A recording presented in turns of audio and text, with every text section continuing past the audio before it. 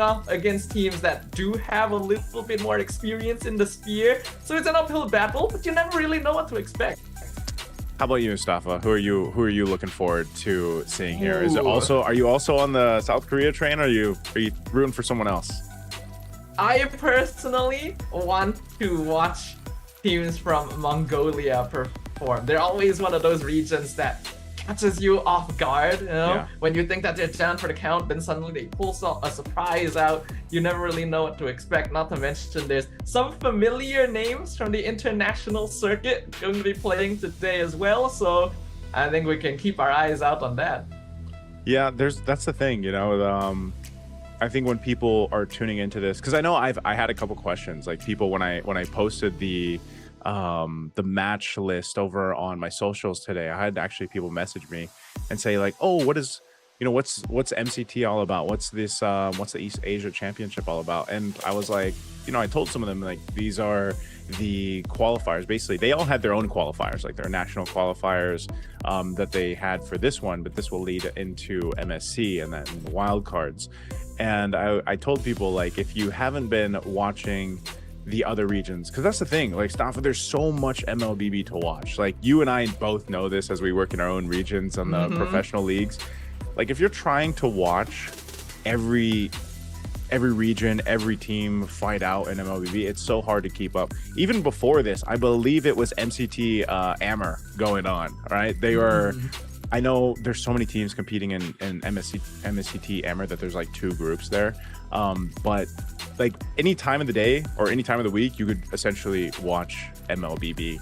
And so for this one, I was telling them that there is usually the teams that you think of East Asia right now, especially if you look at the past couple international tournaments, it's mostly from China. And for a lot of people, it was DFYG, KBG, right? Like these teams were the ones that were normally making it. Well, in this time, you actually get to see a little bit different. Well, not today, but tomorrow anyway, as they're in the other group already through the play-ins, and that's Guangzhou Gaming and then Yibin Game.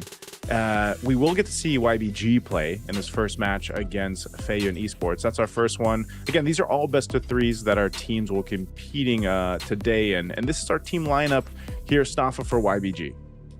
We got Belexi, Swim, Unicorn, LYC, and Fish God, who are going to be starting off in our opening match of the competition, and they're going to be facing off against Feiyun Esports from South Korea. Yep, this is so interesting too, because there's a couple of familiar names here, at least on my part. So you got Milo, you got MZU1, Jaeyoon, Parker, and Ding.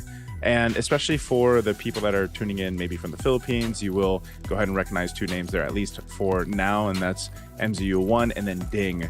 Ding was one of the players too who did play a little bit in the professional league over here in the Philippines. And so I'm curious, like, also that makes me also think, man, how they end up on Feiyun Esports? You know, like how did they end up in the South Korean team over there? It seems like they've just had a pretty wild journey in general, because I look at the Wikipedia page for Ding in particular, and he's just been everywhere, right? He's played been everywhere. MPL VH, MPL MENA, MPL Singapore, and now in South Korea. Oh, man's truly Mr. Worldwide right here. And hopefully he can bring an interesting impact, because yeah, we know MZU1 as well, MZU1. We know that Ding has played in various areas. While they haven't had the greatest success overall internationally, I think just that experience alone will do a lot to bring energy to a newer region. Yeah, and this is you know, one of the things about just Feiyun Esports is because it's a region that we're not used to seeing. Although there are players there, and even the coaching staff behind them will be there with them. So, you know, that's Coach Imba DJ. So he'll be there. And I just think there's a lot of potential there for us to see some surprising things for Feiyun Esports. So I think the teams are walking out to the stage. Can't wait to see this kind of unfold, man. Because Staffa, we've really been wondering about the growing regions out there for competitive MLBB. And right now we've got, of course, YBG walking out to the stage. This is, of course, the runner-ups of the recent MLBB China Masters Season 2, coming just behind Guangzhou Gaming, and now making it to the playoffs of MCT EA today. They're going to have a lot to prove because they've an interesting journey to get here, actually originally defeating Guangzhou Gaming in their upper bracket final before getting swept in the grand finals. Yep, and again, as you see him on the screen, MZU1, he was actually part of the MDL Philippines. I'm trying to remember what season it was, might have been season 5, but I know he was there competing under the, I think it was Onyx, for the MDL though, MDL in the Philippines, the developmental league. So there's just, I think we're going to be surprised, honestly, as what we see from Feiyan Esports. But another thing that I'm always curious about when we talk about these imports and their time on different teams, you know, like how do they work through that communication, man? You know, how do they make things work within the game? Because we've even seen shades of that in our own over here in the MPL Philippines, where it's like, you know, we have our very first import, you know, and in the form of Severo from Indonesia, and he quickly found his footing within that team in Onyx. And you know, I think that was a point of discussion even before the season started, like how do the imports deal with their communication, and you see them adapt very quickly. So again, I wish I had the opportunity to ask Ding or MZU1 about that, but they've also got their coach there with them too. So fist bumps, I think, over on the stage as both our teams get prepped and ready here. And here's the thing, Staffa, we know how strong Southeast Asia has been, right? Southeast Asia in MLBB, right? Philippines, Indonesia, Malaysia. Well, this is I feel like this is the start. This is the time. This is almost, I don't want to say grassroots, but it's like the roots of East Asia starting to become stronger in MLBB, getting into the competitive scene, which again, do you remember when China was first introduced, you know, into our first esports competitions, and everyone is like, man, they have so much potential. There's so much happening here. And they have vastly improved over the years, over the seasons. And now they're, you know, the strong, I would say the tournament favorite to make the direct spot to MSC, unless we have some surprises going on. Yeah, we know that previously as well, they did actually have a direct slot into these international tournaments, but now having to face off against other regions to actually claim it for themselves, which is a little bit of a negative for the China region as a whole, but also a positive for the rest of these regions who may be able to get a direct slot into the main stage for the first time. But you are right, I think a lot of us are going to be looking at these Chinese teams, with Yibin Gaming going to be the first one dropping up on stage. Now, this is one of the teams that was able to take down Tianfeng Yaoguai, which has been China's representative on the international scene for about the good time span of a year, actually. So they gotta have something to prove here. They're gonna tell the world, hey, there's a reason we are up here instead of them. Yeah, even for YBG in general, I think this is it's going to be also a good kind of look into the lens of what other teams are there competing in China. You know, just because so much of what we've seen here in the past internationals is so much of the KBG and the DFYG that we've seen now time and time again. Well, what about the other teams that have been spending time growing, competing, you know, achieving things in their own qualifiers, their own tournaments? And I just think when you look at this, again, with their, you know, I know we introduced their roster earlier on, and I think they've got some interesting picks. The meta is in this, I don't want to, it is kind of weird. Like, meta's kind of weird right now, but it's like, it's there. Some roles are a little bit more narrow than others. The one off the top of my head is literally like the jungle right now, you know, like you're gonna see a whole lot of Harley, you're gonna see a whole lot of Leah Mord, and you're gonna see a whole lot of Suyo, right? From that, maybe the occasional utility pick, which is usually Fredrin. There's also a potential from YBG for an Akai to come through. Like, that's why I think when I look at these types of tournament stuff, I'm really looking at, is there a different play style? Is there a different hero pool, or even a bend on the meta that we're going to see here in comparison to, you know, Philippines, Indonesia, Malaysia? I think it's always the most interesting thing about watching these international tournaments, which are happening in the less viewed regions, right? They have their own metas. They may not necessarily be following the way that we do things in MPL, in Southeast Asia, and in general, because we do kind of end up in a cycle of, oh, we're gonna be learning from each other, we're just gonna be copying each other because, those are the good heroes, but other regions may not fall into those same categories. And I think that's what makes it more fun, right? Because it get a little bit monotonous seeing the same couple heroes picked up over and over again. You don't like it? You don't like it? I don't. I'm gonna be honest here. It's like, okay, I get it. They're good. But, we want to have some fun sometimes. Yeah. I don't know. For me, I guess... I gotta say, at least my personal list, I've been happy with so far where the meta has landed, and that's just the introduction of Gord into the meta, basically. Of course.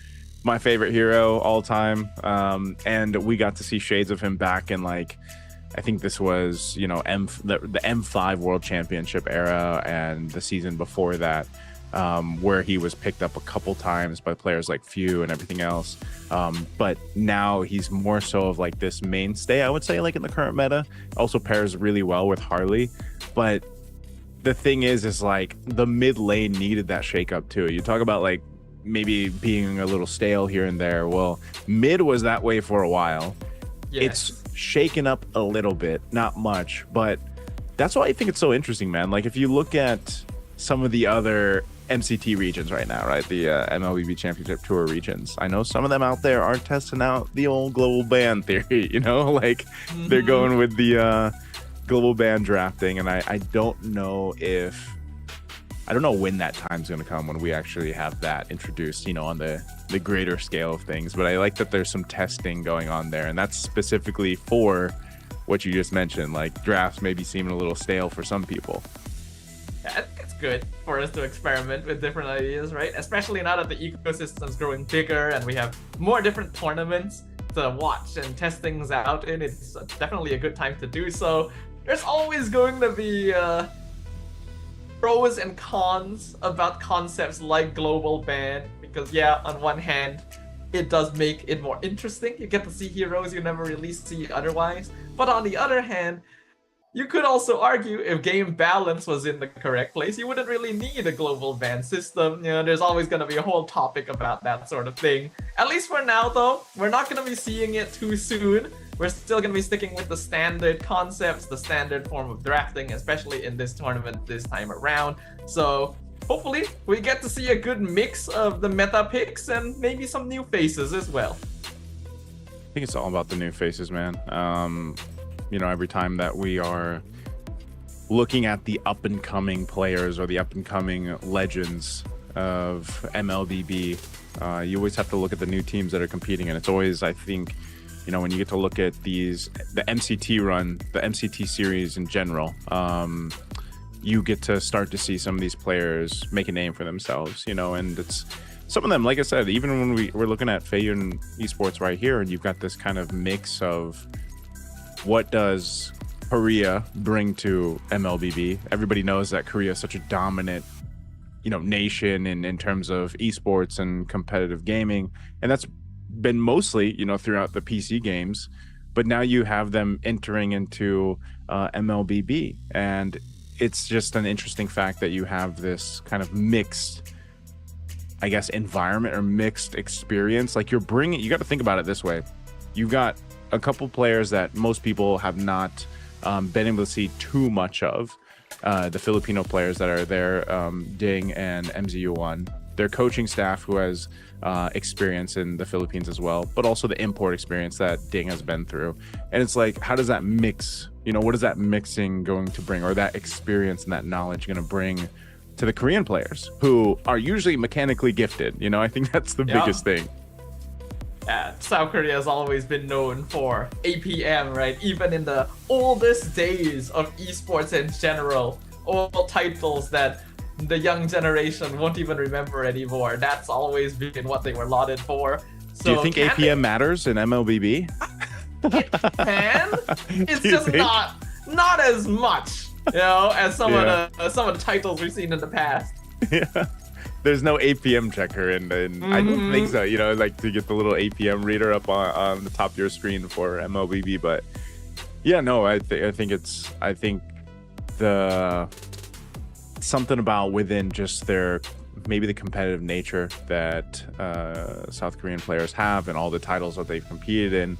I think that's why I'm saying, like, from a viewer perspective, I really want to see them make it to the wild card or potentially get the MSC spot. Again, we know that who the favored teams are throughout this run, and we'll get to see some of those teams really start to compete tomorrow. But who knows? Maybe there's enough experience and drive there from Favorite Esports, or even some of the other teams. You know, the HUNS, for example, like you mentioned with Mongolia. Mongolia has always been a region that has been very strong in such a wild card way. And by what I mean by that is their play style, their aggressiveness, their drafting is always just kind of a treat to watch.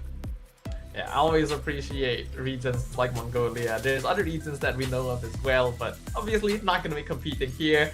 So we'll see how that happens. For now, we're waiting for the teams to get set up so that we can go ahead and hop into our very first match of the day. And I think just as a bit of a refresher as well to anyone watching who might not be too familiar with how this tournament goes, the matches today are all play-in matches. These three teams are fighting for one slot, so only one of these teams will be able to move forward into day 2 of the competition as part of the playoffs, and that one team also guarantees at least an MSC wildcard slot. MSC wildcard, you know, those spots being open, the direct push into getting into MSC. We'll see which teams are actually going to be ready. We're jumping to the draft here for game 1. So this is, like Stafa mentioned, this is going to be a best of 3. We'll see where the draft ends up. I like to see the Harley ban, you know, right away, man. Harley's not going to be picked up in the jungle. Neither is the Baksha. So you've got YBG over here on blue side, FY on the red. Jushin being banned out as well. There's the Phoveus. I'm thinking that they might, I don't know. It's like, because you just haven't seen too much focus from these teams. It's like, you know, you have this kind of automatic response to, okay, priority is probably going to be Harley, or priority is going to be Jushin, or, you know, priority might even be a Claude for some of these teams. But I know at least for Yibin Game, they like to go ahead and play the Harith. They also like the Arlott, for example. But those aren't really what you see in priority picks. And look at that, Asuyo is actually going to be banned out too. Well, bringing up Harith and Arlott is a good shout out, considering that Phoveus would be a counter to both those heroes. So maybe Marcel? Yeah, okay. Ooh, all right. Looks like it is. Yeah, the Marcel first pick, insta lock from the side of Yibin Game. Yeah, so that's gonna go in the hands of Swim, I believe. I was trying to just kind of go through that list in my head of, you know, priority blue side picks, especially depending on the bans, and you see that Marcel come through right away. That's going to be the answer too, because I was saying that the jungle is so narrow in terms of picks right now. The Leo Mord is the option. They take the Harith. Might as well. It could just end up being a Claw and Harith matchup in the gold lane, unless we see something different from YBG. But already with a Marcel pick, usually you can build a lineup that's pretty sturdy around the Marcel, and you just kind of let the Marcel like do his thing, and his thing is just being annoying to the enemy team. Yeah, absolutely. Marcel, still one of those heroes that teams are either figuring out or perma-banning. There's really no in between for this hero because of the impact that he's able to apply. Though it does have the trade-off of being one of the squishier roamers in the meta right now. So as you mentioned, Yibin Game gonna need to build a solid front line around this. And there is going to be the Fredrin to fill in exactly that need, as well as the Claude. Okay. Fredrin, the other utility pick. I actually see that we actually see this more than I feel like the Baksha pop up now, especially when you have a Marcel paired with it. And if the Baksha is taken out, then your only other utility option aside from the Akai that we mentioned earlier was the Fredrin. Claude, like I said, would be the matchup against the Harith. That's what typical. But this glue pick from FY is great also, just because, again, this is most likely going into the roam. There could be a flex into XP. We've seen both, at least here in the Philippines. Have you guys seen that over in Malaysia as well? It's more commonly roam, but can definitely be played in EXP if necessary. Yeah. Though typically, if you're gonna pick a glue, you would ideally need to respect the Faramis at that point. So Feiyun might need to consider banning it unless they're particularly confident. There is also the option to take it for themselves, since they'll have first pick, second phase. Yeah. Okay, quick bans. There's another good reads here from FY. Again, these are picks that at least YBG has shown they like to pick up. The R lot especially, so that's not going to be available to them. Their last ban, they're probably going to go ahead and narrow down maybe another mid pick, since you're already thinking, unless you want to go for an XP lane too, just to potentially get a favored XP lane matchup if that glue does get flexed in. I think that's what they're kind of debating right now. Like, do we go ahead and take out a mid or go with XP? Because you've already got really good damage too with on both sides. It's got to build up a little bit longer for YBG, especially having a Claude. You know, as we know, it takes the Trinity that around that 9-ish minute mark to go ahead and get that locked in. They ban out the Farsa, so they are going to go ahead and focus on the mid options for FY. I think that makes sense for me. Feiyun now going to have the option to pick up a hero first. They will go with the Eve, so they're gonna keep it pretty standard. Very strong teamfight combination right off the bat right here. Mid-game power spike. And Yibin gonna need to respect that particular timing. I was originally thinking something like a Lilia might be quite good against the glue, but against an Eve might face some issues. Yep. So maybe Zetian is the safer choice. Yeah, Zetian still, it's such an interesting pick because you don't see the Zetian picked up much, at least let's say in the Philippines, but I know it was picked up quite a bit even over in China, like throughout their qualifiers and everything else. There are teams that still really like to go ahead and lean towards the Zetian pick just because the range, obviously the ultimate works really well at Fury the Phoenix, but whoa, this is not what I was expecting. A Vexana is going to be picked up. Lapu more aligned with the meta, but how do you feel about the Vexana pick? Surprisingly, not the first Vexana I've seen recently. I actually saw Vexana being picked at MSL Thailand this last weekend. Yep. Unfortunately, it did not work out very well. Still a what very was it slow up against? hero. Do you remember? I do not. I just remember the Vex alone. But it is one of the common counters to glue, right? Vexana Faramis are usually picked up against glue. But for I feel low like glue links. Faramis is a little easier to play with. Faramis is just non-existent though, bro. Like he's just not, you know Really? what I mean? Like lately, I don't think we've seen him once. I could be wrong, but I don't think we've seen him once. Not at all. Have you in Malaysia? It's a very common glue counter in Malaysia. Like maybe not every time, but like if you see a glue, you actually have to pick around the threat of the Faramis. Okay. I could be mistaken. Maybe we have it once or twice over here in the MPL Philippines, but you know, it's just you don't see Faramis too much. I think this Vexana could also be potentially maybe in a form of like comfort, you know, in a bit. But also, you've got a lot to work with. This is a lineup that needs time to cook though from YBG. Like you got to get to the point where you're playing for your Claude. You know, your Vexana might not be able to do too much in the early game, but you're sturdy enough with a Fredrin and Marcel, for example. But also having the Lapu, like they can fight around the objectives. Like if their whole game plan is let's just fight for Turtle 1, Turtle 2, you know, even early rotation pressure if they can.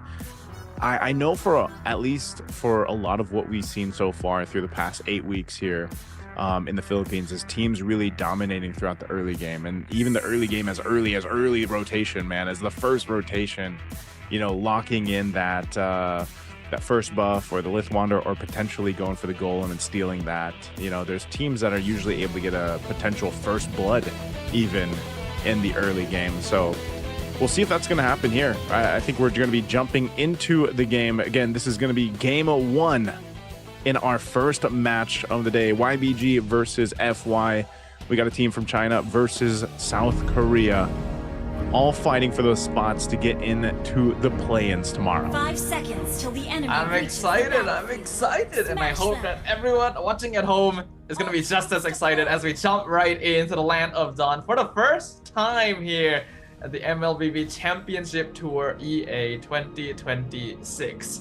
Like you've already pointed out, Naisu, I do think that while Blue side has some buff priority because of Fredrin, in terms of direct team fighting, it's kind of hard to beat a Leomord Eve early. Yeah, beating a Leomord early if you can as a Fredrin is gonna require your team basically if that happens. Ding giving some information on this Rome Hilda. Again, interesting too, because if I recall correctly, Ding, when he was competing in the Philippines, he was more of an XP laner, but you know, he takes this role as the information gatherer for his team over here for Feiyun Esports, and you know, you can go ahead and he is playing XP. I was like, he is just checking things out, so he's still XP lane. We've got MZU1 as the Rome glue, but yeah, that's the thing. That's the where I'm going to be looking for, is the experience between Ding and, you know, MZU1's time in the Philippines, both, and what they bring to this synergy of FY. So far, it doesn't look like either side looking to be too aggressive before the first turtle timing. It's only really Swim just kind of running around, keeping an eye on where Parker is going to be on the map. First turtle is going to be up in about 20 seconds, and I think that's where we can start to see whether or not FY can play for their early game timing. Oh, Ding? Ooh. They're going in on Ding, 2v1. Fish got so low, he's hiding away, but the Appraiser's Wrap comes out. First blood to LYC. That was a good play. I mean, Fish God knew what he was doing. He had the backup that he needed. So an early first blood, and the flicker was burned too. That's the unfortunate thing for Ding. So right now, YBG has control of this first turtle. They'll go ahead and start this up. Feiyun Esports in position. Oh, Swim flickering forward, gets the stun, and he instantly collapse on Parker. A full commit takes out the jungler. This will be a free turtle. Stop it. This is exactly what I was talking about, man. I was like, their lineup is going to give them control around the objective, and that's exactly what it's doing. Swim's doing a great job. This Marcel pick is something he likes to go ahead and play, and you can see why. You know, he's able to be very effective, either just kind of being a nuisance, even under the turret, kind of keeping FY on their feet, but also just giving information. He was up there towards that orange buff. He sees where things are going to happen, so he's giving and relaying that information over here to LYC and the rest of YBG. And YBG doing a very good job with that information as well. Not only taking out the Hilda before the turtle, but also insta-collapsing on the Leomord so that FY cannot fight for it at all. Ordinarily, Leomord, Eve, Hilda together should give you a good way of contesting these turtles early on, but if you just pick them off one by one and don't give them a chance to team fight, then that's what happens. Yeah, so we'll see what Feiyun Esports wants to do in terms of responding to this. Usually when you have a Leomord, you know, you kind of want to go ahead and be not too aggressive, but be more aggressive than what you know the Fredrin's going to be capable of doing. But he's also going to rely on the team to help him be that aggressor, especially when it comes to the next turtle. You know, you got 40 seconds to get there. But Parker doesn't want to get caught in that situation like he did previously, where he's immediately taken out and taken care of, because then there goes your entire contention for the objective if you're just blown up like that. And so Parker's definitely got to watch out for his positioning in this case. And what they can do is decide, do we actually want to go ahead and contest it? Now, if you have an Eve, that's like the mid laner to contest and fight around that box, around objectives. But they got to get the positioning in favor. Ding's going to go ahead and deal with Fish God and LYC again, but they rotate quickly over as Turtle's going to be spawning up here. Ding might actually go ahead and try to join this. And we could see... Uh-oh. They're trying to come in onto B Lexi, but I don't think they have enough damage to take down the Claude. So they did force out the Blazing Duet as well. Ding now going to be joining the turtle fight himself. Going to scout out the rotation from Fish God. chunk him down to low HP. But you've been game, still have control of the turtle. Fantasy can be dropped. Freeze trap secures the objective. Art of the M comes out as well. Flicker backward. Fish God. He's in the backline. He gets the stun on MZU1. Ding probably gonna go down here. Gets blasted by the rest of the team. And now Parker gonna be left in no man's land. 1v5. 2 kills for Yibin game. Oh, that was so good from Fish God, man. He dealt with Ding, like chunking him down a little bit, but as soon as he knew that they gave the call to go ahead and secure the turtle, he jumped right for Jaeyoon, and he wasn't able to do anything on the Eve. You know, he had a Lapu Lapu sitting on him basically, and didn't get full utility or full usage of his real world manipulation, that ultimate that they want to fight around. And so you take that out of the picture, you get split up by the team, and unfortunately for Feiyan Esports, they fall apart in the team fight. So Fish God, you know, he doesn't have a ton of kills, but he is doing work on this Lapu Lapu right now. Just be in that zone and that threat to Feiyan Esports. I think we can all... Oh, Jaeyoon. Oh my goodness, the Eternal Guard. Under the tower, one shot, killing spree for Unicorn. Brother, I have never seen a Vexana do this great of an early start. Like, this is a unicorn, man. This is a unicorn experience.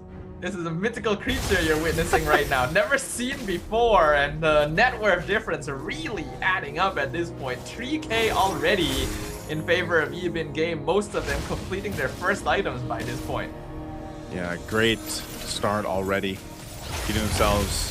Oh man, this is the combo, man. I haven't seen this combo before work like this. This Marcel Vexana combo where he gets that snapshot off with Marcel, and that gives you a perfect opportunity to layer in the Vexana kit. And that's what's working so well, you know, not just dropping down the Eternal Guard, but the rest of the kit too. And so there's a great threat. I mean, look how far they're pushed off the tier 1 turret just because of Swim's work here. This is really good zoning from Yibin game. They're instantly translating to trying to take the purple buff away. Ooh. Parker gonna get caught. The flicker jumps in, and the golden hour even allows Swim to walk back out. That's gonna be a dead E for sure. Trying to escape, but Fish God's under tower, gets the kill, jumps back out. Ding comes from the flank, looking for Swim, but gets taunted away by LIC. Mega kill for Unicorn. Swim is just so good, man. I mean, the Marcel is just... what do you do with him if you're FY? You know, how do you deal with him just stunning you, snapshotting you under the turrets, and then even with a sliver of health, being able to withstand it and stay alive and get away? That's 3 for 3 now for the Turtles for YBJ. They have already got 2 turrets down. They've ballooned themselves up 6,000 plus gold ahead of Feiyan Esports, and right now, it's looking scary. Look at the damage meters from Unicorn. This is what I was talking about. Him and Fish God alone are just pumping out the big damn. And I think what's even more concerning is that Swim on the Marcel is doing more damage than anyone on Feiyun. This is not a hero that's supposed to be dishing out DPS, but he can just walk up to people and chunk them out himself. Man, this is a different kind of Marcel that I've seen. This is a... I don't know. This is... usually you see them be kind of aggressive, just getting snapshots, but... You know, he's got the stacks on the belt here. Oh, Raider forced out the RWM defensively. I think that was a bit of a panic press right there, but it does allow them to clear off the minions, so they'll preserve their mid tier 2 and at least stop Yibin game from getting too much more. Okay, so they at least control the bleeding up to this point, but I don't know, looking at the items here too, it's getting scarier by the minute. You see the gold lane difference, about 1,000 gold between the gold laners right now. That third item being built up by Lexi, and you know, he doesn't even have the Trinity, but he's able to go ahead and just kind of get the positioning he wants to because of the work that YBG's doing as a team. The front line is doing such a good job at dissecting Feiyan Esports' lineup and even the approach to the team fight here. And it's just again, it's the combo between Swim and Unicorn. So if they want to stop that from happening, they need time to go ahead and get those items that they need. They need that magic resistance. I know they've got a couple defensive items built in, but you know, at this point, even trying to fight under your turret sometimes just feels like a losing battle for Feiyan Esports. I'm not seeing enough proactiveness here, especially in the earlier few minutes. They just kind of allowing Yibin to have their way with the river, especially after that first turtle. Yeah. And now I'm not really seeing any attempt to make something happen as well. It's just kind of turtling back, farming, hoping that something goes their way. With that kind of lineup, though, you can technically Oh. turtle up Golden Hour. Yep, they caught Jae-yoon. I don't think he's getting out of that one. Oh. Instant surround, instant explode. My goodness. I don't know. If you're in this position and you're getting caught like that and blown up that quickly, I don't know if the turtle's going to be the answer here for FY. Whoop. Oh my goodness, Amzu can't even survive! He just blew up instantly. Now Vexana does counter him, so that makes a bit more sense. But still, you can see the goal difference. They're just diving into the backline. LYC's tanking everything. Killing spree for the Fredrin. The tower goes down. Only 3 members of Feiyun alive, but there are not many minions. So I think Yibin can't end yet, but they still got the Lord. For game 1, very, very dominant from Yibin game. And this is what we were expecting, again, from a region from East Asia that has had more time to go ahead and get situated into the competitive scene of MLBB, and they're definitely showcasing it here. Again, they've been through the ringer to get qualified up to this point. As they go through the play-ins, they're looking to be a huge competitor throughout this tournament alone. Just off game 1, they're showcasing just how much synergy they built up. They're working really well together. Fish God jumping in. And look, Swim, he just comes in from behind, freezes everyone in place. Mega kill for LYC, Golden Hour, catches Parker, but Enzu's gonna put his body in between. He's gonna get blown up real hard by the Vexana, does grab, but that's the Fredrin. You are not surviving that one, sir. Fish God picks up the kill, Ding, not able to do much here. 2 members down again, minion wave pushing in, could be an endgame angle for YBG if they decide to go for it. Swim gonna distracting in the backline. Minion collapses. Crystal is open. Zaman Force drop down. But we look.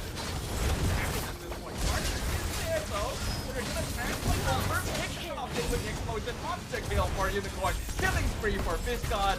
Jae-yoon will respawn. RWM should clear up the minion wave. And Feiyun will delay the game just a little longer. They're going to delay it a little longer. Milo, good usage of the Zaman Force, but they are potentially going to lose another base tower here. Swim going and stunning in MZU1, and they take out a base turret. Again, with this kind of lead, we're talking about 12,000 gold right now for YBG. Feiyun Esports' chances are looking very bleak at this point. You have to kind of consider where can they actually potentially win a fight, make something happen. Even looking at where they are in terms of itemization, Milo just picked up Divine Glaive. He went Starlium, Feather of Heaven, Divine Glaive, but it's just unfortunately not enough. Your front line is getting just demolished because even so, like Ding, who was on this Hilda, or you have MZU1 on the glue, they're not able to give the space for Milo. Golden Hour used, Ding's in trouble. Yeah, Ding gets split off by the Golden Hour. Great placement again from Swim to just cut the fight in half, and Phantom Steed not gonna do much here. In fact, the used before the Lord is taken means that Feiyun has no chance of contesting this. Man, I don't think they would want to, you know, even at this point. I think you don't have much of a choice but just to kind of wait in the base and hope that you can hold on through game 1 and maybe potentially stall it out more. The problem is at this point, when you have both, you know, 2 base turrets down, you're holding on to 1, the Lord's going to be coming up here in just a second, and you're this far behind, you can't really withstand this. Actually, even without the Lord, they'll go ahead and take down the last base turret of Feiyun Esports. So Yibin Gaming, they're ready to go ahead and punch this one in. They'll wait for the Lord to make its way down the mid lane. Can FY defend on this? They've got a miracle to happen here. Oh, and a flicker in, Swim catches 2 with the Golden Hour. They're gonna start focusing on end. But Flicker gets the Vexana out of danger. Lord slaps one crystal. Ding goes down, Jae-yoon goes down. Only 2 members left from Jae-yoon, and I don't think there's much they can do. The Flicker forward from Bilexi to finish things off. As we see Yibin game secure game number 1. Yibin game taking game 1 dominant fashion. Just incredible showcase of teamwork. Honestly, this composition was great. They banned out strictly the jungle picks that could have come through, and I feel like, you know, that really made it difficult for the Leomord to even work. Like, Parker wasn't able to do anything, man. You know, the Leomord was, it didn't even feel like he had Barbiel, man. It didn't feel like he had a Phantom Steed, because even if he used it, it was just to either get away, or you saw the Phantom Steed come through, he got Barbiel, and then he died, you know. And I think the draft there from YBG was just really great, but also you could see why they prioritized that Marcel pick for Swim. He was basically the catalyst to starting this very dominant game one of building up to almost a 13, I don't know what the end was there, 14,000 goal lead. And even to make it work with something like a Vexana, Staffa, like we don't usually see the Vexana pop up, and it actually works really well with the Marcel. Yeah, this is definitely the most successful Vexana game I've seen in quite a long time, actually. Yeah. And you can see the combo working out as a counter to the glue as well. And yeah, the Marcel, definitely a pocket pick at this point. You can see why YBG was so confident to insta-lock it once they saw it was open. Swim living up to his name, literally swimming his way through the enemy team the entire time. They could not catch him. That's how slippery he was. But I think there were also some execution issues happening on the opposite side, where Feiyun seemed a little bit confused in that early game. Didn't really see a lot of proactive movement, which I thought we would see more of from a player like MZU. It was interesting because I just feel like once they got behind after even the first turtle, and then especially the second one where Ding even came for that fight and they had everybody there, but then the team fight got decimated. Like they got decimated in the team fight. I think it just fell apart from, early objectives. And that's one of the hardest things to come back from when you have a lineup like Feiyun Esports had. And if you're fighting up against a more sturdy lineup, which is exactly what Even Game had, which is, again, this Fredrin, Marcel, how do you even get to a point where you can fight against their front line, or you're so worried? This is what Marcel does so well too, is like you're so worried of getting either zoned, stunned, or dealt with. Meanwhile, you've got a Marcel in the back lines doing those things. But Fish God as well, man. Like Fish God on the Lapu Lapu was such a threat. That's why this game was under 14 minutes. He was jumping on the right targets. He was just locked in on Jaeyoon, by the way. Jaeyoon did not get to use real world manipulation much at all. Like there was not many opportunities where he could get the full use out of it. And that's because of just how strong, again, the Lapu Lapu is on dealing with that, but then even Swim doing his thing. And all of this provided all the time in the world for B Lexi to just farm up on the Claude, hit the Trinity very quickly, and then shine with his blazing duets towards the end. Man, that was a 19-0 game, and our MVP for game one is going to be Swim. For sure. I think no one can argue with this one. Just from the damage dealt alone. We pointed this out during the early game. Marcel should not be doing that much damage, and at the end, he's doing almost as much as Fish God is on that Lapu Lapu. So you can see how easy it was, how simple of a task it was for him to be running around, being a nuisance in general. So yeah. Just run straight through. You never know where he's coming from, because I don't think Feiyun were doing a good enough job of actually making sure they had information on the map. They were just kind of bundling together and hoping, hey, we can try to win. Since he'd interact with the Vexana less often early, that could have helped, but it also felt like it was generally kind of passive from Feiyun, where even if we did see the heroes being swapped, it felt like they never really moved past their own river. Yeah. And once that first turtle fight went awry, they just never tried again.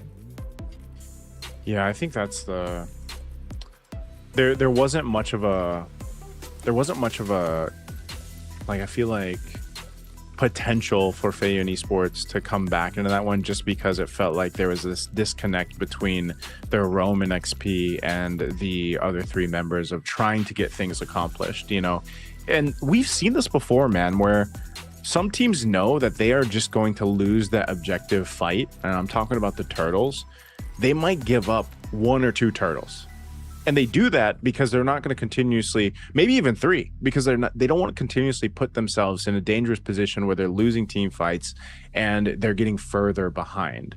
And I'm almost thinking that maybe there should have been that case for Feiyun Esports where they just decided, you know what, we can't fight into this, especially the Fredrin, like Fredrin Marcel, we can't fight that. We need time to go ahead and scale up, build up, get to where we need to be, because essentially the Harith if you were able to get to, you actually saw a glimpse of it. There was this very small glimpse when Milo was able to go ahead and drop down the Zombie Force, start to be a threat, but it was already past the 10-minute mark for there, so he had his items, but it took him a lot longer, maybe even the 11-minute mark before he was able to come online.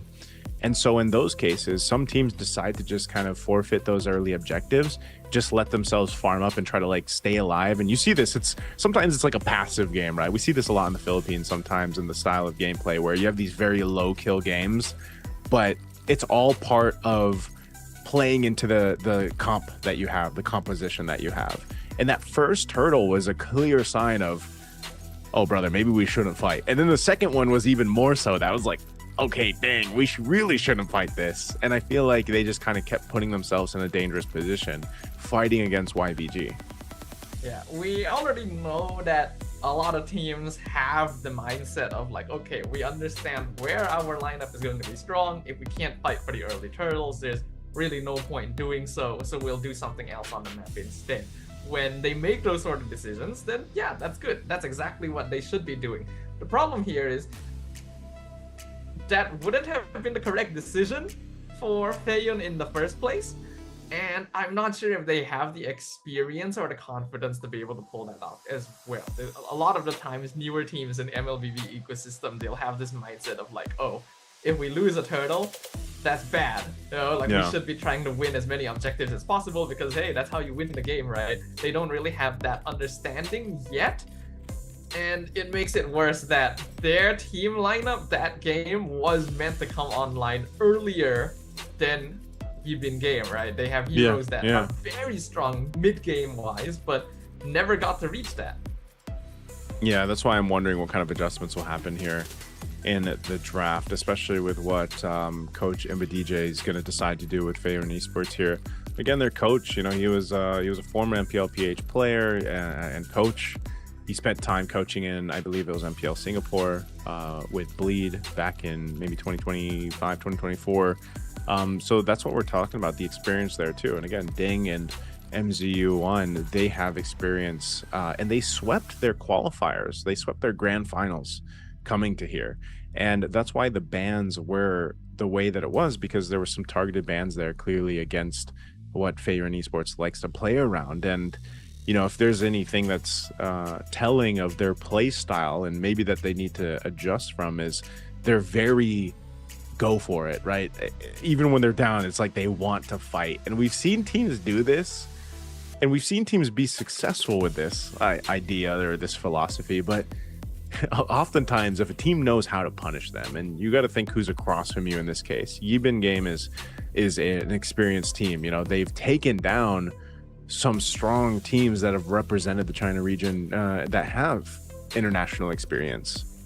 So I think over the course of what has it been for the Chinese region, that been 2 years, I think maybe, and how much improvements their players across the board have had, they know how to punish teams that do that, right? So we'll see what adjustments happen here. We're going to draft for game 2.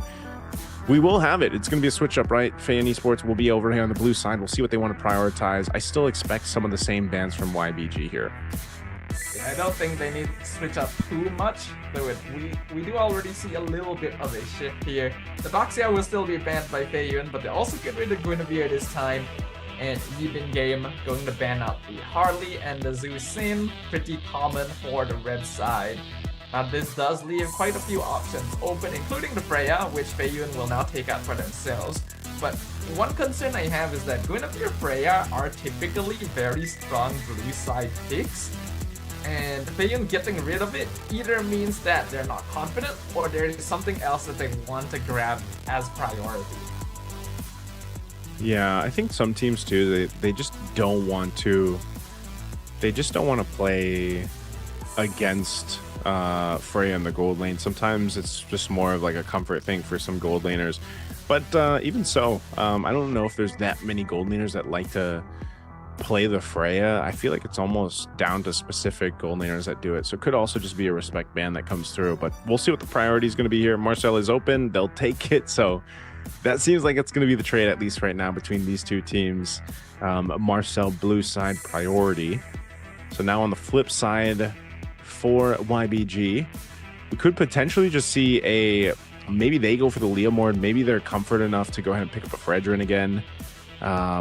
They've got a couple options here. Also being what they want to prioritize in gold, they might straight up pick a Claude in this first phase or even this first swing. I think Claude is just one of the best heroes in the game right now, not even just in the gold lane. He's just one of the safest picks, doesn't get countered too much, will basically carry the game as long as he has his items.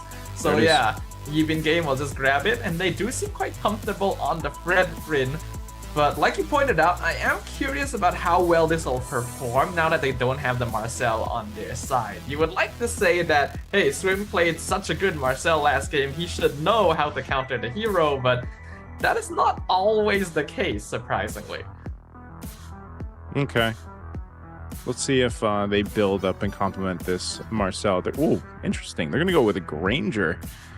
Granger into the Claude and the Leomord. So we'll see if they can get the stacks. Usually the Granger is the one getting the Sky Piercer, and with the Leomord there, that is the likely case. But I think for sure you got to see if Milo can get there on the Granger. Having this Marcel and Leomord might help give them that space, but you can see this very similar to what we saw in the last pick of the first phase over in game 1. The glue is picked up. You don't know 100% yet if it's actually going to be flexed into the XP. Most likely goes roam, but even if it's roam, a glue roam paired up with a Fredrin already is a great thing to have. You know, that's so much sturdiness, so much tankiness that you can actually play into. And again, you just have to give time for the Claude to reach his power spike, and having those two heroes wanting to fight around objectives gives them that chance. But I do like, at least for Faerun Esports, at least in this chance, they've got the Marcel on their side. You're just sitting here wondering, can it be utilized as well by MZU1? It looks like they'll even ban out both Faramis and Vexana just to make sure that the glue will not face the same issues that MZU faced in game 1. He'll get to walk wherever he wants on the map, and there's not much that Faerun can do about it. So they're going to need a very strong mid lane pick to deal with this. Most obvious would probably be Lilia at this point. You could also make arguments for heroes like Valir or Gord, because they do have the pure damage to be able to melt through the glue. But I think Lilia is probably the most maneuverable out of all of them. Okay. They handle that. What's the last ban going to be here? Yeah, still mid probably. I don't know what they... Other than that, oh no, they go XP, so they will ban out the Uranus. So no Uranus available. They could pick up their mid lane now and then wait, because they want to keep that glue as potential flex if they still want to. Yeah, like you mentioned, there is still a Gord there. They could go with the... I don't know if they want to run the Eve, since they have a Fredrin. We'll see if Unicorn wants to do that. Again, Eve, Gord, since the Valentina and the Vexana are gone, you could also just go with something like the Farsa, something along those lines. Even a Kimmy Fred is common, right? Kimmy in the mid. They're going to go Eve though, so they want to play around the real world manipulation. They want to play around that box, and Fredrin is going to, like, their control from game 1 of the objectives. They're going to be able to essentially do the same thing here with this kind of composition for game 2. This is a really, really strong setup from Eve in game. In fact, I'm quite confident that last hero is going to be Arlet. It's the perfect setup for Arlet. You got Eve, you got Fredrin. It's like the combo of all time. And I'm hoping that Faerun at least knows that that is coming. I don't think it's worth it for them to steal the Arlet. I feel like it doesn't complement their lineup as well. They could, but maybe better to go into the Phoveus. Yeah, they will go into the Phoveus, lock that in, and they'll pair it up with the Kimmy. I figured YBG would take that, but yeah, Fish God's gonna go ahead and grab the Lampu Lampu again. Not Arlet. Yeah, not the Arlot. So he's gonna run it back again. The Arlot would have been great, but the Lampu Lampu gives you so much space and so much threat. And if Fish God just does what he did the last game, he's gonna be fine. So Favorite Esports wants to deal with that. Maybe the Marcel will help in a way. You could peel with the Marcel. You could peel essentially even with a Kimmy if you have to. But Phoveus is also a much better front line that you can actually have. I mean, Hilda from Ding the last game, like you could if you were, for example, we usually see it in the Roam, but you know, you can still be a threat. But I feel like Phoveus, especially early on, gives you that power of just being the front line, being that guy to tank those hits up if you need to for your team. So he should be able to provide way more space on the Phoveus than he was on the Hilda, especially because, like you mentioned, with that Vexana or even potentially the Faramis, the glue was kind of stopped in his tracks so quickly, you know, from the last game. So I do like the lineup. I do like the idea here from both sides, but maybe Favorite Esports can go ahead and get the win here that they need. Yeah, I think that at least this time around, Feyun has some backup plans in terms of scaling, since they're going to be playing that double marksman comp. But it also means that they're going to be fairly squishy. Their main front line is going to be Phoveus, which, while bulky, is not really meant to be a damage sponge. And that'll make me quite concerned when they're going up against Glue and Brethren together, since they are not going to have nearly enough damage early on to deal with this. So Even Game can basically just run them down whenever they see them. Yeah, we'll take a look at the emblems here, what we've got rolling. So again, the Granger, I think, is something that you really want to keep your eye on if Milo is able to get the stacks. He's got Rupture there, Festival of Blood too, and Pure Rage. He should be able to play into this. Kimmy as well, trying to get the items quickly, running that weakness finder too. So Parker, I feel like, also wants to have a much better experience on his Leomord at this time. And I think if you look at what they want to accomplish here in terms of can they get a game under their belt, can they make this happen, it's on Flying Clouds, right? We were on Broken Walls for game one. Flying Clouds, at least if you're behind Staffa, you can keep getting yourself into the fight, keep getting yourself into you know, keeping yourself in the game using Flying Clouds. But because of what we talked about from the previous game, where it's like, if Favorite Esports wants to continue to fight, they got to make sure they actually have this advantage and win these fights, because if they keep throwing themselves at YBG, they will get punished. Jiyun? Oh, hold on! Damn. Unicorn very low as well. With the flicker at the last second, get the Kimmy out. MZU 1 now, the one in danger. Parker will drop by though and make sure that there's no deaths here. Okay. Oh, whoa, hold on. Swim was really going for it. He's going to be able to, or he's going to try to run away. Swim is in trouble. All right. Might get punished for this one. Yep. Parker, first blood. A little bit of a punish right there. Swim, a little bit too aggressive with that dive. Okay. Too aggressive. Swim wanted to go for it. He's actually the one to get punished, and it looks like they're going to go for this, but mid. Yep, this guy's gonna jump in for Flicker out. Flicker's forward land shaker connects with Jae-Yoon. And they get a kill onto the Kimmy once again right before the turtles. The Even Game really knows their objective timing. Now we see Enzu walk in, Dark Wave connects to RWM, comes out, LYC is secure, Turtle Parker a bit too late to the party, no Predator in danger, the Princess Wrath right in the face of the Leomord! 3-man Dark Wave, Phoveus is trying to hold as long as possible, but Ding goes down, and Parker will follow. Even Game with complete domination over the first turtle. And Bilexi is even gonna show up in the mid lane, force a flicker out from Milo. Okay, so that a whole lot just happened in about a minute, you know. YBG ends up getting that turtle. They get a couple kills over here. FY wanted to fight that, but they end up getting their backs against the wall into that fight. You can see this too. It looks like, yeah, you want to have that rush from Milo for the Sky Piercer. I think that's what he's going to be going for. He got the Fury Hammer first, but he's holding his own, at least in the gold lane, and they're not too far behind. But whoa, Fish God, a solo kill right now against Ding. Looks like, the grab actually connected. Parker pulls him back over an hour to try and save the Leomord, but Milo just pumps it full of Dark Depth Sonatas. Milo trying to come to help. Hero has been slain.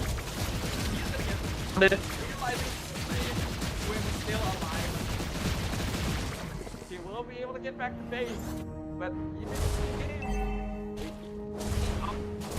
pressure now. Okay. All right. So there it is.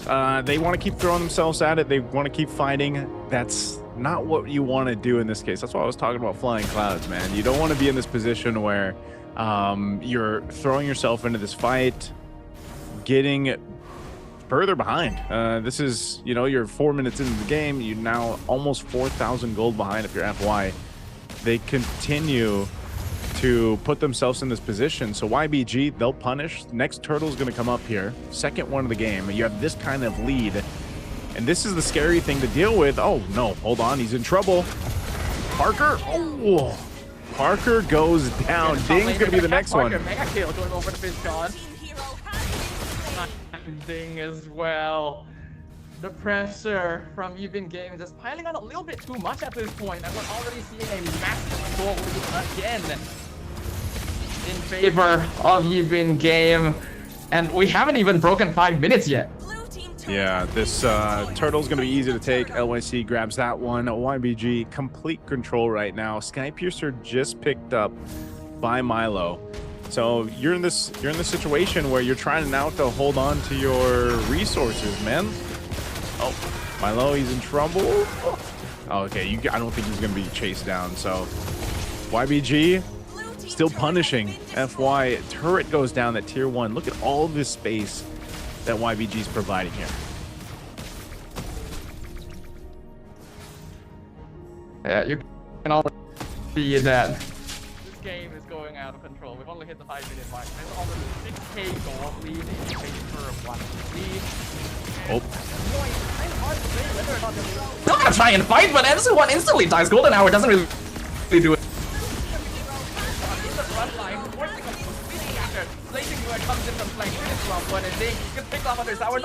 As well, the full dive into the killing spree. YBG are just too strong right now. Yeah, they're gonna take a second turret off of this. YBG, they give up a 1 kill at least in this game over to FY. They gave 0 to them in the game 1. Right now, again, it's complete dominance in this game 2. Looking at the items, following the plays, they're just ahead across the board right now. They've got everything they need up to this point. B-Lexi picks up the golden staff, so he's got DHS golden staff already at the 6-minute mark. Very far ahead, almost 2,000 gold ahead of Milo. And this is why I was wondering, you know, that Granger pick, you pick up a Skypiercer. Well, unfortunately, you're not going to be getting stacks anytime soon unless somehow FY finds a way to get themselves in position. Turtle's going to come up here in a second. I think they should just give this one up. I mean, this is a 10,000 gold deficit at the almost 7-minute mark. So they're going to go ahead and take the orange buff over from FY. YBG, they don't even want to take this turtle yet. They want to see if FY is going to throw themselves again into a fight. RWM drop down. They're going to force them off the turret. Tier 2 already going to be the focus. Back with the BMI. B-Lexi's going to be fine. A golden hour is already used. LYC too. He's so tanky. Even the dunks, the dark waves, and everything else in the infernal pursuits aren't enough from Ding. They take 1 down, make it 2. They're taking everything from FY. Still going to be fighting. They get stunned a little bit down, but they're still healthy enough to go for this turtle. Are they actually going to commit to this? They want to go for this and get to the point where they are just in complete control, if not already. Turtle's going to be taken. That's going to be 3 for 3 for YBG. FY, this is what I was scared about, man. Throwing themselves into the fight, throwing themselves into their deaths. And they find themselves further and further behind. And you have this lineup that needs these resources, it needs these kills and these items, but they're just not going to get it, Snaffa. It seems like we reached a bit of a point of no return right here for the side of FY. We are looking at a 12,000 gold lead basically before the 10-minute mark, and they're still going to continue. Golden Hour does stop the engage, but it doesn't matter. MC1 just goes down anyway to the RWM. The damage scaling has built up too much, and unless Even Game makes some kind of massive misplay, I just don't see them finding a way back into this. Swim can literally just walk in front of the tower, the holy defense will fall, and this is just going to be a slow but steady grind to the finish. Yep, they've already got the 2 shields down, mid and top. the base turrets of Feiyan Esports. Lord hasn't even been spawned yet, hasn't been up, you know, and it's at this point I'm trying to think, what can Feiyan Esports do? They're gonna have to watch the Lord just be taken quickly by YBG, and this lineup isn't really built for those prolonged base defenses. You know, this isn't a lineup that's going to be able to clear out very quickly the push in from YBG. And they've got all the tools in the world to force a fight if they want to. Again, that's why Claude is so strong in the gold lane right now. He's so useful, just kind of jumping into a fight, blazing duet, getting out if he wants to. And across the board, they've got anyone to be able to pull that off. Ding's going to be jumping forward with the Infernal Pursuit. He has to flicker out. Oh, but the jump in from Swim Man stun. The golden hour does stop the engagement now. Buys them some time. I really don't know if Feiyan should be trying to. So Parker will just barely survive. Walk back into the tower. They'll keep the holy defense intact, but it's hard to really say if they can do 2 items in comparison and how much more of a lead even game has, even if they were to throw their body.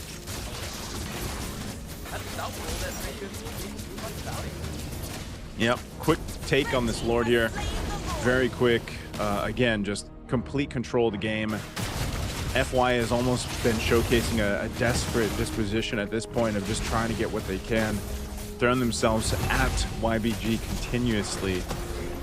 And I don't know, maybe Ding, you know, on this Phobius, I was thinking in the early game he'd be able to go ahead and be that front line for them, but you know, unfortunate for him, it just because of the matter of the scaling and the economy that's built up for YBG, he can't even survive the onslaught of YBG. So this waves are going to be pushing in. You got Lord making its way up top. Again, these shields are already down in mid and top. RWM gets dropped down here.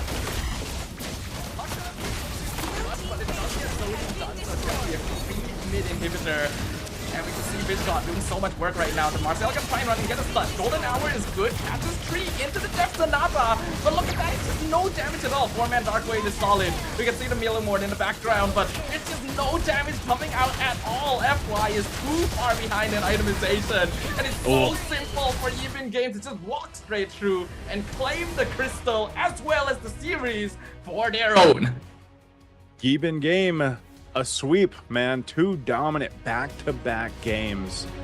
Just a showcase once again of how strong of a showing they had in their own qualifier to get to this point in play-ins. And this is going to be a team to watch out for to potentially get that direct spot over to the MSC, man. I don't know. Feiyan Esports, of course, the fist bumps here, sportsmanship between both teams. But, you know, this is kind of, I don't want to say it was expected, but this is kind of one of those situations where, again, South Korea is new. It's one of the newer regions that is now into MLBB. Yes, they have a couple players and a coaching staff there that have this experience, but you know, that's not enough. It's really got to come down to the team synergy, the team effort here, and it's going to take them some time. You know, take some time to get to this point where you are able to go ahead and compete at this level. And why, you know, in this case, YBG looks like they've gone through the reps, they've gotten the experience, they've played against the teams over there in China who have had the experience and the reps in international scene. And you can clearly see that in the way that they draft, the way that they play, the way they move around the map, the way that they punish the mistakes that we see from Feiyan Esports. So, you know, it's always growing pains, man. Every time we see new regions pop in to the MLBB competitive scene, this is always a great opportunity. I like to look at it that way. This is always a great opportunity for those newer players, those newer regions to play against these teams from different regions who have had, you know, much more experience, much more reps, and then learn and hopefully come back stronger. I think we came into this with the knowledge that there were going to be some growing pains for a new region like South Korea. Basically their first appearance in any sort of international competition for the MLBB ecosystem. So it's going to be an uphill battle, but we got to see what they've got to show us. And I think that in itself is already a pretty good thing. For the opposite side as well, though, you've been game definitely impressing us all with that gameplay. It looked very confident, The players themselves seem very independently skilled, micro-wise and shot calling-wise, and that's how they're able to move together so easily and synergize the way they did. Not to mention the drafts were on point as well. So I think if anyone was wondering before this, like, hey, this seems like a new team, what happened to DFYG? We can kind of see the vestiges of like, okay, this is why they were able to take them down. Yeah, it's again, it's just one of those things where you can look at a lot of the things that FY was trying to do, Fairwind Esports was trying to do, and it's just like, you know, it's one of those situations where it might be a lack of experience. It could be also leaning into, again, I'm so curious about what is the communication like, and that comes from a point of view of over here, especially in the Philippines, we have like our mic checks, you know, and it's actually such a interesting thing to hear when we get our mic checks, where it's like you get to see how different teams communicate with each other throughout the game, and all of the teams are unique. Like they all have very different communication styles, and you know, in the case of this, like for FY, for example, I'm wondering how the communication sounds with them and what we hear from them, because YBG, I'm sure they're, you know, again, the way they moved around the map and the way they made this work and how dominant this was. Again, this is 11-0-6, man. This is a 18-1 game for YBG. The previous game was under the 14-minute mark, or around 14 minutes, and it was 19-0.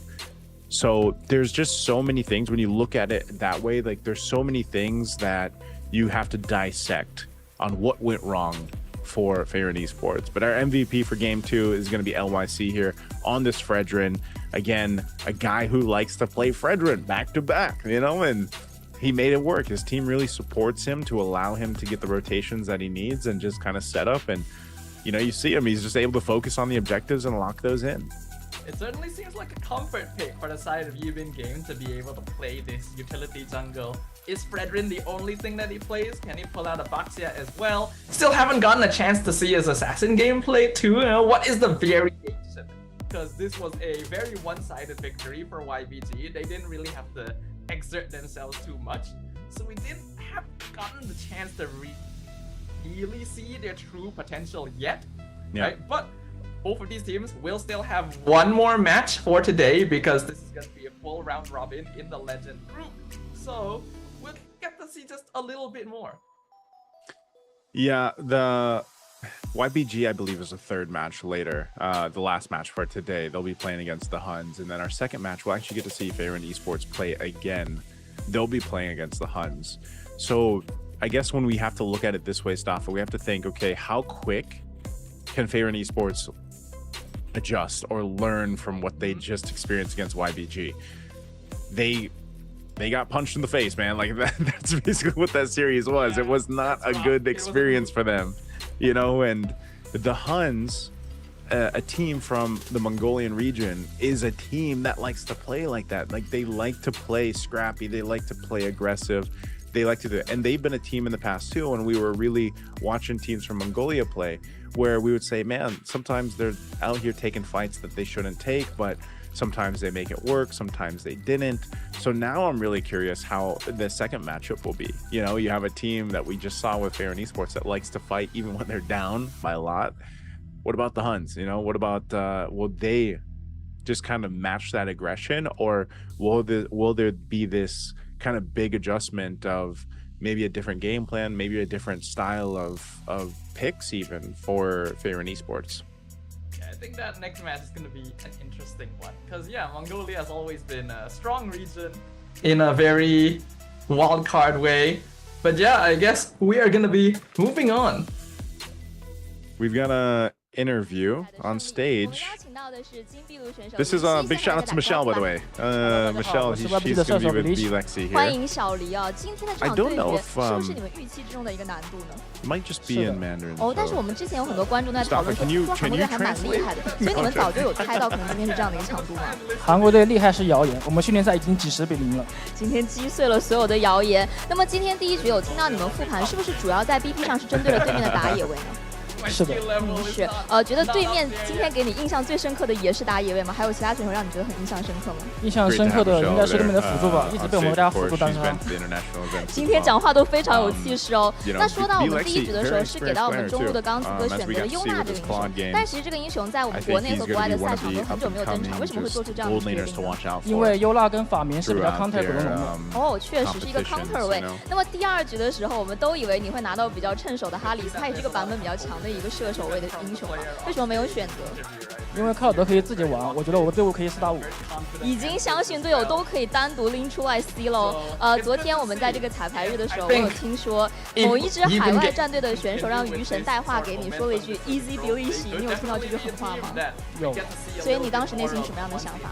毫无波动，毫无波澜。那你有什么话想要回？Team 给 that did defeat them， 光4个队友打不过，我玩啥其实都一样。今天真的整个赛后采访都充满了火药味哦。那我其实有听说，大家一直比较关心的是，就是这次因为一些其他的场外因素，我们的教练陶哥没有办法来到线下给大家进行一个复盘和 BP。但是呢，听说这个消息之后，我们海内啊，包括国外的一些顶尖教练，像是侯教以及911都来到现场支援你们，是有这回事吗？是的。有什么话想要对他们说？挺感谢他们的吧，每天帮我们复盘，还有模拟 BP 到凌晨。觉得他们的加入会对你们有一些不一样的一些启发吗？对我们的打法有一些改进。确实今天看得出来，其实整个 YBG 的打法跟原来是有很大的一些飞跃的。那么今天同样有很多 YBG 的粉丝来到现场支持你们，有什么话想要对粉丝朋友们说的吗？非常感谢你们来现场看我们比赛，希望你们有空的可以多来支持我们。是，多来线下为我们的 YBG 加油打气哦。最后一个问题，今天还有一场对决要对阵到的是蒙古队的2号种子的哈，你会觉得这场难度更高还是更简单？感觉没什么差别，没有什么太大的压力。那我们也期待你们今天最后一场 BO3 的精彩发挥。以上就是我们赛后采访的全部内容了。让我们稍事休息一下，精彩的比赛马上回来。I guess we'll find out. Yep, we will find out. We're going to be going for a break. We'll be back after this.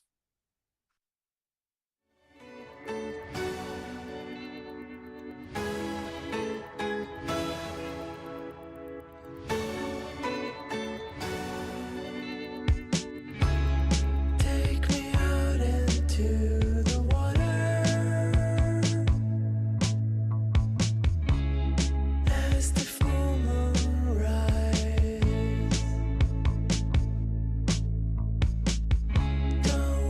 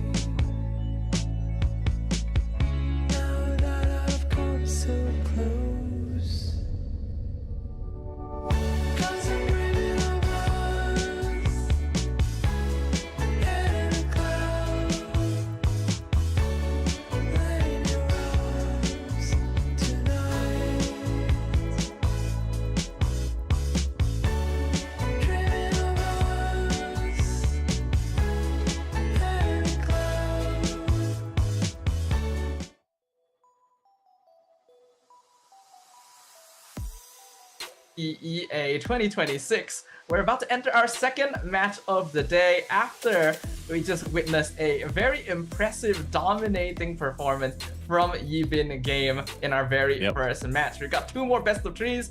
You're here once again with me, Staffa, as well as Naisu. How are you feeling, sir? I'm feeling good, man. You're sounding good. And I think, you know, for this one, my main question here, Staffa, is, again, what I posed before the break. Can Faron Esports from South Korea make the adjustments that they need? Because if you missed the first match, just to catch our viewers up there, it was very dominant, very strong, very dominant performance that we saw from Yibin Game, who were just in the last match, and it was very quick games. I mean, the second game, if I believe, it was around 11 minutes. 18, was it 18-1? I know the first one was 19-0. Yeah.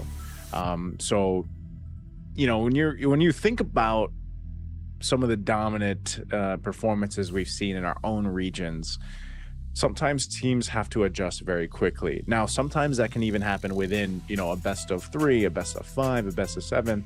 Well, in this case, you're going into a whole new match. You're facing off against whole new strategy and teams and players, and even potentially a play style. Because, like we mentioned earlier, you know, I think the teams from Mongolia, man, they're scrappy, they're aggressive, but they're good at it. Like, that's the thing. They really know how to hone in on that aggression and usually can win games in a scrappy manner. After all, this is a region that has quite a bit of experience at this point in the MLBB ecosystem. They've had multiple teams and various players represent them in many different MLBB tournaments across the years, including MSC, including M Series.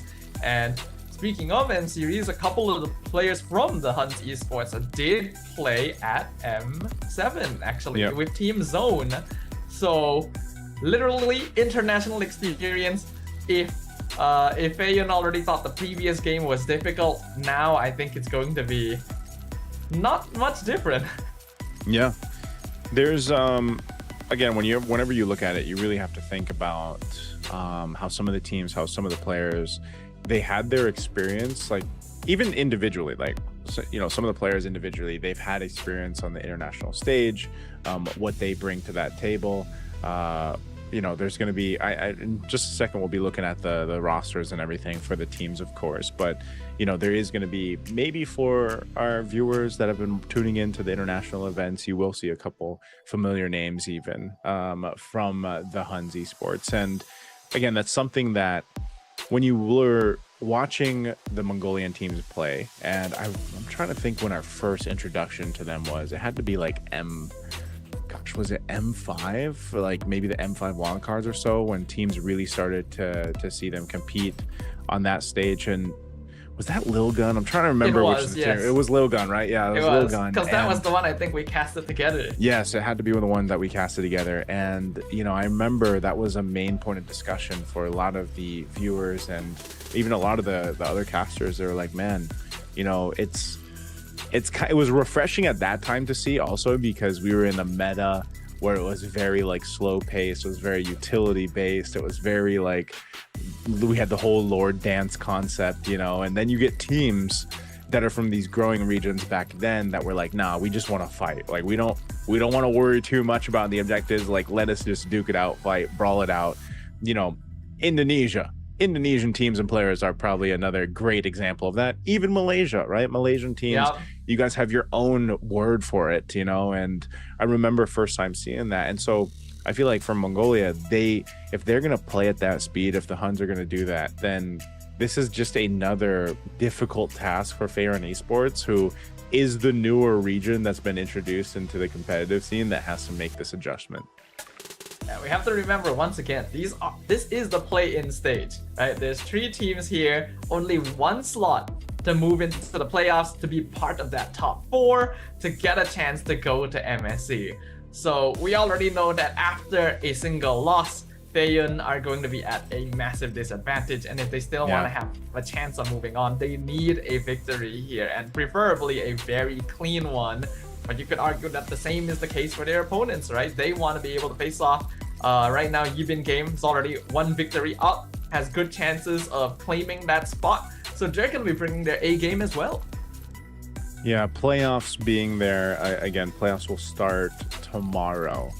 And then we'll have like the 4 teams competing within the playoffs. And I don't know, when we get to the playoffs, like when we get there, you'll be casting those as well, right? Like you're casting a bit of the playoffs tomorrow? Oh no, is this your only day? I think it's just today for me. That's just today? Okay, well, the teams that are going to be going forward to tomorrow, you know, and going through it again, you have to consider the fact that even in the teams that are qualified for the wild cards, since there are 3 spots for the wild cards, all this experience playing against some of these other international teams is a great kind of primer for what's going to happen in the wild cards. We're going to take a look at the lineup here from HUNS. You can see this is Yuki in the gold lane. We've got OU over there in the roam. You got Kenny in the mid, still Meta in the jungle, and then you got Bunkai in the XP. And again, we've seen some of these players compete, and I can't wait to see if this ends up working out for them too here against Fair and Esports. And like you mentioned, this has to be a win for Fair and Esports, depending on what happens here, because again, we've only got 3 teams competing in the play-ins. And they're going to be playing 2 matches back-to-back as well, so they don't have a lot of time to pull themselves back together. Once again, this is going to be Feyun up on screen right now. We've got Milo, NZU1, Jaeyun, Parker, and Ding. Their drafts were solid enough, but it definitely felt like the execution was a little bit lacking before, and I'm hoping to see a little bit more proactiveness from this team, not just in the form of trying to fight, but in figuring out what needs to be done to get that W. Yeah, gosh, that's a great question, man, because if you watch that game, and for a lot of us, that was the first time. Like, again, and I'm not sure if they had all their qualifiers streamed or not.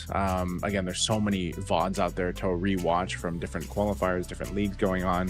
But for people that tune in, especially here to the MCT EA, it's just, it might have been your first time watching Fair and Esports compete. But again, they've got 2 players plus a coach over there that had experience in different parts of the world, especially the Philippines. And so I think if you really want to break it down on what they can fix there, it's just playing as a team, you know, playing as one unit, because from back-to-back games, I just felt like that's where they were lacking. I don't want to say it was entirely a draft thing. They definitely could have won those games in a sense if they just had a better control of the early game. And a lot of the times when we see dominant games like this, Stafa, it's because the early game is just so one-sided and it turns into a snowball like crazy. There are only certain teams that are capable of kind of stopping that from happening and potentially turning a game around. And if you don't have the experience of doing that, then, you know, more often than not, we see teams just kind of take that snowball, take that momentum and just barrel through the game. And that's why we had, you know, 14,000 K gold leads in our first match. It's always been a historical number that if you break the 10K gold lead mark, it's usually the point of no return. You basically auto win the game unless you make some kind of massive mistake. So the more that number grows, the easier it becomes as well. And we are in a meta right now where snowballing is quite powerful. There really isn't a lot of comeback mechanic unless you have enough experience and skill to find those gaps, and you have the right heroes to do so as well, right? Going for a macro play, split pushing, or at least trying to delay fights, having good base defense. Instead, a lot of teams, especially those who are newer in the ecosystem, who haven't really had international experience yet, will tend to just think, hey, we can only win by taking turtles, taking lords, winning team fights. So that's the only thing they play for. And you can't really blame them too much because meta shifts all the time. There's times when this is the way to play, but right now, you gotta expand your options. Who do you think the heroes are that can potentially turn a game around for you? Like if you find yourselves in maybe what you've seen in Malaysia over there, like if you find a team that is down by multiple thousands gold, or let's say 5,000 gold, who's the heroes that can like turn that around? Well, generally, it's Claude. I think that he's just one of the best in the game right now. He lanes well, farms well, scales well, can split push. Right? Then you have options like we've seen a little bit of Benedetta here and there, where you know the hero can create a macro pressure. And other than that, it's a little bit difficult. It really does come down to whether or not you can safely shove out lanes, find space on the map.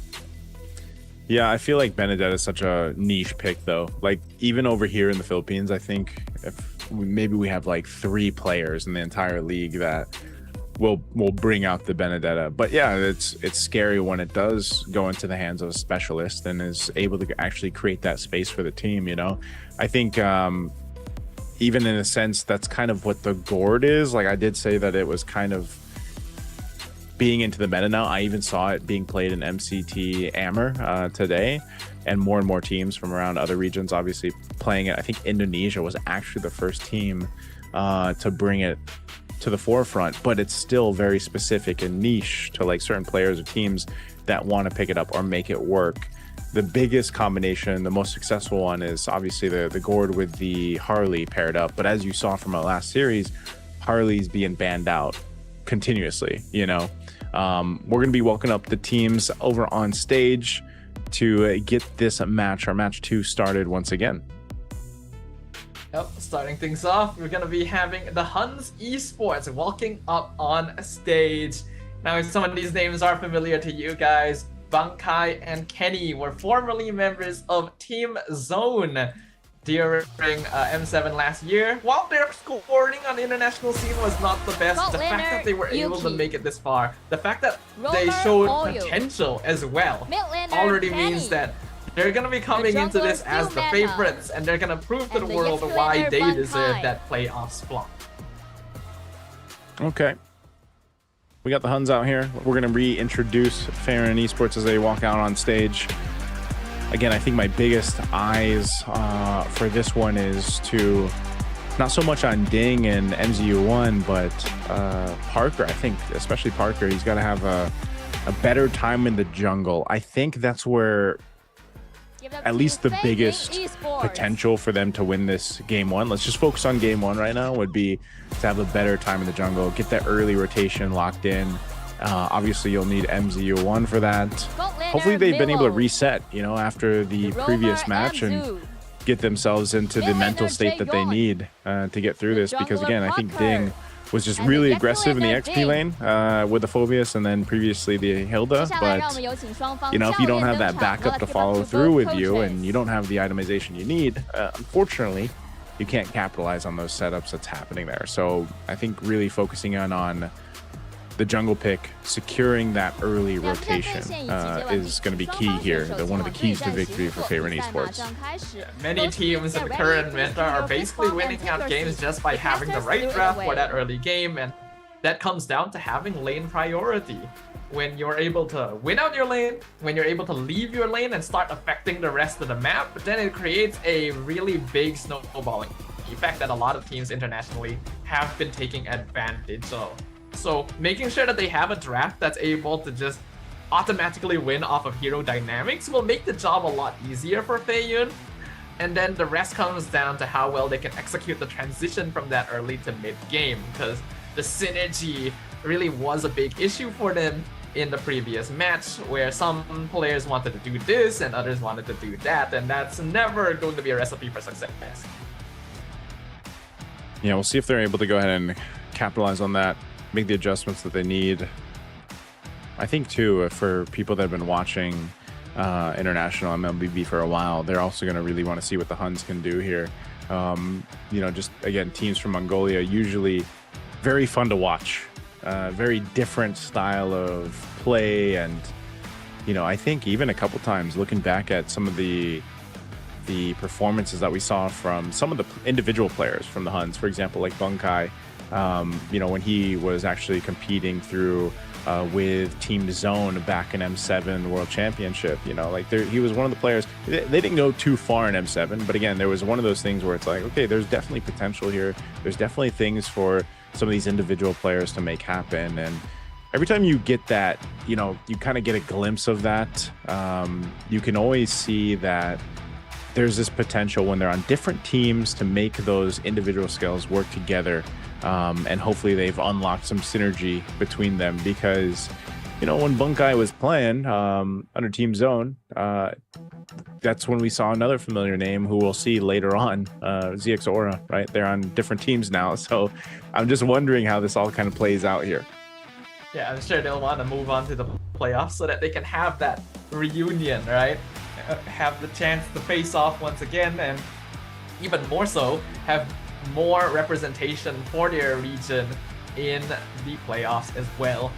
It does seem pretty promising if they are able to maintain the same kind of gameplay we saw from them previously in M7, even if it didn't make it very far. The global stage on this tournament seems like it will be quite a impressive threat for many of the other squads, especially for Feiyun here, which did not have a stellar showing in match number 1.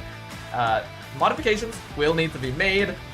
There needs to be a greater priority in the draft to make sure that they're able to win out their lanes, and then the rest should flow naturally, because if they're not able to achieve that, then we are seeing a bit of a missing fundamental from a squad, and if you don't have that, you're not really going to be able to make it far internationally. Yeah, it's like, again, that's why I'm saying there's this opportunity here for Favorite Esports to show us something different, because they didn't get to show us much, man, in match 1. Let's just put it at that. You know,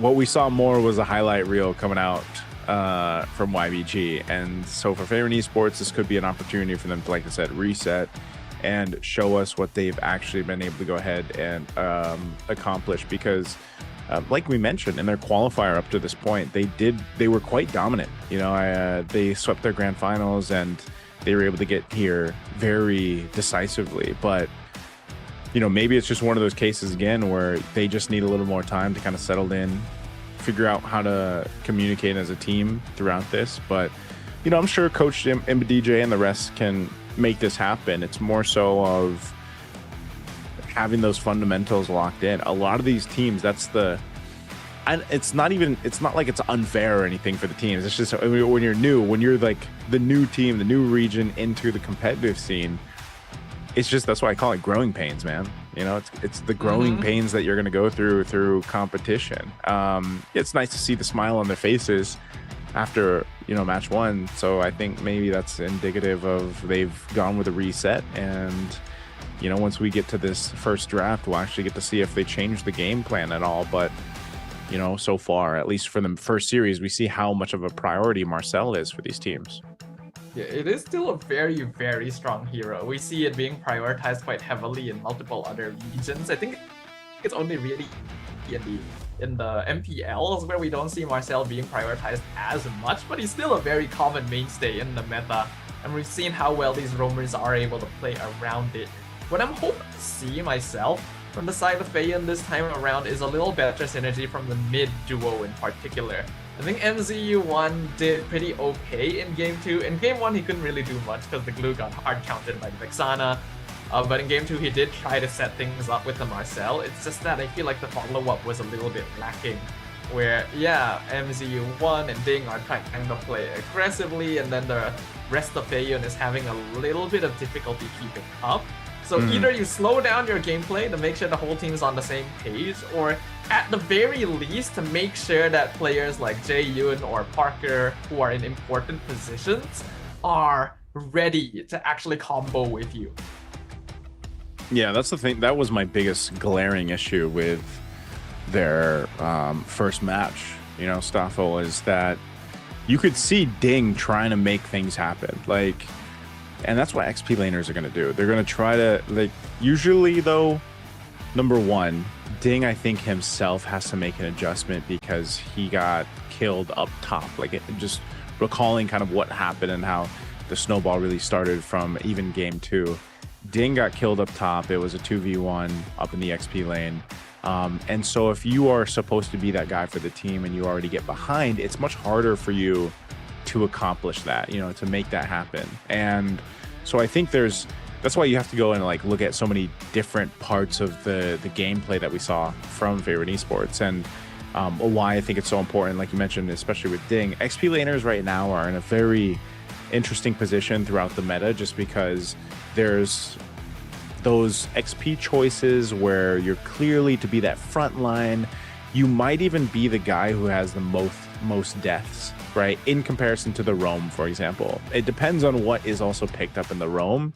And that's why the roam, the relationship between the roam and the XP is so important, because sometimes you might have to be that XP laner and that hero that is putting yourself in arms, like the dangerous, you know, the dangerous interactions, because you want your roam to be able to set up. One roam that comes off the top of my head that we didn't really get to see too much of just yet in the first match was, like, for example, a Khalid, right? The Khalid, you want to be able to go ahead. You can play aggressive. We've seen this too from some of the best roamers in the world, where they can be so aggressive but so calculated with that aggression that they can win the initial mid lane duo fight. And we always see this, like, especially in the more developed international leagues or just the international teams. They really control that mid lane. A lot of the action, honestly, that you're going to see when it comes to the highest level of MLBB is mid lane, right? The mid lane, you'll see both the mid laner and the roam poke each other down to near death. They're either popping, obviously, the regens, or they're popping a battle spell early on. That's kind of what you see. And then the teams will kind of, whoever had the upper hand off of that, they'll punish from there. So I'm just wondering if that can happen here. If Favorite Esports wants to deal with that, because Ding was in a position where he was trying to be that guy to start fights up to get the space of the need, but then at the same time he was punished early on, so it kind of stops you in your tracks from doing that. Basically, right now, Roam and EXP still have a good amount of variance in the way they can approach the game, right? Compared to lanes like Gold or Mid, it's just basically, yeah, you have one job and you're going to do it. You still have some options for, like, going into setter heroes, going into playmakers, or just more utility sandbag kind of situations. And that's why it's important to be able to adjust around that. I think it's fine if you want to focus into more of a playmaking aggressive style. It does seem to be what Ding wants to go for. And if they can get the follow-up on that, then that can be very, very effective. But right now, I'm not too sure how aggressive as a whole Feiyun is going to be. After watching their gameplay before, I think the main thing is, like you pointed out, that mid duo is very, very important. We're not really seeing Feiyun win out the mid trades, and that is leaking over into the jungle, into the side lanes.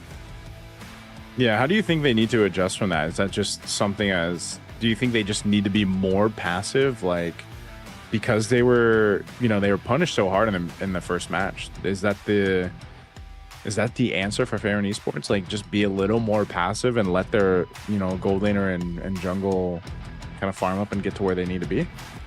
I already feel like Feiyun is a little bit too passive at the wrong times. So while you could be a little bit more passive just to keep it as safe as possible, it's also kind of a stopgap. It's like, okay, maybe you'll get you a win or two here now, but what happens in the future? You know, what if you do actually go to a higher level of competition? That's not gonna work for you anymore. So even if it means facing some rough realities, I'm kind of hoping Feiyun just tries to do things correctly, be aggro, take risks, make mistakes, and learn from them. Okay. Let's see if they're able to do that. I think it's more of a calculated aggression, or at least a calculated passiveness, but against a team like we've been talking about from Mongolia, I don't know if they'll get the chance to do that. They are going to be on this blue side, so they get priority here. Interestingly enough, too, they different band than what we saw in the first match. Two different ones, the Fanny and the Yuzhong.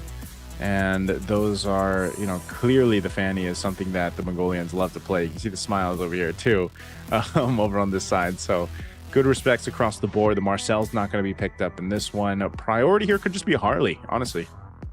Yeah, Harley seems to be a pretty obvious first pick. There is also the alternative of the Guinevere. Both are very strong heroes that have not been banned out this time around. The Phoveus also has been increasing in usage because of how many mobile heroes are in the composition. It's a good way of denying Harif. So Feiyun has a good number of picks, but I do think that it's either Harley or Gwyn for the first pick. Taking their time with it. I would assume it's just going to be a Harley, but that's the clear answer usually currently in the meta. There it is. So. All right. They wanted to keep us on our toes, keep us at the edge of our seats, but it's going to be what we're used to seeing. So Harley comes through. I gotta ask you, Naisu, recently in MPL MY, we did actually see the appearance of a Saber being used as a Harley counter. Is that something that you've seen in PH? Which one? The Saber as a Harley counter. So we haven't seen that yet. I know I've seen it from other regions. Is that happening in Malaysia? Yeah, it happened once in Malaysia. Okay, did it work? It did, actually. It went very smoothly. Okay. So you never know if that might be a possibility, but we do finally see the Guinevere being locked in here. First phase already complete. I think it's a good setup from Feiyun this time around. Harley is very strong. You got the Claude for late game insurance and the Hilda to try and play for more aggressive early, whereas the Huns going for the Harif, Valentina, and the Gwyn. Okay, so I did get word that yes, TNC pulled the Saber out once. So it must have been a game that I wasn't casting or that I had missed. But yeah, so TNC over here, TNC Pro Team pulled out the Saber once. And it was not good. Okay. Good but it did not do well. So because I was gonna try to pull up the stat there if it did get pulled up, at least over here in the Philippines. So it did, and yeah, unfortunately it didn't work well. But what has worked really well over here is actually the Guinevere. Guinevere has been a great pick for teams like over here, like Team Falcons. They love the Guinevere pick, and so HUNS will go ahead and bring that forward along with Valentina. And having that Harith, Harith Claude matchup, again, like you mentioned, this is pretty classic. This is something, all gold laners end up basically perfecting. I think even in this case, though, I'd love to see Milo over here from Fairn Esports have a much better time where he's actually able to get online. Because you got to think, man, if your team is falling behind 10,000 plus gold, especially at, what was it, the last game? I think it was like the 7-minute mark. If you're a gold laner, especially a Claude, you're not getting your Trinity, man, until it's too late. By that point, it's almost too late already, right? So hopefully, I'm really hoping that Milo will have a better time to go ahead and scale up. The Harley should be able to go ahead and allow that to happen, because your main focus is not letting the Harley get out of control here if you're HUNS. And they do that by making sure they pick up the Khalid. This is why I was talking about with the Roam. You get yourself a Khalid who can not only provide information, but is pretty self-reliant in himself, and that's using the quicksand guard if he needs to. If he gets caught out a little bit, again, once you have that level 4, you've got the raging sandstorm, you can get out, and there you go. The gourd actually comes through too. This is what I was expecting because the Harley was locked in. This is usually paired up really well with the Harley, as I've stated previously. Yeah, this seems like a pretty solid setup coming in from Fei Yun this time around. Like you pointed out, Gourd Harley together should be able to burst anyone they catch if the abilities line up properly. And then you got Hilda and Hylos just to be really, really beefy front lines, and you don't have heroes like Carrie or Lilia that you need to worry about. Looks like the Terizla will finish off the draft for the Huns. They are definitely leaning a little bit more towards early mid pressure team fighting in general, but I think that if Fei Yun are able to position themselves correctly across the map, you got a very high mobility jungler comparatively. So if Harley can start affecting lanes, especially mid, right, unlock the Hylos and the Gourd and start ganking side lanes, it should give them a path to victory. Okay, I like this. I do like we call him the Rizzler. Right? I don't know if you guys call him that. Do you guys call him that in Malaysia? We don't call him that, but we've heard it. Okay, well, we got the Rizzler in play. This is a good pickup just because, again, that penalty zone can be utilized, in conjunction to all your other crowd control. Also having the opportunity to be that threat with just a penalty zone enough to keep kind of Gourd on his back foot, or let's say you drop down like the Mystic Gush, the ultimate is used. A Terizla can always be there as a threat. So I just think that the Terizla is gonna really help in the handling of kind of that frontal damage, that burst window that we're gonna see Fair Esports trying to play around. But that's the thing, can they withstand the early pressure of this combo? Because there's so much magic damage that we'll most likely see in terms of itemization. Obviously, some early pickups with like Radiant Armors and, other magic resistance items be the priority just because they need to survive that. And we'll most likely see that combination of, Harley picking up the Genius Wand first item, Gourd building into his first major item, and that's where that initial burst and threat comes down. Because sometimes it's not even about a kill, Snappa. It's just getting someone to reset, go back to base, and get the numbers advantage in terms of team fights. So if we were looking anything from Favorite Esports in their match 2, after getting stomped in game 1 or match 1, I feel like this is the lineup that can allow them to get the head start they need. Yeah, I think so as well. So I hope that we can get to witness that today. Fei Yun, this is the first showing of a squad from South Korea in the international scene. They did not have a good beginning, but that does not mean that it has to be all bad. They shifted up the draft. They have heroes that can set up for a stronger early game, and I hope that we can witness that this time around, that they're up against the HUNS Esports in the Land of Dong. All right, this is what I was talking about too. That early pressure, man. This is one of the more deadly combos, that mid lane duo, the Valentina Khalid. That amount of kind of burst that you get is really tough to deal with, and that's why they're playing so aggressively. This is what I was talking about. Oh, they don't jump in. Spatial migration are going to be used. First blood, though, as Kenny falls. Now Ding's going to be able to get a kill, too. That's 2 for Fair Esports, already off to a much better start. Yeah, that's exactly what we need. That's what we want to see. I was a little bit concerned at first to see the Khalid harassing so much, but HUNS definitely dived a bit too deep in that one, and you cannot really afford to run into a funnel against a Gourd Harley combo. They're just going to be throwing their spells at you, melt you down from far. And with the Revitalize, they're not too punished for allowing that jungle invade in the first place. So already a nice small lead for Fei Yun. They just need to continue this kind of pressure. Okay. Even with that, I was actually expecting HUNS to get a kill out of that at least, but surprisingly, maybe that was just a limit test, a little bit of a check there to see how things would go.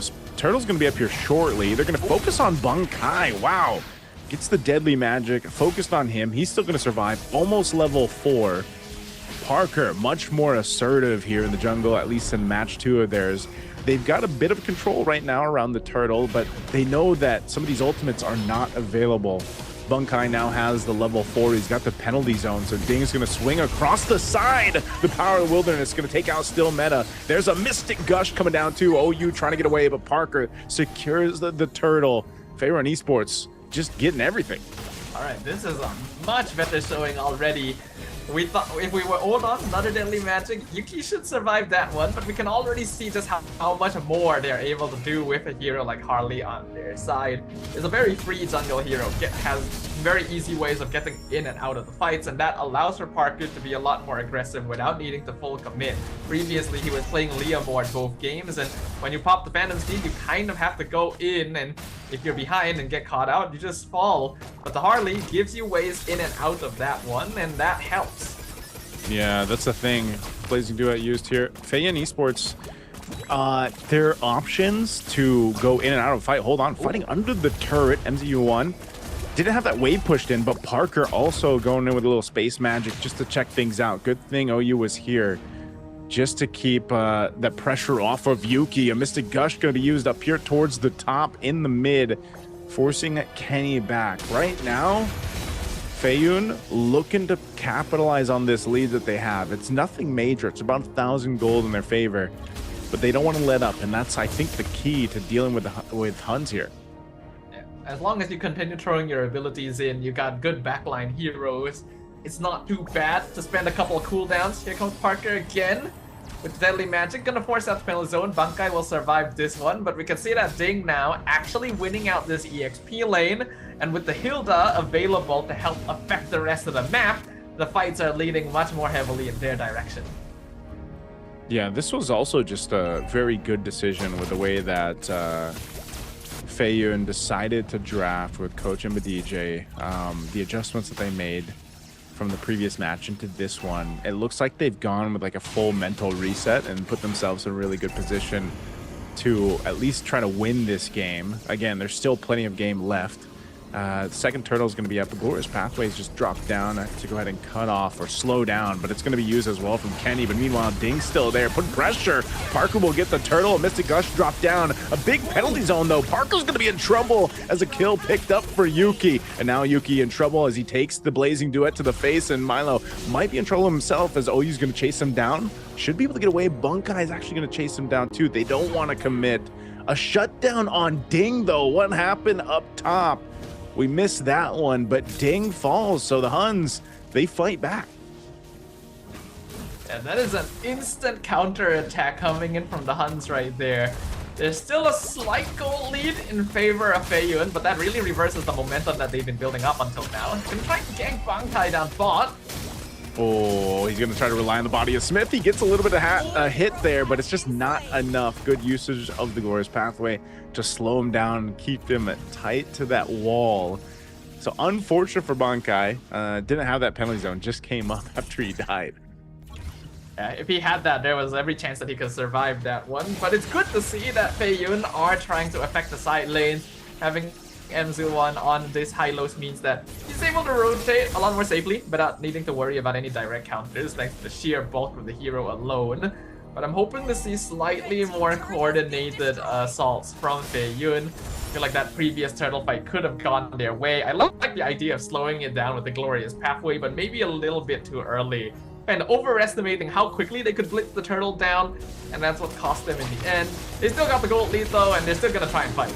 Oh, JU popping that Mystic Gush. The Blazing Duet falling through. OU falls. Kenny dealing with the Deadly Magic. He's got a Glorious Pathway. He does drop it down to help support Still Meta. But there you go. Oh, penalty zone used. Oh, ankle's broken. Parker, though. Parker's going to fall. He tried to avoid that, but good response coming out from the HUNS. Yuki looking for a little bit more. This is the problem, though. Yuki scaling so well on this Aerith. They're actually going to have control of the turtle because Parker got killed. So now this is going to be a turtle in the hands of the HUNS. Yeah, at the very least, this time around, not going to be a particularly one-sided game. We get to see a little bit more from both teams. Still a slight goal lead for Feiyan. They'll catch Bunkai mid. Mystic Gush comes out. Flicker. Terizla will survive that one. Kind of surprised Jaehyun didn't pop his ult earlier. I feel like they could have gotten that kill. Yep. again, that's some of the timing things here, right? With the gourd are key. Ding's gonna have to defensively flicker. Little projectiles being thrown out by Jae-yoon to try to help peel. They want to chase down Milo. Raging Sandstorm going to be used too. He BMI's a back though. Still going to be chased. Penalty zone's going to lock Milo down as he falls, and Bunkai picks up a kill. And very back and forth so far. We can see both teams are rotating heavily. Both sides looking for a flank on basically whatever target they can find. The net worth lead has been reduced, though Deadly Magic nearly takes out Kenny. So that's going to be the Valentina forced to recall back home for now. Next Lord is coming up in another 60 seconds. So there's going to be no particularly strong neutral objective for either team to contest. This is where we really put Feiyun to the test. What are they going to do with this timing to try and regain the lead that they've lost? Yeah, the Huns did a great job at just kind of responding, even though they were down like 1,000 or maybe 2 at max gold. You know, Feiyun had control of the early game, which is exactly what we said they needed. That was kind of the key to victory here. They're going to chase down Yuki. He does get stunned, but Glorious Pathway already used. There's a reinitiation from Kenny. Zaman Force dropped down too. He's going to be knocking down MZU1. Even with that Revitalize, there's a big blazing duet toward the backside. Milo hunted down Kenny. He's able to find him. Dink gets the kill. And they fight back, but they're still in trouble as he's trying to get away here. Still Meta picks up Milo as their gold laner falls for FY, and now Ding on the run.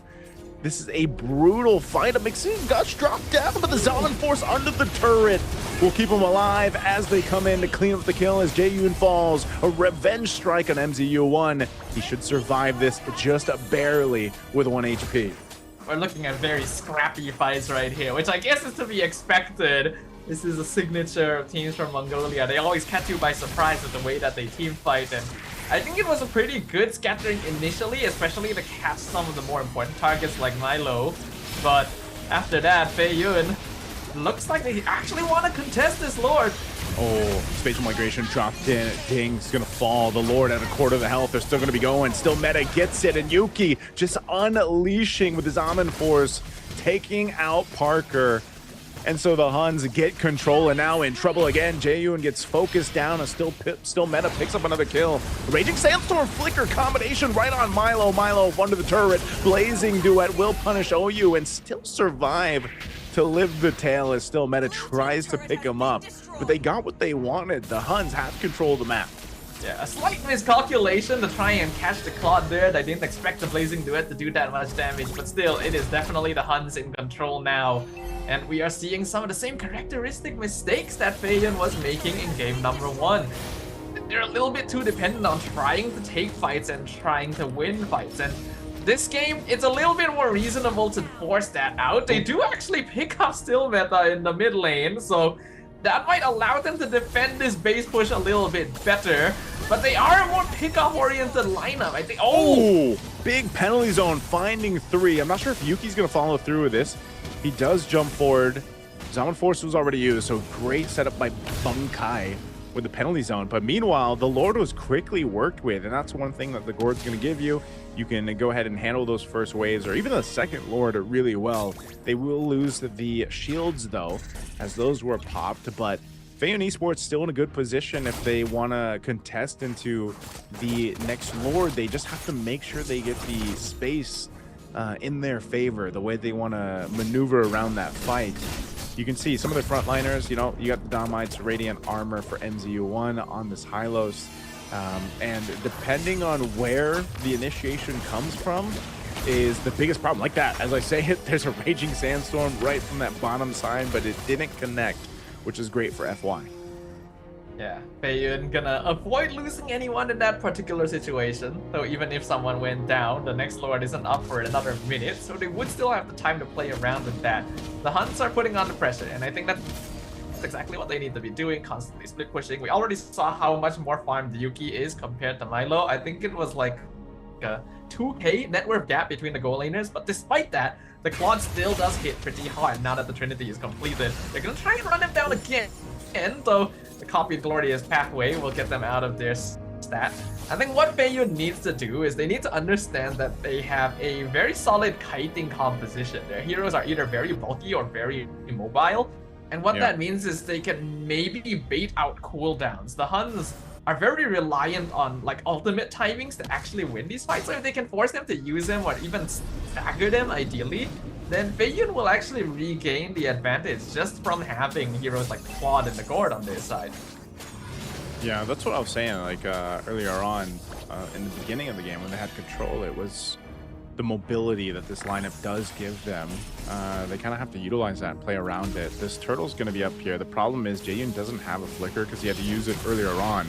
Look at this blitz from the Huns for the Lord. A glorious pathways across the board. A Mystic Gush thrown out too. A big penalty zone to lock down Jae-yoon. So he's already in trouble as MGU1 falls, and Bunkai will take out Jae-yoon before he falls, and now Milo in trouble. One hit away as OU picks it up. Could be potentially a wipeout here. Fights across the board, across the map, and it's only Parker left alive. The Huns didn't need the Lord. They just went for the team fight to clear everyone out, and Parker has to get back to base because 4 members of the Huns, no, make it 3, are pushing into the base. Turret now in the mid lane. Parker, he does get a kill on Kenny, but 3 members, they'll be able to focus down the crystal of Fei Yun Esports. There's nothing they can do as game 1 goes to the Huns. I like the play from Parker, but I do think that was a bit of a missed call. He had already created more than enough distance for himself to actually recall back to base, but he went for the fadeaway to get the kill on Kenny, which he succeeded in doing, but it took too long and allowed for the Huns to push into the base and end before the respawn timers could conclude. I think that Bunkai definitely played a big role in that last fight. He survived for a very long time in basically a 1v3 situation in the backline and allowed for the rest of his squad to finish off the divers from the enemy team first, after which they would take over completely and secure. Not even need to secure the objective. They already knew it was like, okay, this is it. We can push down mid lane. I really like the calls that were made at the end there from the Huns. Hey man, as a Gord main, a former Gord main, I know how that felt, Jae-yoon. You know, you don't have flicker available, but your team seemed to give the call to contest for the Lord. You know you're susceptible to getting jumped on, especially when the Trizzle's across from you. That's why he used the Mystic Gush so early. That's why he just wanted to get his damage out. But it was just a great positioning and tracking from Bunkai to go ahead and penalty zone right on top of Jae-yoon when he needed to. And even though he had a sliver of health, again, that's what makes Trizla so it's a little elusive, you know? It's a little like when you're thinking about, okay, this guy's got like a sliver of health, but again, his passive, that body of Smith passive that Trizla has, where the lower HP he is, the actually like more defense he gets, you know, essentially, he was able to capitalize a kill. Even though I think he had less than half health, if I remember right in that fight. He had like a fourth of the health or a quarter of health. Yeah. And he was still, like, his job, it's so funny that his name's Bunkai too. Like, he literally Bunkai'd right towards Jae-yoon, and like, he's like, if I die, so be it, but you're gonna go with me. And that was just really key, because even if Gord uses the Mystic Gush, you can still get out of those areas by utilizing his skill 1, the Mystic Projectile, because it's a great peel for the team if they needed to. But it was just really good team fighting from the Huns. I think throughout the game, when they made that adjustment right after maybe, let's say, the first turtle Staffa, that the Huns just really showed that, you know, even if they play a little bit behind, like, they know how to team fight, they know how to duke it out, and that's exactly what we saw here. There were 1 or 2 moments where the Huns were punished because they went a little too aggro, a little bit too deep, but they were basically doing what I was hoping to see from Fei Yun, taking those risks, being willing to throw bodies in when they are confident enough that they can take control. I feel like Fei Yun still has the same issues, unfortunately, where they're a little bit too dependent on actually winning the objectives of the game. It's like they're ticking off a checklist, basically. Like, if we don't win the Lord fight, we're not going to win, even though it would probably be smarter to play base defense, because the Claude and the Gord are very good at melting Lords away. They don't need to worry too much about that. But Yuki going to be our MVP this time around. On the hardest, still a very, very strong hero, and in the right hands does so much damage. Yeah, this is Yuki, he had so many good usages of the Zaman Force, man, and I think a big part of it, like we've seen, because so far, all we've seen is the Claude and the Harith, essentially, and that's kind of what we're seeing, like, you know, around the world right now in the gold meta, which is Which is why it's so interesting that over here in the Philippines, we have a gold laner who's played like 12 or 13 unique heroes. And that just happens to be the import, the one and only import in the MTL Philippines, which is Severo, right? So think about that. You're most likely throughout this tournament really going to see just Claude and Harith. Maybe you'll see a carry. Maybe you'll see a Bruno picked up here and there. I think some of the bigger surprises have been the likes of like Obsidia or Clint. And obviously we've seen the Freya banned out quite a bit, which usually goes in the gold lane. But it's still the thing that can be said of, like you mentioned earlier, Claude is one of those heroes where it's late game potential to turn a game around. Just having the mobility and the damage profile that Claude has once he gets his Trinity is already great. But a Harith, who usually typically spikes quicker, right? Spikes up quicker. We saw this with Yuki in the MVP performance that he had. He was very decisive on his Zaman forces. He was very aggressive when he needed to be. You could tell that he really relied on not only his mechanical skill, like with the Harith, but also his team to support him, because there was times where he knew, I don't know who the shot caller is over there. That's always another thing that I like to know from the teams, right? Once we get to see them a little more, it's like, who's the one shot calling that? Because there was a time even Yuki was like, I'm going to drop this Almond Force and I'm going to just focus on MZU1, even though he's on a Hylos, and I'm just going to whittle him down and force out a Revitalize, force out a Glorious Pathway. Like, you get so much of value out of that because that's gone for the team, your opposing team. And so his uptime and his efficiency with his Almond Force was just great. Yeah, I think while Harith is still one of the better heroes in the meta in general, I feel like he, compared to Claude, has a little less freedom, you know, to be independent. He can be very strong in 1v1 situations, but when it comes down to team fights, he does have a shorter range compared to other marksmen, which means that he needs to be up in the action, and he's basically limited to the zone of the Zaman Force to do damage. Yeah. So you need to have teammates that are able to play around that, actually get the setup and buy time so that you are not punished for only being able to play in that one zone. While there was heroes like the Hylos this game that could have negated the Zaman Force's pressure, oftentimes Feiyun had to use it as a way to engage or disengage, so they weren't really putting a lot of pressure onto him because of that. And I think Bankai had a stellar performance this time around, just being in the front, right? He's setting up, he's also sandbagging, sacrificing his body to make sure that everyone else can do their job. And that sets up really nicely for Harith to do his thing. Compare that to what we saw in match 1. I think it was Feiyun themselves who tried to play the Harith, and every time the Zaman Force was dropped down, he just couldn't really do anything with it. There's a big difference, and it does come down to the formation of the team.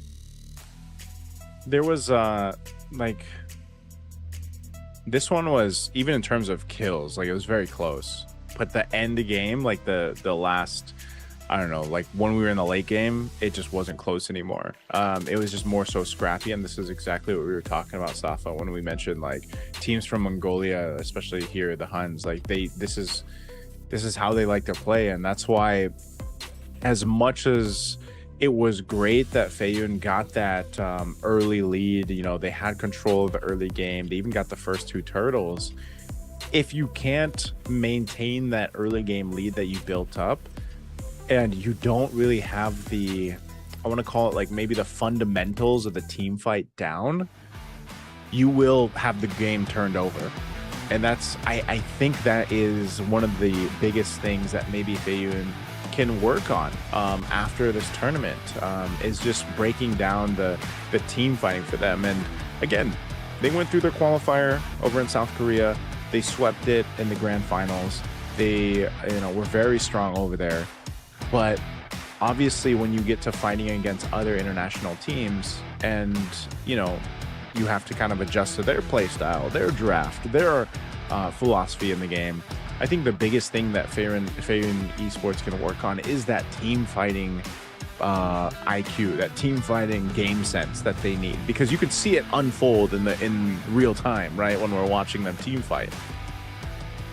Yeah, I think at the very least this time around, though, we did get to see a little bit more from Feiyun. That early game was not bad. They were holding on to a small goal lead for most of the first 5 minutes as well. So we can see that they are capable of responding if they have the right heroes. You know, they have heroes like Gord and Harley this time, which are able to punish enemy teams that want to dive them. But we already highlighted that, are they able to transition? Are they able to convert that lead into something else? And what we witnessed was that answer is no. They're still missing out on the experience in shot calling, the ability to just say, no, we shouldn't fight this, we don't need to fight this. I don't think there's any real issue with like walking out to see if you can contest objectives, but at a certain point you gotta be able to like look at the situation and say like, okay, it's not worth it. Let's just play for the base defense. We have the heroes to do so. We can force them to make mistakes. We can maybe kite out team fights to bait out resources. I think the problem for Feiyun is that they're just a little bit too honest with the way that they're playing. They're following it by the book, and a lot of international teams have gone past that point a long time ago. Yeah, it's just one of those things here that, again, you can see where the positive adjustments from the first match have happened, right, in real time. Like, they did have a good reset, but they still clearly need to figure things out. Obviously, this is still a best of 3. They still have the potential chance to get to a third game. Again, for Feiyun Esports, they need this win. Again, as we're in the play-ins here, and we only have 3 teams competing today, they're fighting for that spot to get into the playoffs, right? So, and since they already lost that first match, they definitely want to go ahead and win this one. And I feel like teams that are able to go ahead and adjust on the fly or in real time are always the ones that you see like compete the best, right, on these international stages and everything like that. But I don't know. I think draft-wise too, they had a good draft. That was a very solid draft. It's just down to just fundamentals, really, when we look at what they can do from game to game, and hopefully they find those adjustments in game too. Do you guys see something over in Malaysia that really like sticks out now? Because you guys are on what, towards you're towards the end of your regular season, aren't you? Like, do you guys see? It's the last week. It's the last week. Okay. Do you guys see a big shift in the meta over there, or like what's one of the biggest changes you've seen in the past couple weeks? I wouldn't say there has been that big of a shift. There has been changes, yes, but it's been generally quite gradual. Where we kind of see the reduction in pick rate per Marcel. We start to see slightly more niche mid lane show up, like the Gord, but that's not particularly often as well. There are surprise picks from time to time, like the Saber I mentioned to you earlier. I think we even had Atlas at one point. In fact, I think we had an Atlas today earlier during the match we were casting. But other than that, no particularly strong trends, I would say. The Atlas has popped up a couple times too. What I'd love to see is I'd love to see either the Atlas or maybe a Belric, man. I'd like to. I know MCT Emmer had a Belric come out. He did get buffed. Yeah, he got buffed, but going to this draft for game 2, Harley's going to be picked up. So we still have FY is going to be on this blue side.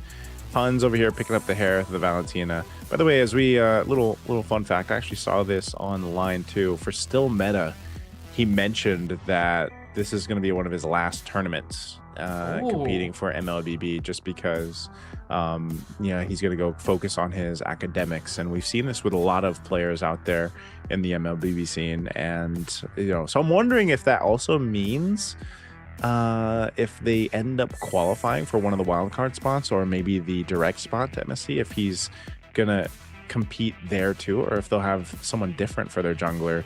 But we are gonna see him play the Suyo, so this is a solid first phase already for the HUNS. But you could say the same thing for Feiyun Esports here. I like the Phoveus. They still get the Claude. They're gonna run back the Harley, so they're playing with mobility again.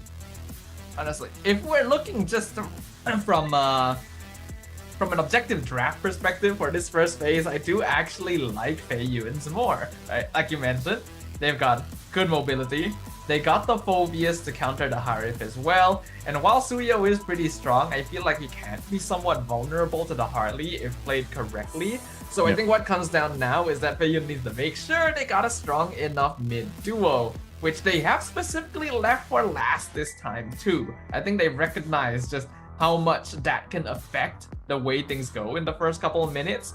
So I think it's a good adjustment. I like the heroes they have. If they pilot this correctly, I can see this going quite well for them, and they do get rid of the Hylos as well. I would say ordinarily that this opens up the option to pick like the Eve. Unfortunately, there is a Valentina already on the other side, so that's probably why the Huns are willing to pick the Valentina up so early and combo it with the Khalid, because it's just such a strong duo, and it also denies notable mid picks like the Eve, like the Farsa. Yeah, but this is the thing, the Huns also got their Khalid again, and you know, you saw that, even with some aggression where they got basically checked, right? Like they're the ones that were aggressive in the previous game, and then it was FY that got the early kills. They're still okay with that because this is just, I mean, even the 2 picks alone, man, the Khalid and the Valentina is enough early game damage to be a threat. And I don't think that they're too worried. You know, I don't think OU's like too worried about dying, obviously, on the Khalid. Like, it's the information and the poking that he's able to go ahead and do and provide here. Especially now that you have a Suyo. You have a Suyo in your hands for still meta. A bit of a different momentum for in the jungle. And then they get a Sora. So, I don't know. I'm a Gord bias, but unfortunately, I'm going to have to give it to the Huns here. I like their overall lineup paired up for this one. What do you think here, Staffa? Yeah, I think I have to agree with you a little bit here, Naisu. I think that the Huns lineup is easier to play overall. Like, the heroes don't require particularly strong micromechanics, and most of their abilities can flow together quite well AoE-wise, especially with that Sora setup. This was a hero that FY banned during the second phase of Game 1 once they saw that Valentina, but they actually decided to leave it open this time around. I think it is possible for Feiyun to get things done, but it's going to be a little bit more high execution on their side. We do see the Cho being played, and this is something that the MCU one is not a stranger to, but it means that he doesn't have the same degree of freedom that he did before on the Hylos, where you can just kind of walk up, you have Revitalize, you have high HP, you can take a beating and it's not really an issue. Cho requires very specific entry points, and that means that you don't have as strong of a front line as well. Yeah, and whether you have that front line or not, I think one of the key parts here for Feiyun Esports is, again, utilizing the mobility that they get, but not getting too confused on this kind of approach that the Huns went with. Because, again, they're going to be looking to get pick-off potential. I think that's one thing that obviously MZU1 is going to have with the Cho here, but just not getting outmaneuvered when it comes to these team fights, because that's exactly what happened to them in Game 1. Well, it's time, ladies and gentlemen. Let us go ahead and hop into Game 2 of our second match here today in the play-in stage. As we all know, Feiyun currently 1 game away from a full loss performance in the play-ins, and we know there is only 1 slot moving into the playoffs for a slot at the MSC Wildcards. They gotta get this victory here, and even then, they're gonna have to pray and hope that their chances still live on. Okay, let's see what happens. Again, looking at the emblems, nothing too crazy, pretty standard throughout this. I think you really want to keep your eyes here in the mid lane, this mid duo action that we're going to see. Also, you know, Cho went through this, I guess we can say it's a buff, right? He went through a bit of a buff in the last patch where basically his ultimate, his Way of the Dragon, does a little bit of extra damage, and then you don't have that kind of delay, I think it was, like a little bit of a delay that was in the Jikundo. We saw a bit of Cho come through after the patch, but again, it still serves its purpose of, you want to go for pick-off potential. You can do some great things with the Jikundo alone, but it's this lineup from Feiyun Esports is all about getting a -1. Like, that's the game plan, that's the ideology behind it, is whether that's through the Cho, whether that's through having a Harley and a Gord paired together, they need to go ahead and get that advantage. And I feel like the Cho was just another kind of layer on that game plan of let's get someone once that level 4 is available. This might be one of the cases, though, where since no one is kind of overstepping on this side of the jungle, that you might see that first kill, obviously, into the first objective, the turtle, be in the case here, as it's going to go ahead and spawn. Yeah, they have a lot of options, though, as the game goes on, because there is only one Purify on the side of the HUNS, which is going to be Yuki on the Hari. Everyone else is a potential pick target, so they're going to work on the turtle. Clean turtle take. Ding was already using the flicker. Parker goes down. Mystic Gush used Deadly Magic too. Whoa, Bankai. Whoa, I thought he was going to survive, but a great projectile from Jae-yoon to make sure he got the kill. I was going to say that was insane if Bankai ends up surviving that. Yeah, I would have been very, very shocked if the Sora somehow made it out of that situation. But that does still end up being a small victory for the HUNS. They got the turtle, they got the kill on the enemy jungler, which is probably going to be worth more to them at this point than their EXP laner. Not to mention that Bankai was the one who got the kill, so it kind of makes up for the gold that he loses from the kill itself, and he was still able to catch the wave of minions at the bot lane without losing too much gold shield. So the HUNS are still in a perfectly solid place. I think it was good positioning. Again, I feel like that was a position where Feiyun should have just said, we cannot make it to the turtle in time. Let's just give it up. We don't have the Cho kick as well, so there's not really much that we can do here. You can maybe send Parker in to try and get a cheeky steal, but once that doesn't work, you really just need to get out. And constantly we are seeing hold on. Wow. And that's exactly where you're going into stuff. Like, yeah, once that kick's available, but I mean, they kicked him, they Deadly Magicked him, and they Mystic Gushed him, man. They did everything. I mean, that's to be expected, right? You have the Harley. Oh, Dante. Oh, Milo. Wow, that is not what you want to happen. He even had Flicker. I don't think he was expecting to get killed there. So now, here's the response. I'm not sure if they're going to use their own kick, as Kenny is holding on to that Way of the Dragon. They're stopped with the Mystic Projectile. OU takes the Deadly Magic, but he's going to live. He's going to be fine. He can heal back up. He does get stunned by the projectile. Oh, here's the kick, but he utilizes the Flicker to get going to the other direction, the safe direction. Yeah, very well played there by OU. Good reaction timing. We can see Bankai as well catching Enzu in the mid lane, and now they're surrounding the Phobius. Oh man, he's going to be in trouble. Ding. I think there was just, again, a disconnect between what Feiyun wants to do around this turtle. A lot was expended, but because Ding is not part of the picture anymore, like, this is just going to be another turtle in the hands of the HUNS. At least this time they make the decision not to contest it, but it also means that jungle's going to get invaded. I think Parker did get that, and now they'll Mystic Gush OU. So at the very least, Feiyun are able to trade something in return, but a kill onto the enemy roamer isn't going to be really worth it at this point, especially with Yuki also getting 3 hits on the tower down bottom. The HUNS are still going to be holding on to that early gold lead. Feiyun at least do have good mid-game scaling. Jae-yoon has not died yet. Milo is not farming as fast. Yuki is actually really rich right now. I'm shocked at how high that gold is. That's what I'm saying. Like, I'm a little flabbergasted here, Stafa. Yuki's 1,200 gold ahead of Milo, and the kick was used, but Raging Sandstorm 2 in response. Are they going to full commit to this? Mystic Gush with a Deadly Magic. He's going to heal up with a Quicksand Guard. Here comes the response from the HUNS. They're going to try to lock him down with the Tempest, and then Ji-yoon is the first to go down. Under the turret they go. MZUI has to get out. He had to burn the Flicker earlier on, but he's still alive at least. So man, the HUNS, they rotate quickly. And I'm not sure if NZU1 had kick on cooldown or something, but it felt like there was a weird time lag between the last hit of Jeet Kune Do and the kick.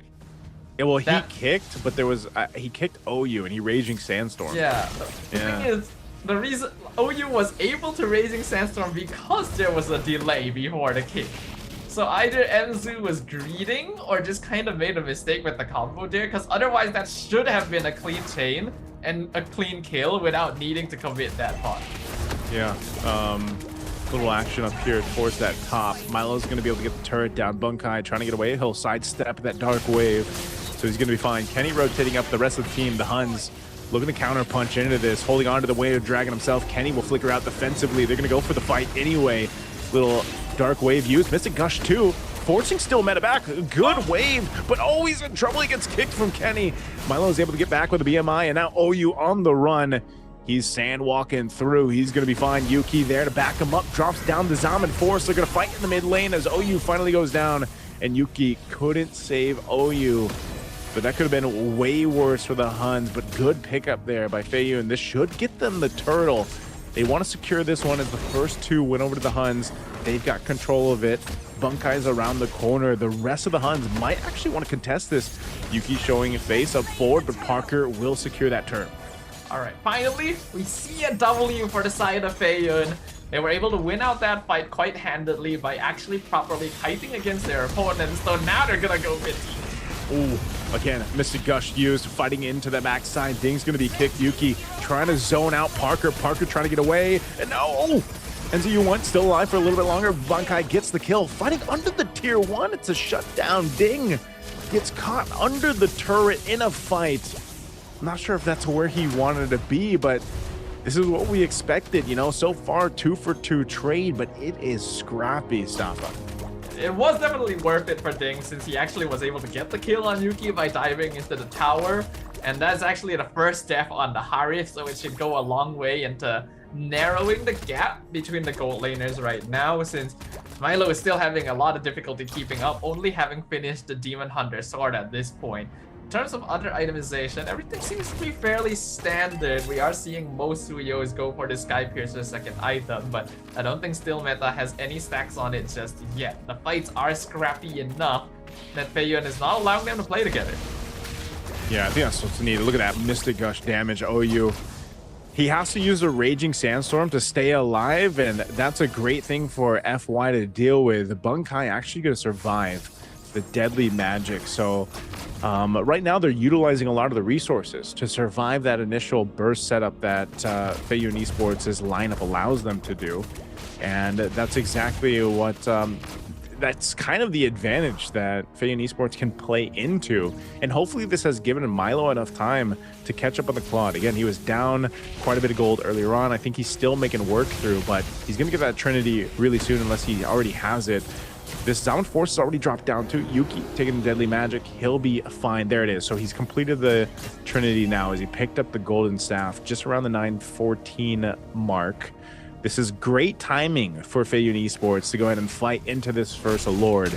Let's see if they can control it. A big part of that is if they can potentially get a battle spell out or even an ultimate. There's a kick. It's on OU. OU's going to try to get away, but he can't. A Mystic Gush going to be used. Shifting Sky's already coming through too from Bunkai, but he's going to flicker defensively out too, and now Ding jumps forward. Yuki's up on the top side. I'm not sure if they're going to re-engage for this. Ding also has to flicker defensively out. A projectile's able to find one. A Blazing Duet comes through too. They're going to take out Bunkai. They're forcing the Huns back, and Feiyun Esports is fighting the fight. They have control now of the Lord.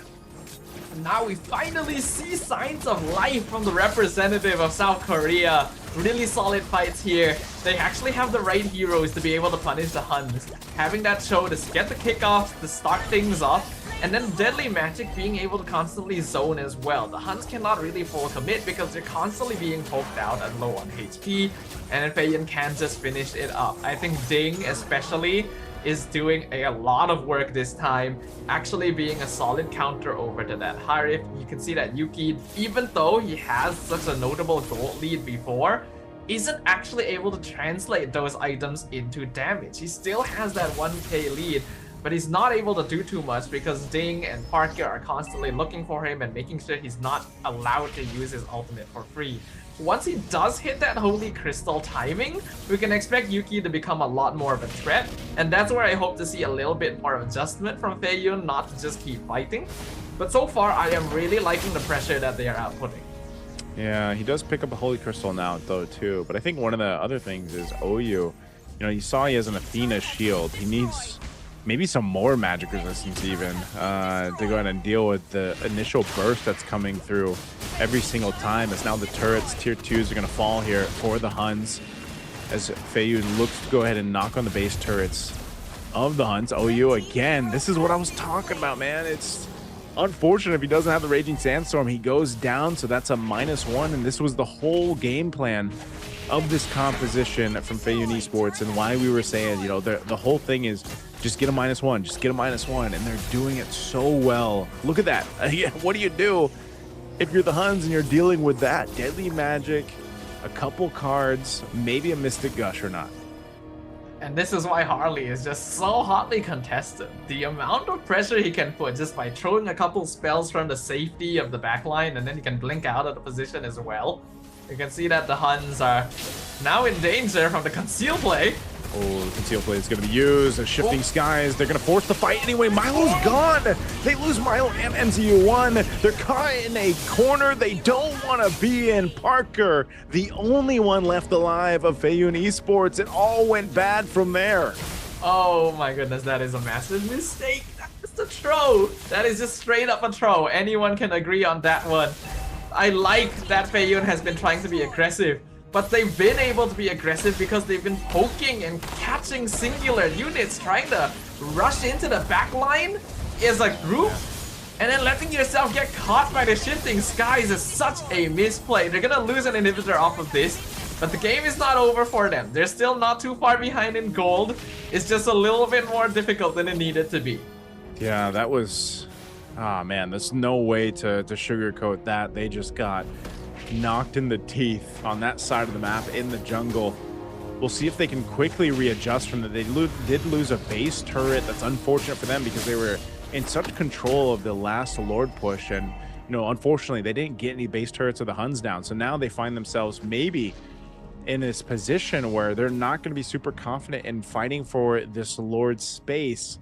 They're going to have to play with their advantages once again, where it's going for pick-off potential. You can see OU picked up an Immortality because he's usually the one that's going to eat the Deadly Magic, eat the Mystic Gush, and he's got to be that guy up in the front side. So Feiyun Esports, they'll get a winner crown here from Milo. Milo cannot get blasted the way he did in the previous fight. He's got to stay alive here. So a little bit of defensiveness picked up. Half health on the Lord. Deadly Magic on Kenny. Kenny holding on to his own kick. They're going to go for it. Win a crown already used for Milo. Milo's in trouble. Yuki picks up the kill. They get MZU1 again. A Mystic Gush ended early on because the pressure from Bunkai. Lord secured, and the Huns look to take out some more as they take down the buffs. Waves pushing in the mid, and they have the objective secured. Oh, just said they can't afford to let the Claude be picked off, and now Yuki gets to go ham again. Deadly Magic will drop him low. And at the very least, Feiyun did get the Lord. So they do have that pushing against. They're going to try and defend. Oh, good thing for Feiyun to get the Lord. I thought it was the Huns, but they end up buying more time. But oh, ding. He's going to fall down. They're going to quickly take out that Lord, but that might be enough to just play into the next Lord when it comes up here, man. I don't know if the Huns can actually end the game off of this. Again, they still have to respect what Feiyun Esports' lineup can do, what it can provide for this game. It's just, again, I think the big thing here, Staffa, is somehow, some way, Milo's got to stay alive. I was talking about him buying that Winter Crown for a little extra defensiveness, but when he used it, you know, too early on, that's just unfortunate timing. And now the Mystic Gush is gone. I'm not sure if the Huns even want to pressure that in because they also want to make sure that Yuki has the Purify, but that's going to be up in a bit here.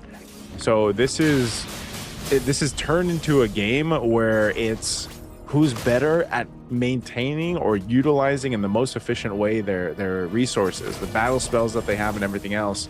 OU is actually going to have to use the Raging Sandstorm to survive this Deadly Magic, but the team's there to back him up. Are they going to engage this? Mystic Gush used again just to go ahead and keep them from going forward. But I think it's just this push and pull. I do feel like Feiyun has lost a little bit of their composure thanks to those previous fights. They are throwing their spells a little bit too quickly. And they have to understand that now that we're in the late game, you gotta be very confident about your ability to actually get that pick off. It doesn't come for free anymore. Milo has died first in two fights sequentially. The first one, okay, big mistake. Second one, really should have learned from that. I don't mind him trying to go for the flank, but he should not have shown himself so far from the rest of his team. Yuki saw the Claude and instantly was like, yup, that's the target. We gotta go right now. Really good call again from the Hari. And another conceal now gonna be thwarted by Bankai with the Thunder form. As HUNS just wait the timer out. The next Lord is coming up in 30 seconds. They are currently in control of the map. But Feiyun does still have a way out. This Claude, Milo can basically 1v5 the entire enemy team as long as the setup is there. He just needs to make sure he's not caught out first. I don't think that's too difficult to do. Good item pickups here, though. He's got the Malefic Gun for Milo. Divine Glaive over for Jaeyoon. Bunkai is also going to grab his own Immortality, so these items are going to come to play. Kick already used. Bunkai's in trouble. Big Mystic Gush, though. Kenny is gone. Great team fight, still meta. Chasing down at Parker, but there's two fights going across the map. Yuki dropping down the Zaman Force. He's going to go ahead and bob and weave through this, but just can't get away from Ding. A great fight from Feiyun Esports. They all stay alive, and they'll take out 3 members of the HUNS, which will give them a clear signal to take down this mid turret. Can they end it here? Still meta was pushing down that bottom side. OU, he's got to get still meta back here. They're going to use the conceal. They're going to push into the base. The kick comes through into the Mystic Gush. Immortality is going to be popped, and the delay. Still meta can't get back to the base. A great job by Parker to delay him, and that might have just been enough time for Feiyun Esports to take game 2. And there we go. That's the victory that Feiyun really needs to make sure that they can keep themselves in the playing for the playoffs. This will at the very least make sure that they're not going to be eliminated right off the bat. The loss there would have guaranteed that they wouldn't make it, but now they have a chance to play for a win here, and that was a good adjustment. There were some throws in the later stages. I think the game could have ended a lot sooner if Milo didn't get caught out twice, but this is why Claude is so strong. Even with that, the scaling from the items alone will allow him to take back over, and I think it was the HUNS themselves who were a little bit too desperate to try and get a punish, make something happen there. That's why they lost their Valentina straight away, which reduces their damage output by quite a wide margin. I will say that a large part of what this game came down to, though, was actually that draft. I think that the HUNS got a little bit too comfortable after they won with the same opening in game 1, and then thought like, okay, we can just pick whatever we want. But there's very strong heroes on the opposite side, and they can punish you if things don't go your way. Yeah, that's the thing I noticed as well. You know, I just feel like maybe the HUNS, with especially the way that game 1 went, it's like they didn't change up too much, and I think in a way you kind of, no matter what, if there's a Harley, then like you said, Staffa, there's a reason why that Harley is like purely the guy to go for the meta, especially if you're on your blue side and he's open. Like, you have to play against it. The deadly magic, it doesn't even matter if you get a kill or not, like towards the mid to late game. It's just about getting enough pressure on who you need to get it on, and most of the time that was OU, right? He was dealing with that deadly magic, the Mystic Gush combo. Really great last kick there, the Way of the Dragon that we saw from MZU1 too, to go ahead and make that happen, because even with an Immortality and you have a Gord and a Harley working together, it serves that entire purpose. And that's why I pointed that out before we jumped in the game, was your game plan, if you're a Feiyun Esports, is to just go for a numbers advantage. And all that means is pick one target, take him out, and you then have an advantage of having your 5 members. This time, there was enough chaos in the team fights too from the HUNS, just like there was in game 1. But I feel like Feiyun Esports allowed them to respond and react in a way that matched the kind of chaotic nature of the HUNS lineup, but also their play style. So that was why I was asking before, like, are we going to see these real-time adjustments? And I think, at least for game 2, that's what we saw from Feiyun Esports. I was already a little bit concerned for the side of the HUNS just after seeing the first phase of the draft from Feiyun, because you have Harley, Claude, and Phobius, and the HUNS decided to pick Harif and Valentina. Now, I will say, Kenny plays a mean Valentina. I really like the skills that he's stealing. He actually got some really good kicks in as well. Not really a spell you see Valentina steal often, but there are still issues with that. You don't have as much lane control, and you can be quite easily dived on since you don't have as much range compared to other mages. And if you are intending to play Harith, I think it is a mistake to let Phoveus and Claude through for free because they limit his ability to play so much. Yeah, the Claude is such a game changer. Like you mentioned, you know, it's just one of those heroes that has potential to create such an impact on a team fight, especially later on when you're item locked in. And, you know, MZU1 getting that MVP here on the Cho, it's one of those things where you're not going to see the Cho pop up a lot for certain teams, or it's very specific, it's very niche for certain teams. And you know, especially the Filipino players out there, again, MZU1 being one of the players from the MDL Philippines at a certain point in time, and he just made this really work in the grand scheme of things with the way that the lineup was supposed to, which also just allowed that timing to happen here for the Claude to get your Trinity, to get that. You know, I was a little worried though too, man, because when he picked up the Winter Crown and then like right away they got him to use the Winter Crown, like you mentioned, you know, I was like, oh no, that's not good.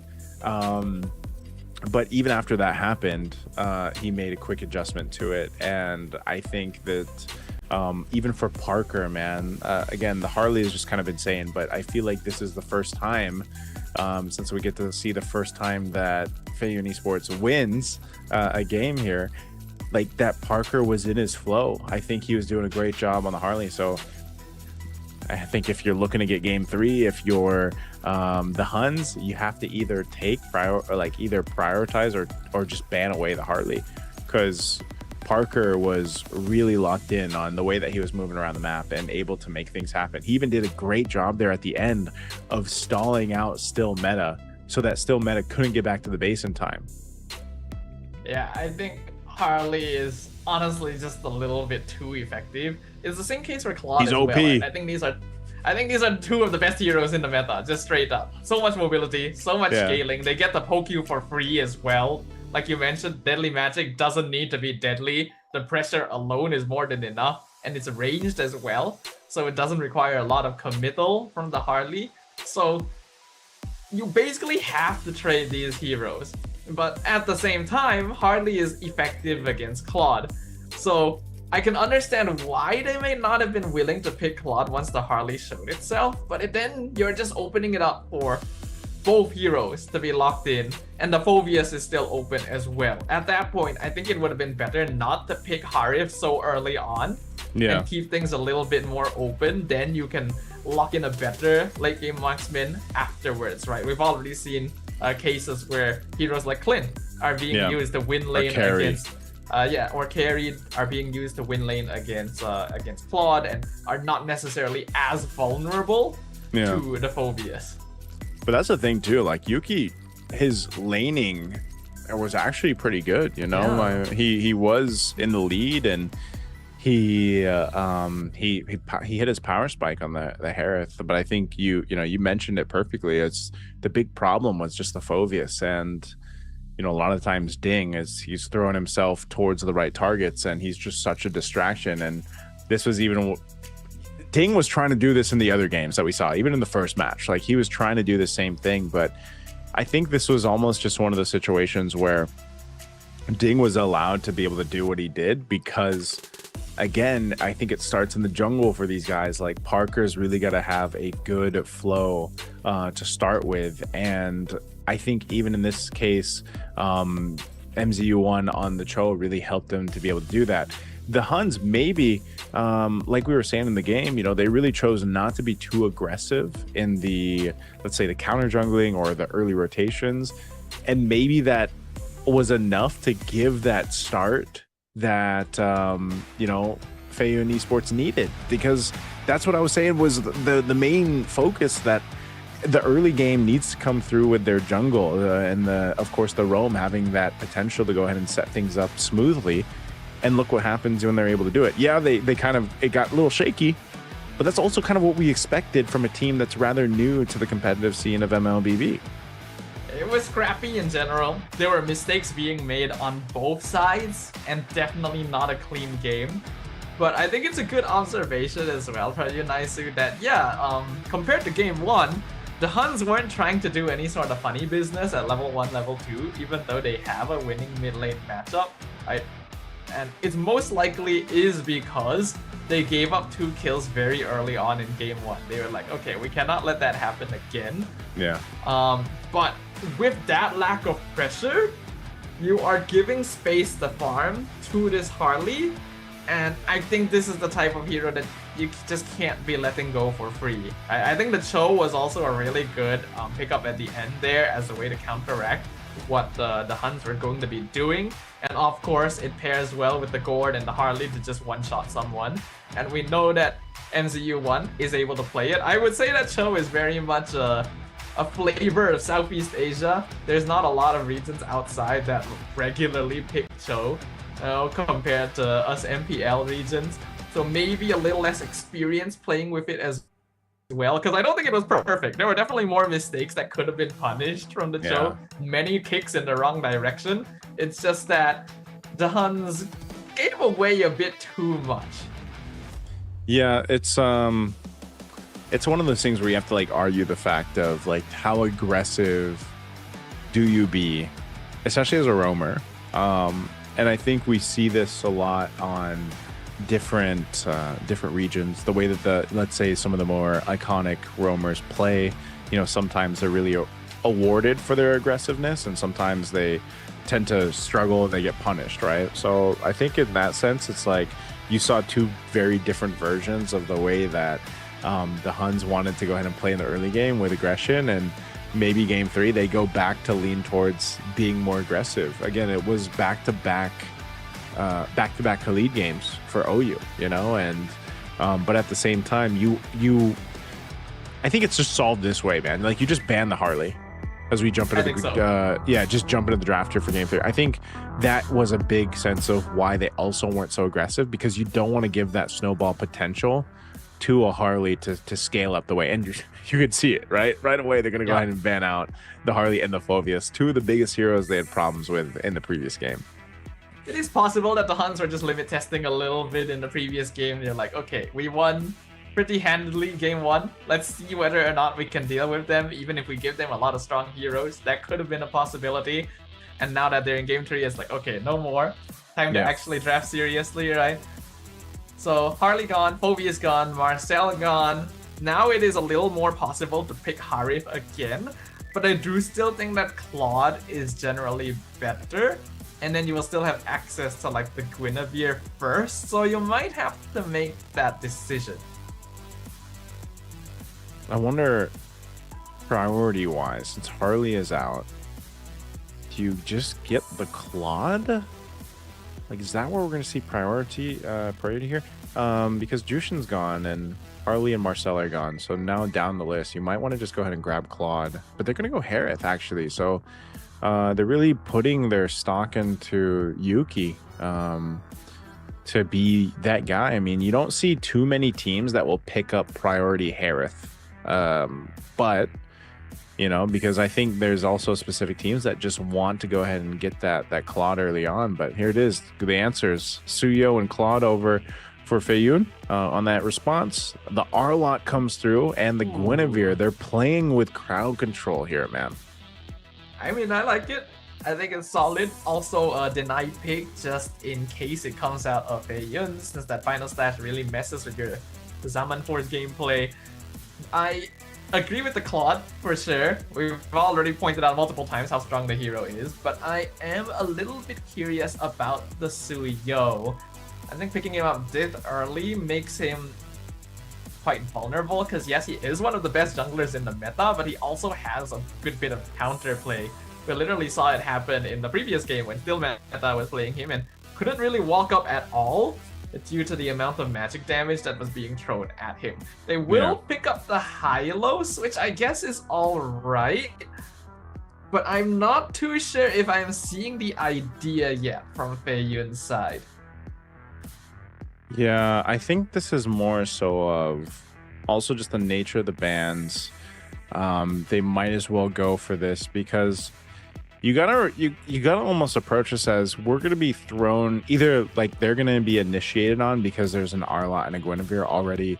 Those 2 picks alone can start those fights if they want to, and I'm worried about the Hylos because you might be forced in this position where you're MZU1 and you're needing to use your glorious pathway more defensively than anything, or they burn out the revitalize early on.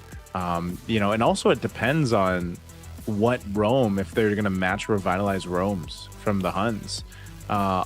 Obviously Arlott can still be flexed. Like, there is a way for the Arlott to be flexed. It's most likely going XP, but that's one of the things, is like, you can actually just get out the revitalize, get out the glorious pathway from the Hylos, and then kind of have this advantage where, again, utilizing a Guinevere spatial migration or Requiem combo will give space to Yuki to play into his Zaman Force. And his biggest problem, like we reiterated earlier on, stuff, was just the Phobius. So that's what I was saying. Like, you just solve those issues by just banning those heroes out. And, for the Huns, they're in a good position to just go ahead and lock this in. And one idea that I am kind of thinking is that this Guinevere could still be flex as well. It's not something we see that often anymore, since it is generally Guinevere jungle, but Guinevere roam is still very possible, and I think it's not a bad idea into the Hylos, since it's one of the longest forms of safe CC that you can get on one of the tankiest heroes in the game. And then if you do go Guinevere roam, then you can grab like Eve Brethren, which are very good combo duos with Arlott. Now, I don't think they're going to do that, because I don't feel like we've seen a tank jungle yet from the side of the Huns, but it could be a very strong team fight comp if that option is open. I'm wondering what happened there. It looks like there's potentially, I don't know if that was through the draft, but it looks like something definitly happened. I think we'll have to so. see if it's still the same picks or if there was maybe a glitch there. We'll get some information here in just a bit, but so far that's all we have to work on, is those first phases coming through. And that's one thing that you can look at is, again, I think in this case where you've got a Suyo as well, you should be able to go ahead and move around the map like pretty quickly, pretty well. But there is a world where the Guinevere is potentially flexed. The same thing can happen with the Arlott. Anytime you really look at these kind of heroes that have this flexibility, you can play the upper hand there. So again, I don't know if what's going to change, but that's what we have so far. And Guinevere could be flexed, Arlott could be flexed. Either way, let's just say it's Guinevere jungle, Arlott in the XP lane, and then Yuki having that space. Like, and because the Phobius is gone, you got to figure out a way, if you're Feiyun Esports, to deal with now Yuki, because Ding was the guy on the Phobius to deal with him entirely from the previous one. So that's, I think, something that is the glaring step for Feiyun Esports to deal with in this draft. Because even in the lane matchup, man, like we were talking about that, like the lane matchup, Yuki is the more winningest gold laner in that matchup right now against Milo. And it seems like the Harith is the comfort choice for him. Yeah, that's the reason why they would even go for it in the first pick position, right? Phobius is definitely the best meta counter to Harith right now, so with him gone, there's not a lot of good choices beyond that. I do still think Claude actually does quite well. You could argue for a world where we don't need to worry too much about the Harith, because Claude just outscales him anyway, as long as the game lasts long enough. Other counters would be, we haven't seen much of Esmeralda anymore. Minsitar is a funny pick that has shown up a couple times in MPL MY, but I think that's purely because of Diablo. So I'm trying to think as well what would be solid for them to deal with it. I honestly think that Claude by himself is okay. But I do wish that it was a Leomord instead of a Suyo. Yeah.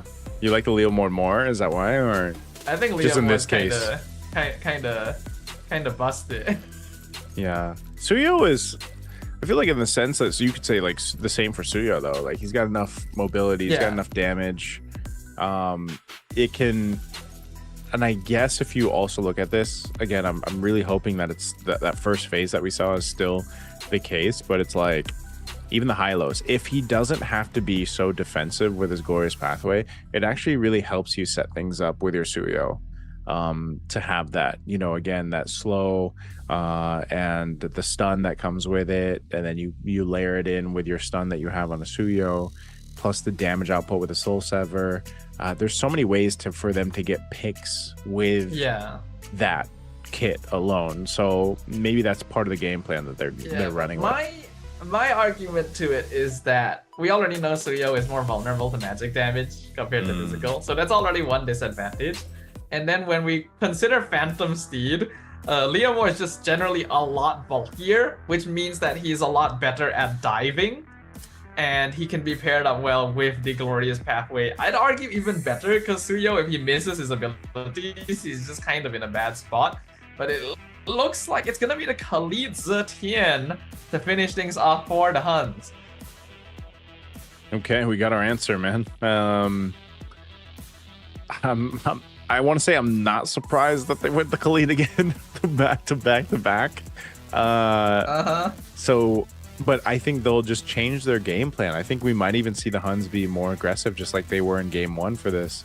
So for Feiyun Esports, they pick up the Gourd this time. That seems to be really comfort for Jaeyoon. What are they going to pair this up with in the XP lane? They're going to be up against a R-Lot.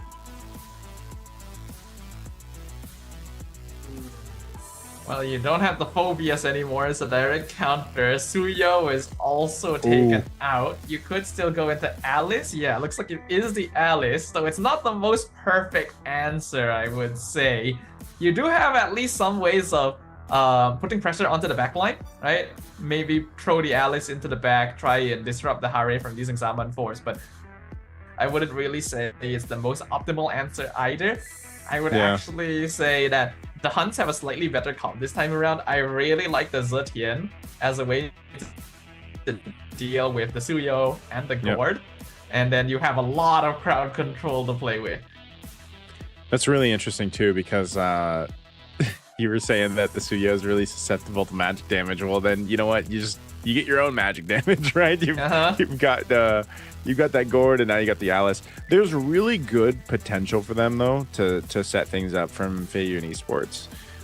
Usually that is, again, like the responsibility on this one, especially because it's an Alice, is can Ding get the Throne of Ruin setups that he's going to be looking for? You know, I think that's number one. But if for some reason that the Huns are caught into bad positioning around the jungle or to the objective pits, and they get caught by a big Throne of Ruin and then a Mystic Gush, there's some great answers. But I'm also worried for Jaeyoon, man. He's got a ton of crowd control to deal with. 5 seconds till the Yeah, he's gonna be very vulnerable, just standing still there. The Fury of the Phoenix, timed correctly, will cancel any sort of Mystic Gush that he tries to play with, and he doesn't have quite as good setup like the Cho this time around. So we will see whether or not Feiyun is able to adjust to this situation. They already got one win. They've brought us to a full series. They're eager to keep themselves with their playoff chances alive, but you cannot count out the Huns. They've changed things up. They've brought out the big guns. It's time to see who is going to come out on top this time. Okay, pretty passive in the mid lane, at least this time around. No early poking too much. Kenny does take a little bit of shot there with the projectile, but they're going to fight for this Lith Wander. Usually what we see, but quickly taken care of. The Huns will get that one.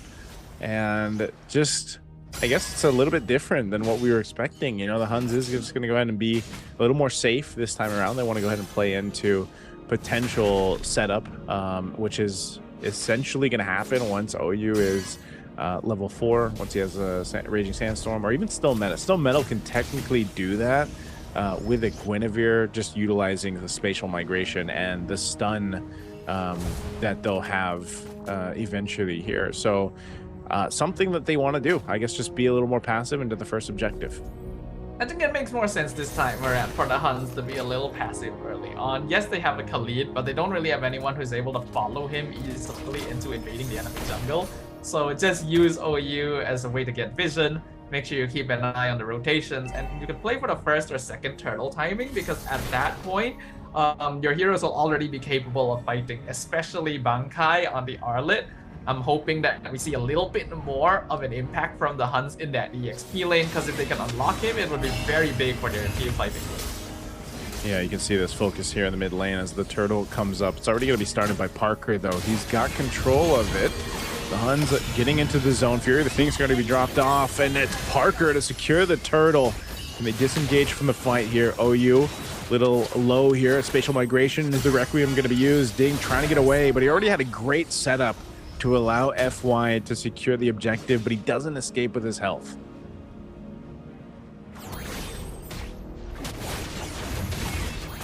He's back. Flying Clouds. Bringing him in. Okay, they're good. They're going to actually pay a tax here, it looks like. You know, the turtle secured by FY, but... a little bit here yeah. now. The Huns will take that one.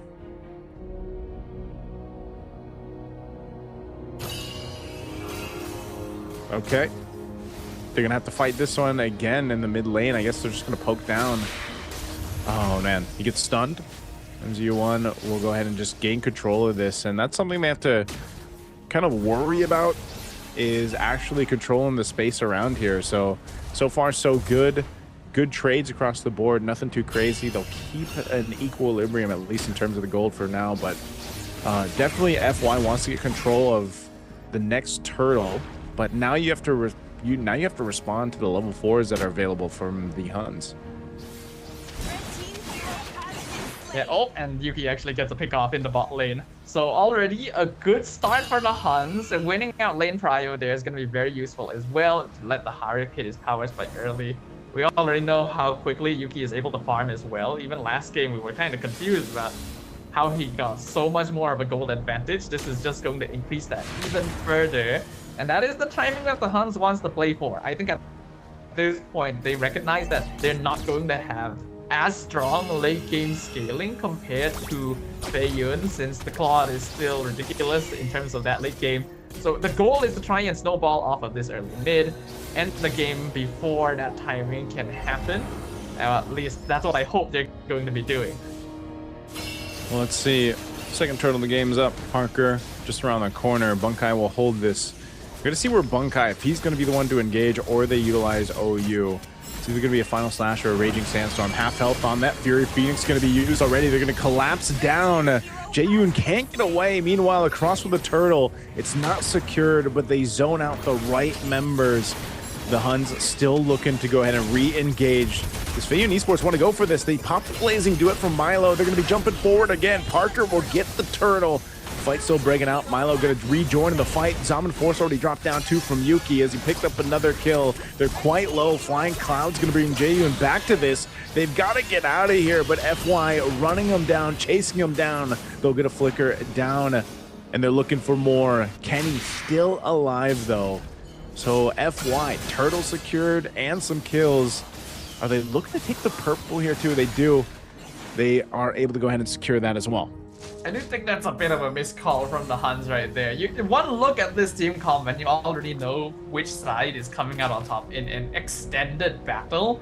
That fight lasted way too long for the Huns' more burst cooldown based comp to actually come out on top. I think they started well. Bunkai bought a lot of time by pulling the Hylos away and to allow the rest of his team to do their thing. But you can see that Harik is... Oh, not Yuki! Yuki getting caught. Mystic Gush, man. That's a damage. Yeah, that is very not ideal. Yeah, this early on, Harik doesn't quite have enough damage yet. He nets that second item, ideally third item, before he starts hitting like a truck. And because of that, they don't... Oh. Okay, he's okay.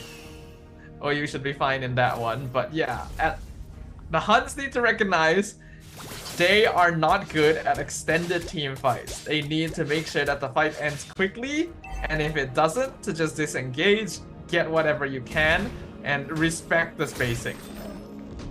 Yeah, and the crazy thing is because it's Flying Clouds, like the team fights can extend and extend and extend, you know, and that's something that they have to be kind of aware of, especially with when their power spike happens here with this kind of composition. They really haven't been able to secure the turtles yet. It's all been Feiyun Esports. They've got 2. The third one's going to be spawning. They'll rotate forward. This is Parker. Probably going to get his purple buff first. He's definitely, they can delay it if they want to. Oracle picked up here by Bunkai. They're going to keep Yuki up top. So they might actually just choose to not full on fight this, or he's gonna trade a turtle out for a turret, but it looks like he's gonna rotate down. They're gonna force a fight anyway. Mystic Gush are already gonna be utilized by Jaeyoon as they fight for the turtle. They'll secure it as he's trying to get away. Bunkai has to flicker, and it just seems like there was a disconnect on what the Huns wanted to do. I don't think they want to re-engage here.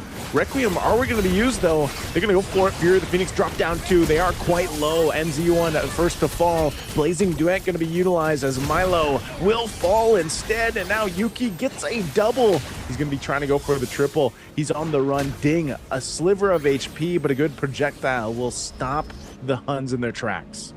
I gotta say, I'm kind of shocked that they were able to turn around and win that one. I think it was largely because Yuki was able to show up, but I agree with you. I think there was a little bit of confusion about what they wanted to do first. They had Yuki pushing up the top lane. At that point, it's like, okay, then probably shouldn't fight for the turtle, right? Yeah. If they wanted to reset it, I can understand, but you don't really have the right heroes to do that safely. So because of that, Feiyun were able to start the fight before Yuki could show up. And then at that point, since it's not going too well, I feel like you should just tell Yuki, stay top, push the tower and farm, and we'll just, you know, accept maybe sacrificing one person if necessary. He did end up coming out on top with the 2 kills, but some weird decisions, I think. Oh, Bunkai. He goes in, still surviving amidst it all. Fury of the Phoenix going to use 2. Bunkai's still alive for now. Here to use the setup that he was looking for as Ding gets counter punched into the face, and they're going to be able to find another as MZU1 falls too. What a turnaround fight there. What a way to stay alive from Bunkai.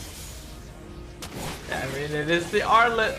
You get a lot of healing, and honestly, I think even Feiyun was surprised that he was able to get out of that one. Yuki is now officially at full velocity. This Harif is going to be a big issue in most of these fights with a 5 and 1 KDA. And this is where the Huns can really fight.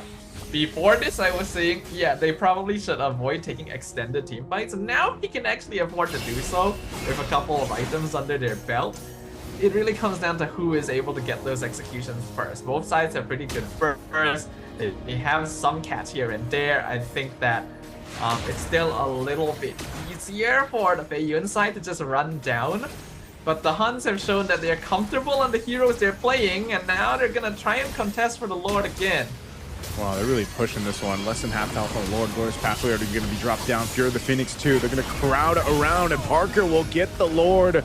They're looking to capitalize on the fight here too. It's split up 3 ways across the map. Jaeyoon's gonna fall to Bunkai. He picks up 1. Milo on the run, but he's got 3 following him. He does get out with the BMI. So far, the 1-for-1 trade, but a good pickup for the Lord for Feiyun Esports. His fights are really scrappy, man. Bunkai went for the backline straight away. And I think that's a good idea to cancel the Mystic Gust, but it also took him quite a while to actually finish off Jaeyoon, and by then he was basically stranded, so I'm not too sure if that's the most worth it. And you can see now that Claude is still very, very slippery. Unless they really catch him off guard, the Huns are not taking him out particularly quickly, and because of that, FY can still win out a lot of these fights. Really good use of the Glorious Pathway to confirm that they get the mid-tier 1. Mystic Gush gonna take Yuki to very low HP. Should be able to defend this still. Oh, they kept Parker. I don't think they were expecting Parker, or I don't think they were expecting still meta to be there. So Parker goes down, and Engage comes through. Fury of the Phoenix after the Raging Sandstorm. They're going to be cleaning up another kill on Jaeyoon. I think to chase further, they will take the purple buff. They do get a stun out with the Vengeance. Milo tries to get away. He does with the BMI, but a final slash comes through as well. But he uses the Blazing Duet to be able to get away with his life. A turnaround for the Huns right now as they now are at the tier 2 in the mid lane for FY, but FY is still healthy enough to defend. They just can't lose anybody else. So still equilibrium across the board here in terms of gold. They want to hold on to this tier 2 turret. They don't want to lose it, and they're back in action. These are just really messy fights in general. I think we already saw it throughout this series today, but here in game number 3, it's really being emphasized just how messy these fights can be. There's a lot of mistakes being made, some missed calls, players not necessarily being on the same stage, and generally fights being won out purely by the hero's kit itself. Yeah. it's a little hard to analyze because the decision making is all over the place. But there's always 3 fights going on at once. Yeah. It's like, okay, yes, dive the back line, that's good, but maybe think a little bit about how the big picture is going on, you know? Like, is it really worth you dying for this one? Can your team actually win if you're not part of it and like separating this one guy who may not necessarily be the most important target?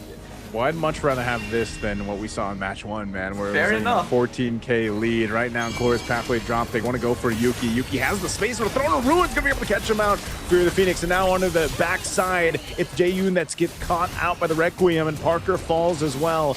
It's a break dance in the jungle, it feels like. There's things happening all over the place as still meta gets shut down. Yuki takes out Milo. 3 fall for Feiyun, and Ding could be next as he's going to be chased down by OU. He does have the Gleam to be able to get away, but the team might be able to catch him. Kenny, they're in the mid lane. Ding has nowhere to go. They're actually just going to maybe ignore him or look to kill Ding before they get this Lord here, so they finally get it as Kenny capitalizes the kill, and even without their jungle, they're going to go for this Lord take. Should be free. There's literally no one left alive to deal with it for them, so the Huns are going to be able to secure this, start pushing lanes with it. I actually don't think that was a bad call from the side of Feiyun Esports. Like, you see Yuki really far out, you commit resources. Now, this is probably a bit of a mistake to be this close. Yeah, NGU1, I think he just wanted to see or like get some information, but he ends up dying instead. And so now they're not going to have NGU1 at least for the push towards the base. But good thing for them, they still do maintain the tier 2 turrets. So at most, we might see a little bit of damage to the base turrets of Feiyun Esports, but they should still be okay. Feiyun will be up actually in just a bit here. So really good timing on that. Again, he's got to revitalize into this. Lord's going to go ahead and charge in to that tier 2 mid turret while the Huns walks through on all the lanes to push this one in. Feiyun Esports, they've got great clear potential, great defensive potential, especially with the Gord on their side. This mid turret, though, is going to go down. Half health on the Lord left. They'll choose to go ahead and clear that out. Right now, that's all the Huns get. I think that's perfectly fine, though. Really good defense from Feiyun. There are more minion waves streaking in, but I don't think it's worth the risk unless they get a really good setup. They're going to go for it anyway. Fury of the Phoenix, Throne of Ruin, all thrown out here. They have to get away. The turret didn't go down, so not the initiation that they wanted. So the Huns now on the retreat. Feiyun looking to run them out of the jungle. It looks like they'll be just fine. Not sure what the Huns wanted to do there with Bunkai.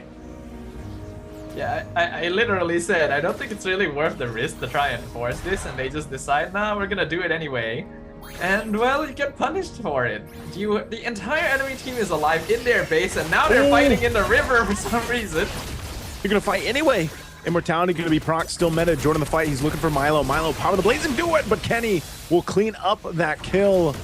Still meta, just, they don't want to let up. Even if they're down, if they have nothing to focus, they're gonna focus on each other, trying to go for these kills. OU, Sliver of Health, heals up with a Quicksand Guard. The rest of the team towards that base. Ding just doing his own thing. He's going to be able to gleam on through, but the rest of the team is now a part of it, so Ding won't be able to escape this one. Gets thrown in the air, tossed in the air, and finally it killed Yuki. 9-1-5. Luckily for Feiyun Esports, the Lord is still 35 seconds away, so they should be able to stall it out. They just can't keep throwing themselves at the Huns. Yeah, I am scratching my head a little bit about this one, Naisu. In the previous couple games, we did say these teams were a little passive sometimes, but this ain't passive at all. Mystic Gush, final /2. The turret still stands. So it's Feiyun Esports to punish the Huns. What happened for the Huns? They didn't have to force the fight under the turret, and now it's Bunkai on the run. He's gonna get stunned, soul severed to death as Jaeyoon picks up a kill. And all this as the Lord is now up. Oh, what are they doing, Naisu? I don't know what they're doing. Literally, why would you push that? Why would Yuki be standing that far up again? The tower's not worth it at that point. The Lord is literally about to spawn. Just get the Lord and you're basically guaranteed 2 towers, but no, you decide you're going to push. For some reason, when the enemy team is still perfectly healthy in their base, when you only have a single minion wave to work with, I am flabbergasted in a not good way. This is what we were saying though, Staffa, about the way, the play style that is so known for the Mongolian teams out there. They love to be scrappy, they love to fight.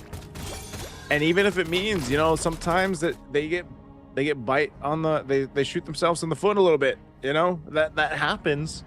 They're gonna have to clear this out. Now they do have good clear potential, but they're hoping that it's not a game-ending mistake to push for that bottom turret. They didn't have to, but they want to just win these team fights. That's what they're looking to do. I mean, Yuki's had a phenomenal game. He's gotten so many kills at this point. He picks up a winner crown, but they've got a Lord to deal with, pushing down this mid wave.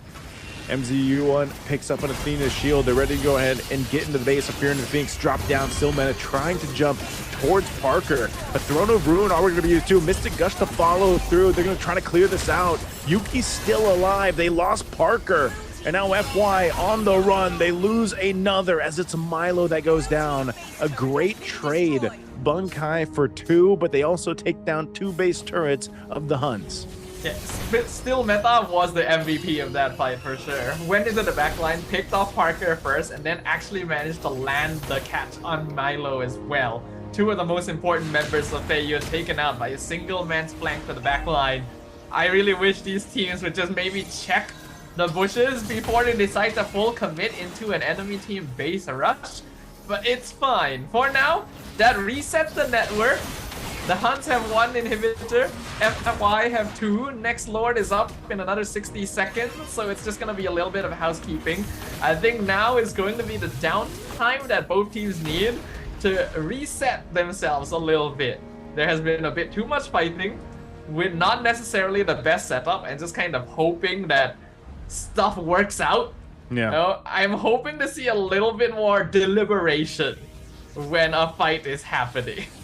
Yeah, they're gonna need to really lock in on the game IQ here, the game sense for this Lord fight. It just seems like both sides have really just wanted to duke it out and see who comes out, you know, the winner of these fights. You got 20 seconds on this Lord, fighting for the space around it as they want to go for a pick-off before they rotate up. That might just be what they're looking for here. I'm not sure who's going to be able to pull that off better. If it's going to be utilizing the projectile that we see Jaeyoon throwing out, maybe the stun from MZU1. Lord's evolving though, and now you also have immortalities coming to play for this. So Lord spawns, the HUNS will be the first to rotate towards it. I will say, basically, all it really comes down to now that we're at the 20-minute mark is which team can pick up the enemy marksman first. If they can do that, they basically just win, because that's where all the damage is coming from at this point. And there's really no one else that can output the same DPS that Yuki and Milo are doing. I mean, Jaeyoon's damage is pretty good, as you see from the Mystic Gush. There's going to be used. Fury of the Phoenix comes down too. A lot of winner crowns used, but Milo is the first to go down. Bunkai from Milo. They're still going to be fighting it out right in the mid lane. Forget the Lord, just win the team fight. They're going for MZU1. His immortality is going to pop. Great usage and zoning out from Still Menace. He's going to be chasing down Parker. Parker picks up an immortality. They're going to be swapping it out, and it's Still Meta that gets punished. Great pickup by Parker. This is what the Suyo does every single time. And now Yuki jumping forward. Ding should be able to gleam away. He pops the winner crown first as he picks it up, but he can't get away. Even the immortality won't save him. Picked it up too late. So it's a trade, the 2 for 3. They'll reset and maybe get in position for the Lord, knowing that Still Meta is not up. I gotta say, I'm surprised that fight was as close as it was, considering that Milo went down first. I was very certain that the HUNS should have been able to win most of that out, especially with Feiyun deciding to stay and fight for some reason.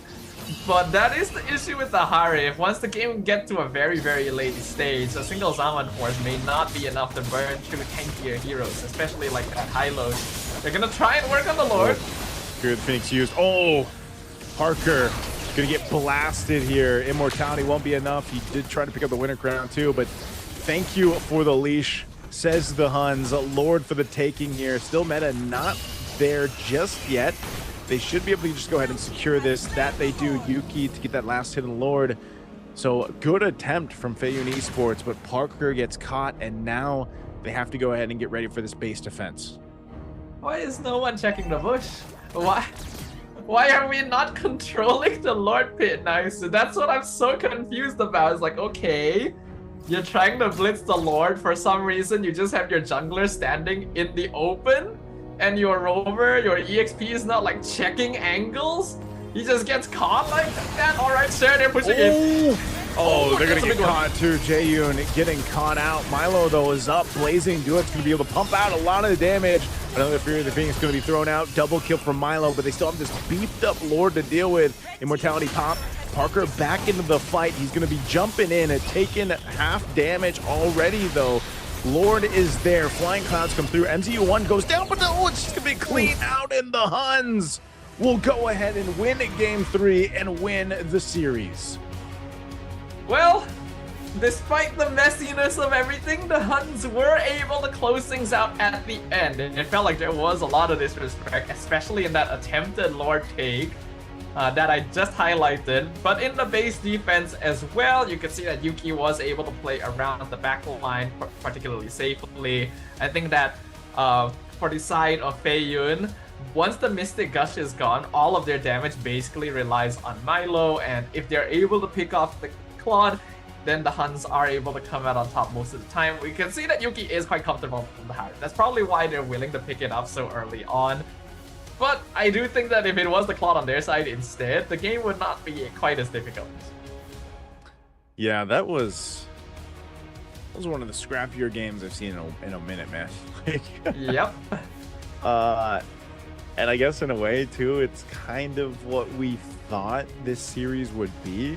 I'm still really happy with the way that the series developed, because even for Feiyun Esports, like, you clearly saw at least an improvement from their first match. And, you know, the first match, again, if you missed it, very dominant for YBG. So we'll actually be seeing YBG play against the Huns. So I don't know, even watching that, Stafa, I'm thinking like the Huns, the way that they played, if they play that style against YBG, they're gonna get punished as well. I think so. Because YBG was just very clean with their rotations, their team fighting. Like, the team fighting was on point. Or also maybe, like, let's think about some of the madness there. Maybe that kind of gameplay, that chaoticness, maybe it'll throw off a team like YBG, you know? But when you have two teams doing that, and you kind of throw logic out of the window a little bit, and you're just like, you know what? May the best team win in these team fights. That's kind of what we saw in game 3. There's definitely situations where teams form a bit of a rock, paper, scissors relationship with each other, where beating one team may not necessarily mean being stronger than another. But I do kind of share your thoughts about how YBG definitely felt the most disciplined, the most confident out of all the teams in terms of direction, gameplay, and communication. So it's going to be interesting to see what happens when they do go up against the Huns. And I think what also makes it very, very interesting is that with that loss, it's basically all for sure that Feiyun is not going to be claiming that playoff spot, which means that this last match is what will determine it. The winner of the last match will be the one that moves forward. Yeah, it's unfortunate for Feiyun Esports, but again, we kind of, when you're one of these newer regions, newer teams competing into the, especially like an international tournament like this, a championship tour here for East Asia, it's really hard, I feel like, for these teams who haven't had the opportunity to play too much or get those reps in against, playing against other international teams, to really be at that level that some of these teams are. Even again, when you have like some individual experiences or veterancy for some of the players, unfortunately that doesn't play out in the actual grand scheme of things, because again, it's a 5-man game. You need that team synergy to really work here. I mean, think about how many kills this game had alone, Staffa, right? 29 to 15 at 23-minute mark. Like, that's kind of insane from what we usually see. But again, it's one of those things where FAYUN Esports, I feel like they are still trying to figure out their best play style, the best way that they want to go and approach these team fights. Again, there was some questionable initiations, even from Ding. MZU1 really tried to utilize what he could with Glorious Pathways and the Hylos. Milo was really impressive. I will say, you know, for Milo on the Claude that we've got to see him play, he was really impressive. It's just even there was times where it's like, Milo, you're getting blasted, man. Why are you there? You know? And so hopefully they can bounce back and continue to take this experience and improve in the future. But our MVP for game 3 is going to be Kenny here on the ZDN. The Zetian continues to be one of those heroes where you just keep taking damage from her without really noticing. And as long as you position correctly, you are always going to be a threat in those team fights. It's a very similar case to Eve. I do feel like the timing on the Fury of the Phoenix could have been a little better sometimes. Like actually combined with the rest of the setup from the team, because there were moments where like you could see a big raging sandstorm and the Fury of the Phoenix comes out just a little bit too late to actually connect the CC chain.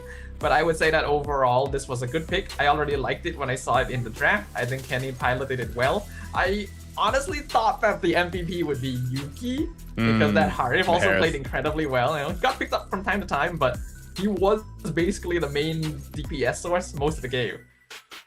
Yeah, it's there's a reason why I feel like the Harith was, you know, going to be priority, or like something that they really wanted to plan to. And you could see that, like you could see that throughout the series that we got to see for the Huns, the way that they played around the team fights, the way that Yuki plays the Harith.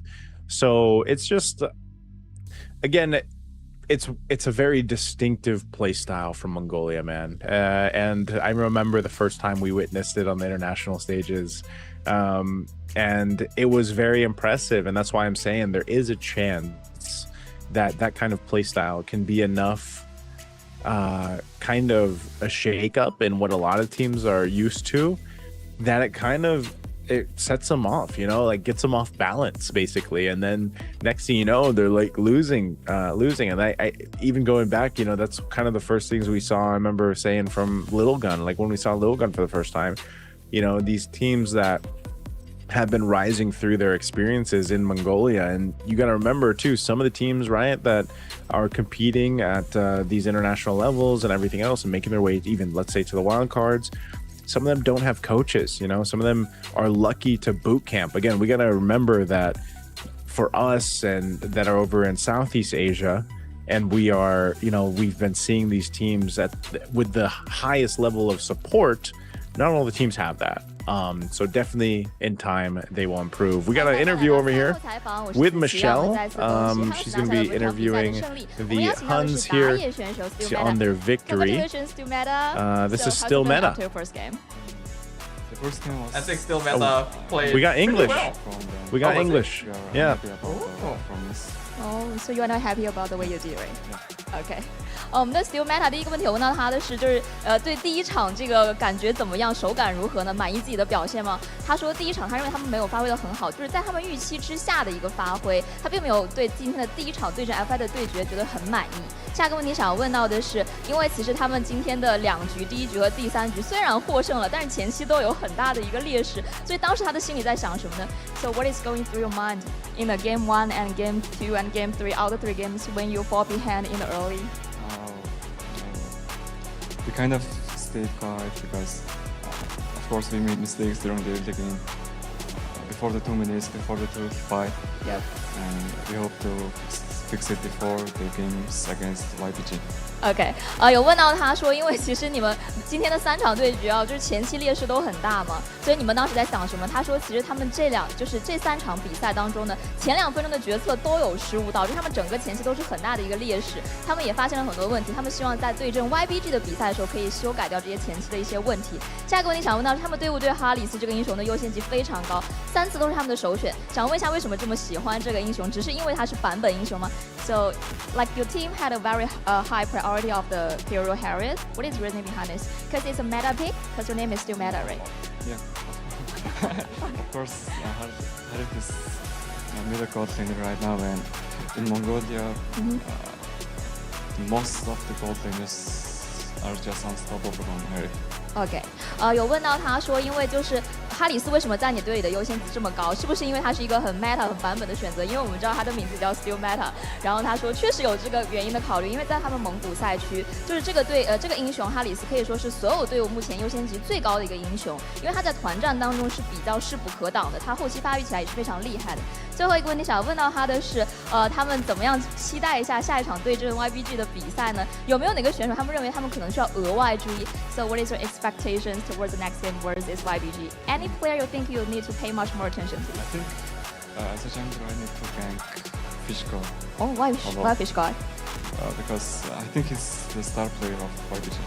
OK， 然后我有问到他，他说下一场的话，他觉得他们要额外小心一下鱼神。我问他为什么鱼神，他认为鱼神是 YBG 的明星选手，所以也非常期待他们下一场的精彩对决。也非常感谢 Still Meta， 以上就是我们赛后采访的全部内容了，大家可以稍事休息一下，精彩的比赛马上回来。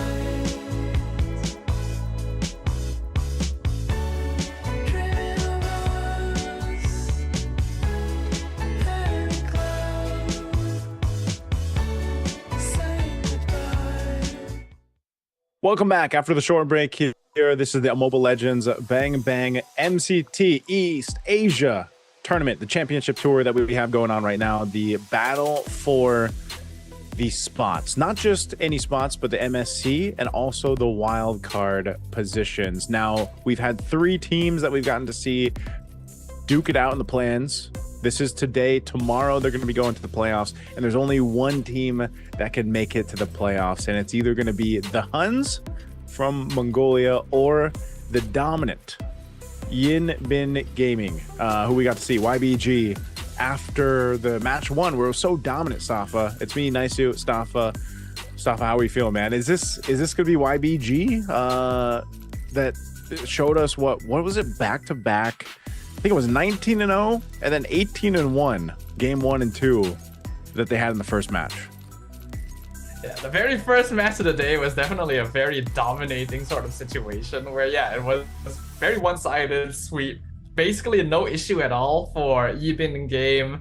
Whereas match 2 definitely felt closer. It was very, very scrappy. Both teams were definitely making some mistakes here and there, back and forth, trading bodies left and right. So if we're just basing it off of that alone, logically speaking, it should be Yibin game who comes out on top based on cleaner gameplay. Yeah. But like you've already brought up before, there's no guarantee of that, right? There's a possibility that this chaoticness is what is needed to maybe mess up YBG's gameplay. So that is something that we need to watch to find out. Yeah, I think there's, I guess in a way that I'm going to look at this stuff is like, this is a test to see if they're that dominant, because I almost want to say like match 1 was there's this advantage that they had where, again, YBG is a team that, they've had definitely more reps and they've had more experience, and going against a team like they did with Favorite Esports, who is rather new. Let's just go ahead and say that, because South Korea being one of the newer regions in competitive MLDB, there was probably a mismatch there in terms of experience and being able to work as a team, and that's why it was so dominant. But I think you look at what we saw from the last match and you saw what the HUNS are capable of doing. Maybe this third match, or third and final match for today, will be very different. Maybe we get to go for the 3 games again, but I think this is going to be a true test against YBG, just to see if they're that dominant or not, and I think it also gives us a good glimpse into what potentially we see in the playoffs. Regardless of what happens, though, most likely, unless there's a little bit of an interesting situation with the points here, the winner of this last match should be the most likely to make it into the playoffs, right? So this is going to be a match with that on the line, since there is only that one singular slot. Unfortunately, after 2 losses, Feiyun most likely going to be eliminated here. I think it was a good showing from them, but there's definitely still a lot of work to do, which is understandable of a developing and pretty new region to the MLB ecosystem. But yeah, this is now going to be the battle between 2 sides who do have a little bit of experience, a little bit of veterancy, even if the players themselves haven't shown up that much internationally. They've shown us that they are capable, and now they will face off. What do you think the biggest priority, or like the biggest hero contested between these 2 teams as we look at their lineups once again for the day? Biggest hero contestant, huh? Marcel is top of the list. For YBG specifically, it doesn't seem to be as prioritized for the HUNS, though that could be because it was banned out fairly often. And then I think Claude is quite popular in general, though it looks like the HUNS does prefer Harry. So there are definitely personal preferences going on between these teams. Yeah, I was going to say probably the Claude that I can think of. And also probably the Harley to an extent too. Again, most teams, if they didn't want to deal with it, then what they do is they just end up banning it out. I think teams also have to be kind of cautious about if it is going to be Harith, like we saw earlier. You want to take out the Phobius in the bans. there's a lot of things already that have kind of come to show already in the first 2 matches, but there's nothing too crazy in terms of going against the meta, you know, or going against what we're used to seeing. I think there just really hasn't been much of a deviation from it, which is fine. It's expected, especially when you're fighting for that playoff spot, because again, only one of these teams out of the 3 can move forward. And you know, for this entire run of the tournament, the 3 days, there's 6 teams competing. 4 of them essentially will go off to MSC. That's basically what it is. You know, 4 teams are going to go there. You just have 1 team getting to that direct spot to MSC's group stage, but then you have the other 3 fighting off in the wild cards. And then I think even when we look at the wild cards, like how many teams are actually for the wild card spot? I think it's, let's see, we got 1, 2, 3, 4. Oh, 10 teams. I believe it's 10 teams that'll be fighting out in the wild card. So 3 of the 10 come from here, from our MCT East Asia.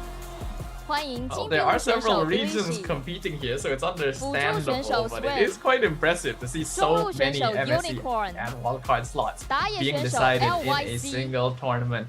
And that makes it even more so important for these squads now to be able to claim one of those for themselves, because there is only that one spot left. The other top 3 teams have already been determined that are guaranteed to at least make it to wild cards. Now there's only one more up for contention. The victor here should be able to walk home with it, feel happy about themselves, and also prepare to face off against their rivals starting from tomorrow. With the fist bumps now being exchanged on both sides of the stage, we're going to be starting to set up for the draft of game number 1. Yeah, and again, at this point, both these teams are what I would say essentially warmed up. Obviously, the HUNS, they're like, if you want to talk about momentum and like, since they literally just played 3 games, they've got the, you know, the warmth to go ahead and bring into this series. But I think for someone like YBG, the way that they played, the way that they showed us, even looking at their previous qualifier and run up to this point, again, YBG, they have been a team to go ahead and you know, defeat some pretty big names that we've seen at least come out from the China region in general over the past year or 2.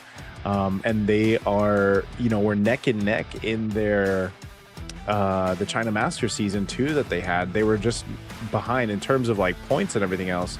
They were behind, you know, teams like DFYG and Guangzhou Gaming, who we'll see play tomorrow.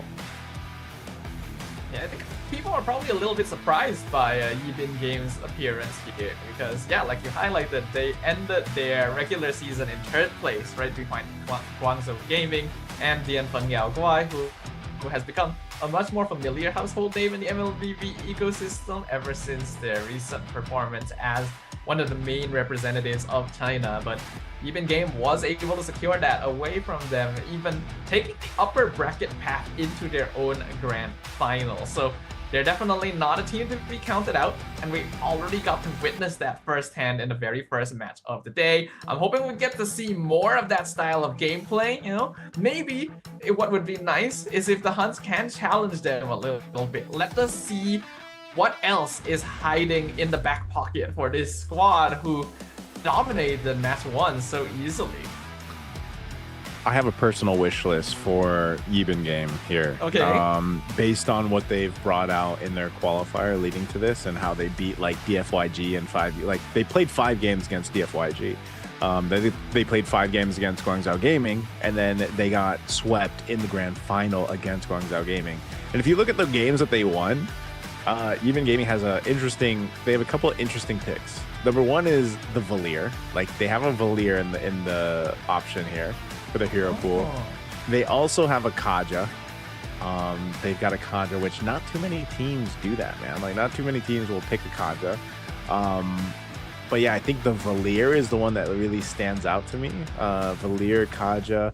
They've got a couple carry games here. So, and we didn't, like, again, the first match I feel like wasn't the best way to gauge just how strong Yibin Game can be, or even their playstyle, because they were just they started off like right out the gates, dominant. I think they had at one point, one of those games was like almost a 10K lead around the 7-minute mark, 7-8 minute mark, or maybe the 8-minute mark. It was pretty crazy. So I think for me, I really want to see them test the hero pool. Like I want to see the HUNS like really focus in on some of those bans that'll bring that hero pool out from YBG to see, some of the variation in our current meta right now. Yeah, I'm kind of wondering which way it is actually. Is it that they will pull out these weirder hero picks if they are pressured into doing so? Or is it more likely that they'll pull out the weird hero picks if they feel like really chill about the situation and they're like, oh, we can play whoever we would like. Now that you pointed that out, I'm also having a look at some of the heroes that they played during their own tournament, the China Masters. And I also noticed that Carmilla was picked up a couple times, which I think the most interesting thing about it is that it appears to have been a jungle Carmilla as well. Both times that it was played, because it actually played it during the same game as Kaja against DFYG. That's what I'm saying. Like, when are you gonna see the Carmilla picked up in the jungle? Like I think it's maybe popped up once or twice in the MPL Philippines, but you're not gonna see that often, and that's why I want to see this test of hero pool that we can see. And the HUNS are a team that can actually do that really well. Just with the way that they also play, I think that's one of the biggest things is their ability to kind of be a little chaotic. And again, it just seems like that's one of the cases that really shines from teams from Mongolia. I like to see it, man. I will say, I know during the game itself, sometimes you're sitting there scratching your head like, man, what's going on? But sometimes it's kind of refreshing to see a different approach to the game, I guess is the way we can put it. Because, some regions, especially in the Southeast Asia region, they're so honed in on the way that they play because it's what works. It's what wins world championships and championships everywhere else, But sometimes when you're looking at trying to get qualified to these places, you might need a little bit of that chaos, that madness, to get to the qualifying. And then you can go boot camp and adjust and get really honed in on the meta afterwards.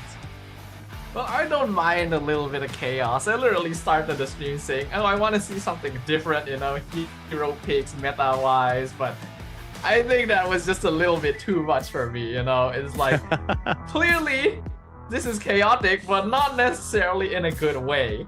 But I will give props over to the HUNS that even though they make mistakes, even though they give up leads time to time, they're still able to keep their wits about them and push forward for the victory regardless. Like you can tell their mental state is pretty solid. They're willing to recognize that, okay, maybe something went wrong, but we're still gonna play the game we play because that's how we do it. Yeah, that's how you do. And you can see with the bans too. A lot of these targeted bans, Harley's not going to be there, Suyo, the Marcel, the Jushin, the Freya that was brought up in their qualifying round. And you see, I was saying, man, this is going to be one of the heroes that is contested if the Harley's not there. And you mentioned the Marcel. Well, the next one on the list is the Claude. And Bilexi also got an MVP performance on this hero. So he'll take that. I think we'll just naturally see the Harith matchup going favor for Yuki anyway, since that seems to be what he likes. Yeah, so far, we have basically only seen Claude and Harith, and then I think one game of Granger during match 1, and that's about it. So the gold lane has not been particularly eventful, which is surprising since I feel like there are still a good number of other marksmen that can keep up, like the Carry, like the Moskov, the Clint, that's being played sometimes to get that early game lane control.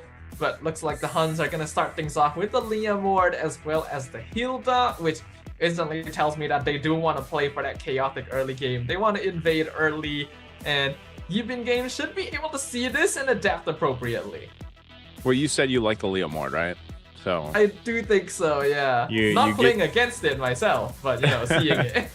Well, you get the Liam Ward, man. So Liam Ward's gonna come through, and this is, I'm trying to recall, the HUNS we saw in their first match for YBG against Feiyun Esports, like these were two of the heroes that they had, because Parker was playing the Leomord, and then it was actually Ding that was on the Hilda, you know? So now, in this case, it's like the Huns are going to try their own version of it, and YBG will just kind of protect themselves with the possible pressure from that by taking up a utility. The Baksha was banned out in their first match, remember? And it's been banned out a couple times, so they'll actually be able to secure the Baksha and then get the Khalid here too.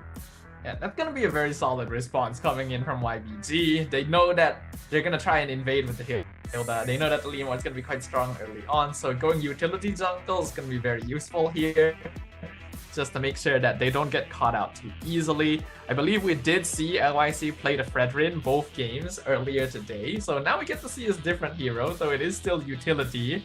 And then the Khalid should be able to match up with the Hilda, help clear wave a little bit faster as well, no matter what mage you end up drafting. Yeah, I'm not surprised there on the last pick for the first phase, right? We just expected Yuki to get his hands on the Harith. Even on his previous games, Yuki, like you mentioned, you thought, you know, he was basically second runner-up for possible MVP from the previous matchup. I think he did great on it. He is a little more on the aggressive side. He's really good at winning the lane from what we've seen, but I think B Lexi also has the potential to just go ahead and, you know, on the Claude, even if he doesn't win the lane, it's going to be fine, because that's what we talk about with Claude so much. It's like his whole purpose is to just get his Trinity items locked in, scale up really good, and then next thing you know, you're getting Blazing Duet, you know, your team, and you have to worry about that. And B Lexi is also one of those players who's a little more conscious, I feel like, or aware of his positioning with the Claude, and that's what makes him so useful and efficient on it, even throughout their qualifier into this. Yeah, I think the gold lane matchup is going to be really, really fun to watch, because both these players seem to be willing to ego challenge a little bit, try to win out that lane and then snowball off of that. But in the same scheme, I also think that the other side lane is going to be really fun, right? Because you got Bankai versus Fish God, both of which seem to be playmaker, aggressive, engage style fighters. And now we got a Yuzong on the HUNS side. So it's going to be a very active game already from what I can see. Expect to see sparks fly even from the first or second turtle timing. And maybe it could even all be determined right from there, depending on which of these teams are able to get that advantage first. Yeah, that's, man, Fish God had, I think, he had one of the best just experiences in their first match, because he just got to play the Lapu and pretty much do whatever he wanted to, you know? And so he knows he's got to go against the Yu Zhong here. So it'll be interesting to see what he decides to pick up for that matchup. But the Yu Zhong is also just a great pick from the Huns, because it allows you to go ahead and give more space to your Harith, which Yuki wants. And there's what I was wondering, man. When are we going to see the Valir pop up? So as I was mentioning it before we got to the draft, we'll finally get to see Valir played in the hands of Unicorn, I believe it is. And also, there's a little bit of a shake-up on the answer, too. Kenny's going to bring out the Lilia. I think this is just really good answers on both sides, actually. The Valir going to have the built-in Purify to get rid of the Petrify situations from the Yu Zhong dives, not to mention being able to push dive heroes like the Hilda and Leomord away. And then the Lilia being drafted against Baxia, Perizla, Khalid. You don't really have a lot of good ways of melting tanky heroes on the HUN side until this mage was picked up. So it's all going to be about zone control. It gives them a really strong position during objectives, since now you'll have Bankai diving the backline, and then you'll have Kenny controlling the area for the Leomord to just kind of run around and do his thing. So I am leaning a little bit towards their side for the first couple turtles, but you can't deny that YBG had really strong early game rotations during the first match, so it really could be anyone's game. Yeah, again, I think this is one of those things where you really have to look at what YBG is going to be able to do in the early game. Are they going to be able to replicate their match one results? But I think against the Huns, you're not going to see it as easily done against a more inexperienced team like Faerun Esports was.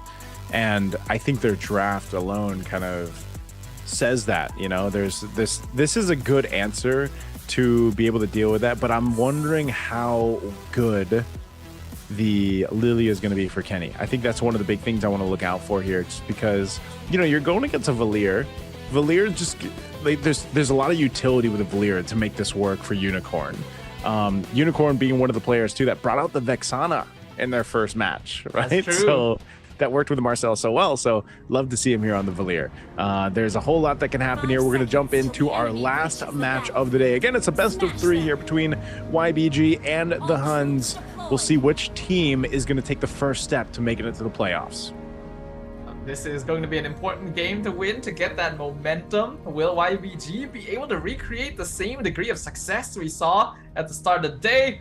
Or will the chaos of the Huns wins out like we hypothesized already? We're gonna see a trade in the mid lane. Ooh, we're getting very low on Swim right there. So he will be able to survive. Unicorn gonna be the only one taking basically no damage in that exchange. Still Meta gonna get stopped in his rotation as well, but they will have prio over the Litho. Oh, this is a very different rotation in the early game, man. Already you can see, you know, this is what I was looking for, that mid duo kind of brawl in the mid lane. That's usually what we're going to see, especially with the Khalid in favor. But now that you have OU on this Hilda, again, we've seen Hilda at least today in the XP lane, right? But you also are reminded of just how much threat and damage there is in the early. Swim should be able to get out. Okay, this is what I'm saying. Like, this is what we're used to seeing, even over in Malaysia, man. Like, you see this whole lot where potentially sometimes if it's not a first blood, it's at least a battle spell that goes down, and both roamers hold on to their flickers. Yeah, so we see a lot of discipline happening, a lot of respect, but also the willingness to just trade to try and make something happen. During the hold on, here's the collapse. The flank from LYC forces the flicker from OU. It's a good thing he held on to that earlier, or he would have been dead for sure. Turtle's gonna be coming up in another 10 seconds. They weren't able to get a pick off, so that means YBG doesn't have guaranteed control over the hit yet. But they have been able to keep Kenny at level 2 compared to Unicorn, who is about to hit level 4. So I think that itself is going to make a big difference in the exchange.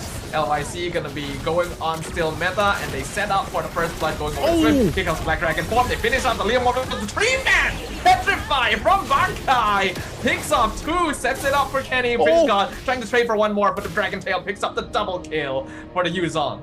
Oh my god, talk about just value with the Yuzhong picking the Petrify. Comes in massive. And again, that's the thing, man. When you are in this Yuzhong early game, Petrify, Black Dragon form, it doesn't matter. You're able to do so much damage with the Shy Essence alone, too, as it stacks up. OU? I think he's dead, yeah. In the collapse, Shield Unity comes in from behind. No flicker, since they know they just forced it out earlier. They should have free control over this turtle now, since Bankai's ult is going to be on cooldown as well. So, good movements from YBG. I'm surprised OU is in that position, man. Knowing that he didn't have the flicker because of the whole last interaction. I think he was just kind of surprised too. Maybe not expecting LYC to come through with the Shield Unity, but that's what happens, you know, when a Baksha is in play. Again, too, taking in consideration that we're on a dangerous grass map, this is something that OU can play into. It's just, again, you don't want to be in your position where you're playing this Hilda and you're a little too aggressive, because at least in this case, you know, for the Khalid, you've got a flicker plus your Raging Sandstorm to kind of get out of danger, whereas a Hilda, you're just kind of running, right? And you sort of have to use your flicker if you want to get out of the danger zone. Yuki dropping the Zombie Force. Okay, he's gonna be fine. Yeah, looks like they're not gonna try and fight that one. They already see the Huns rotating up, but you are right. Hilda is definitely a lot more all-in compared to Khalid. And while both of them do rely a little bit on regen to keep themselves alive, it's a lot easier for Khalid to do so. Looks like Fish God's having a bit of difficulty in the lane. Actually goes down. It's a killing spree for Bankai. We're kind of starting to see now why previously this Yuzong was banned against the Huns. Every single game seems to be a pocket strap for them. Yeah, I remember, if I recall correctly, seeing Bankai play this even in their time in the last international, for a lot of people that saw him play over in M7. But this is definitely a great start for him, being able to go ahead and have a 3-0 on the Yuzhong. And this will actually just allow them to have so much space. And this is what I was saying about playing with Yuki. OU, he has Flicker. Is this really worth it? They can commit Raging Sandstorm, but no, he just walks into a bush, gets the shield back, and now you don't have the Khalid ult for next turtle. Fish God is gonna be basically stuck in lane. There's already a full level lead between him and the Yu Zhong, thanks to that 3-0. Petrify gonna be available in another 10 seconds or so. Swim trying to disrupt, but I don't think you should do that against a trio. Yu Zhong is gonna pop the Black Dragon Swarm, still meta, secures the turtle, and now Bankai looking for a kill. He's not even gonna settle for Unicorn. He knows he's already dead. He goes in, two-man Petrify into the knockup, perfectly done under the tower. It's a double and a mega kill for Bankai. My God, I think this is what I was talking about, man. The chaos that the Huns bring. Summon Force. They're trying to fight. Bilexi doesn't quite have enough damage yet. He's gonna get caught on the BMI. He probably shouldn't have taken it back. They were waiting for him. And they flank him in his own jungle. As I was gonna say, man, I think it's that chaos that the Huns play and that is so attributed to the Mongolian way of playing MLBB that is throwing YBG off balance. And it was just a phenomenal start from Bankai, man. 5-0-2. Even with, like, I mean, he's so quick to build up. Look at the gap between the XP.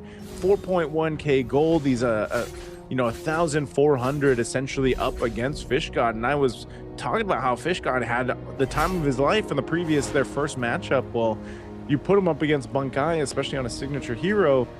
Man, Fish God is not going to be feeling like a god right now until maybe later on. Feels like a bit of a risky engage. OU, nice flicker, great reaction time to avoid the Raging Sandstorm, and now the Fantasy goes into the back line. Look at Steel Meta, he's going ham. OU does eventually fall to Fish God, but damage is being done because Yuki's in the back, Bankai's in the back, Steel Meta's in the back. There is no backline left for YBG. They've been dismantled, and now they're going to force a flicker from Fish God as well. 3 kills for nothing. Bilexi with the Blazing Duet, not gonna do much to Yuki either. A complete victory for the Huns. Man, I love MCT EA, man. There's flights everywhere on the map so far throughout the day. Every single time we've been in a game, it's, you know, not just one fight breaking out, it's somewhere else too. Even the gold laners going one-on-one. This third turtle of the game is going to be up. The Huns have control of it. They should be able to go ahead and just cap this out. It's YBG on the back foot, and they're just trying to gain control of their own buffs and resources in the jungle as they want to go ahead and secure this purple buff for LYC as he picks it up. So he'll trade that out for Turtle. Again, it's not a crazy lead that's been built up, but just by watching the way that the Huns is taking these fights is something that YBG needs to be conscious of. That's an Ice Queen wand that was just picked up by Kenny too. And, you know, I was wondering, how's the Lilia going to be in this game? And it's doing really, really great. It's not even so much about topping the damage meter here for his Lilia. It's just being able to provide this kind of poke that's annoying to deal with. And even now having that slow built into this. I mean, look at the poke that Kenny can do. Yeah, Lilia is honestly a really great answer to this game because most of the front line on YBG is very all-in commit. They pop their abilities and they're basically stuck in the fight and they have to out-sustain their opponent, which is exactly where Lilia wants to be and exactly where Yu Zhong wants to be as well. The Huns have perfectly drafted heroes to deal with this sort of situation, and you can see how much pressure that's applying. YBG can basically do nothing about it because anytime someone walks up, they're already in threat of being petrified, or the gloom stacks being set up by Kenny are denying any avenue of entry. It is 8 minutes, nearly 9 minutes in. We're looking at about a 5k lead, which is not terrible. We've seen bigger, but it is still fairly notable. Oh, hold on. They found Swim. He has the flicker. Yeah, another resource used. Yeah, resource used. And it's just a great showcase from the Huns. In a way, it's very different. Like, I feel like they're even more disciplined in this game than what we saw in game 3 of the last match. They are taking their fights better. They're utilizing even the ultimates that they have. Again, the Black Dragon form, sometimes, even if they don't fully commit to it, it's just more of a zoning tool. And it's working out really, really well from Bankai to give space to the team. Meanwhile, like I said, Yuki's able to go ahead and farm up, get to where he needs to be. I think Bilexi, you know, this Claude he's done really well on, but it's going to take him a little bit longer to get online here. Lord is now up, and this should be just a clear take for the Huns. YBG might just make the smart choice, just go ahead and give it up. Let's go ahead and defend on our base, and it seems like that's exactly what's going to happen here, as they need still, I would say, a good 4 or 5 minutes. They need to be able to go ahead and get a the Trinity locked in for Lexi on the Claude, but also a little more durability on their front line to catch up here and withstand that damage that's being thrown at them. One of the great things I will say, though, Staffa, is the Unicorn has this Valier, so even if there's, for example, like a forced initiation coming through, at least you can go ahead and use a torrent, push them back a bit. But the main problem is surviving Bunkai. I think that's what they have to solve, because as soon as Bunkai turns into the Black Dragon form, it's that, but it's also like the Petrified, because if they get set up, they get dove on with Furious Dive and then Petrified, they're going to be in a very tough position to even fight back on. It's clear they have to respect that initiation, that backline dive potential that the Huns have, especially since Yuki just finished Holy Crystal, Kenny just finished Divine Glaive.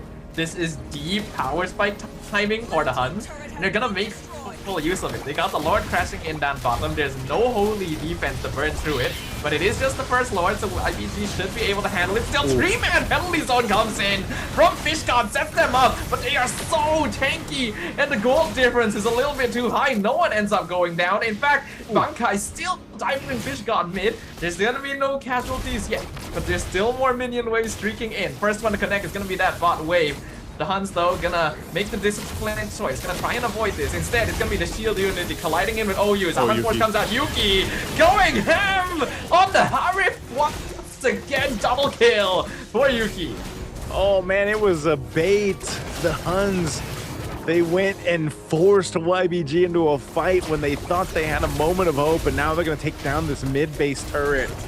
And that's why I was saying Yuki has just been chilling the whole game, and now he's able to pop off. Oh, Bunkai? Oh, healing. The heal is insane. That's literally half his HP bar from a single minion wave. The Huns are completely dominating this right now. I don't know if YBG has any anti-heal, actually. Yeah, I'm not sure if we can get a look at the items, but they, you know, Fish God, it was a great attempt at the penalty zone. You mentioned, you know, 3-man penalty zone, but they're just lacking the items. They're down 10,000 gold, that even if you land a great one, and here's a look at the items, then you don't actually have the follow through available. You know, you can see there is the Trinity now for B Lexi, but even him, he's got to be able to get in position, and that's a big problem to follow through. I think the last item that was picked up by Unicorn was Ice Queen 1, so he's only got those 2 items, and you know, those fireballs, they're not doing too much right now. The Huns don't really care too much about it just because of this advantage they have in terms of itemization. So that's why I was saying for YBG, the only thing that they can do is kind of hold on by themselves a good, you know, 6 to 8 minutes maybe now at this point, because of the way that last team fight went. And I would say even give up this next Lord, like just give it up, clear things out. You can handle another Lord push into the base to potentially turn a game around. Yeah, I think it is definitely possible for YBG to hold off one more Lord. They already made the smart decision previously of not trying to contest it. This time they won't really even have a choice, because OU is just going to be standing there to prevent any sort of ingress into their jungle. So they're going to have to hold this back. They do have pretty okay wave clear with Bilexi and Unicorn. And since they do have a Claude, there is still late game comeback potential. But I think they need to try and get some shutdowns into here. If you can get a kill on Yuki or Bunkai, that would be ideal, because then that would be a very solid gold injection. And they need that right now. A 10k gold difference is pretty big. Yeah, there has been games that have been turned around, even with a 10,000 gold deficit to work against. So it's not completely out of the realm of possibility here for YBG, but this Lord making its way down mid, there's a massive disadvantage in terms of itemization. It looks like they're going to force the fight. Black Dragonborn comes in, blazing the way, gonna be used, cancelled instantly by the Petrify. They just have no damage anymore, and Huns are just gonna run them down. The Lord collides in, LYC is the first one down. Still, Meta does get traded. That's actually a pretty good shutdown, except it went into swim, so that's not ideal. Bilexi will pick up Hilda, but he'll go down to Bankai. Yuzong, still the absolute beast of the Huns, and they will secure game number 1. My goodness, Bunkai. No wonder the Yuzhong was banned out multiple times against them. don't give this guy that Yu Zhang again if you're YBG going into game 2, because what a showing for this Yu Zhang. I think even down to the end there, like, he was able to just do so much. He canceled out that Blaze duo, like you mentioned. He was able to go ahead and just be kind of this distraction in the air, but like also at the same time just a massive damage that the Huns was able to lean into. And when you're an XP laner, you're think about it, you're a Terizla across from him, and you're Fish God. You're like looking up being like, man, I wish I could be you, because he's in this position where Fish God, and granted, like I said, Fish God really did attempt to get back into the game, but he was kind of behind. And even at that point, even if he caught up and had some good penalty zones, again, it doesn't really matter because his team couldn't follow through on those setups. I'm pretty sure there actually is some kind of legend out there where Fish wishes that he could be a dragon. I think this is a very good depiction of that story. Darn this mace. It's just really, really solid. It is literally one of the snowball machines of MLBB, right? The way you handle Yu Zhang is you just make sure he cannot snowball. Unfortunately, that did not happen this game. I feel like YBG kind of disrespected the zone control that the Huns had by literally trying to run into their jungle on that first turtle fight. It's not only disrespecting the Lilia, it's disrespecting the dragon, right? You literally see Bankai flying towards you. The three of you are grouped up together in prime petrify position. Prime petrify position. And you just decide, I'm just gonna let it happen. Yeah. Oh man, and that's what I'm saying. Like, it was because usually I think that's the way that it works, even with Yu Zhang, right? Like in the XP lane matchups, you just don't want to give him like a kill or like an advantage if you're an XP laner, because you know that if Yu Zhang gets, I'm not sure if this is still the case, but he has like one of the best like early level like ones, level 2 1v1s. That might still be the case. So that when he gets a kill, let alone like 2 or 3, your lane is done, man. Like if you're the XP laner, you're not going to be winning that lane. The most you can do is just kind of stop the bleeding. And that's why Bankai was just so efficient and so useful here, because when you take that lead on a hero like a Yu Zhang, you just, you continue to press on that advantage. So deserving MVP, of course, here. On the Yu Zhang, and now I get it. I get why his Yu Zhang is banned out. It seems like next game we are going to need to see a ban for this Yu Zhang, right? YBG probably needs to take a page out of Feiyun's book and decide, nope, this is a little bit too much to deal with, but at the same time, there's so many heroes to ban in the meta right now. Yeah, the Yu Zhang's a threat, but then what do you let through in exchange, right? The Harley, the Zeusins, the Marcells. The Freya, I think, is another common one banned out in this one. Yeah. There's a lot for them to consider, because now you're thinking like, what are you gonna, if you do want to ban it, if you're YBG and you do want to just ban it out, like what do you forfeit in the typical bans, just because I don't know, like some teams, maybe they're just going to have a different game plan to deal with the Yu Zhang pick, because I feel like even in that sense, Terizla is more so just go ahead and you pick it up because, you should be okay, like okay in the matchup, the 1v1 matchup in the XP lane. Essentially, you're okay. It's almost like more so of a stalemate in that. But if you just get the advantage in terms of kills for the Yu Zhang, then that advantage kind of goes away, or that stalemate goes away. And so I don't know what they're going to want to change there entirely if they don't ban it out. I'd be actually surprised, though, Staffa, if they don't just ban it out and let something else go through. But then that goes back to the question again, like, what do you let through, man? Like, the Freya, maybe? Like, maybe because, is someone actually going to play the Freya? Because all we've seen all day so far, and even in our own regions, is a whole lot of Cloud and Heron. Yeah. It makes me wonder whether or not they should try to keep Phobius open as a way of maybe denying Yuki, right? Because Yuki did have trouble playing into that previously. Yeah. But that depends on which side of the draft you're on as well, right? If you're on red side, then it might be a little risky, but then I guess it's still kind of manageable since you would still have the Claude for yourself, right? And we know that YBG also plays a very mean Marcel, so if they can get to be on blue side again, they might want to maybe trade some stuff, try to keep that open. There's a lot of options you can go. You could even lock in heroes like Valentina.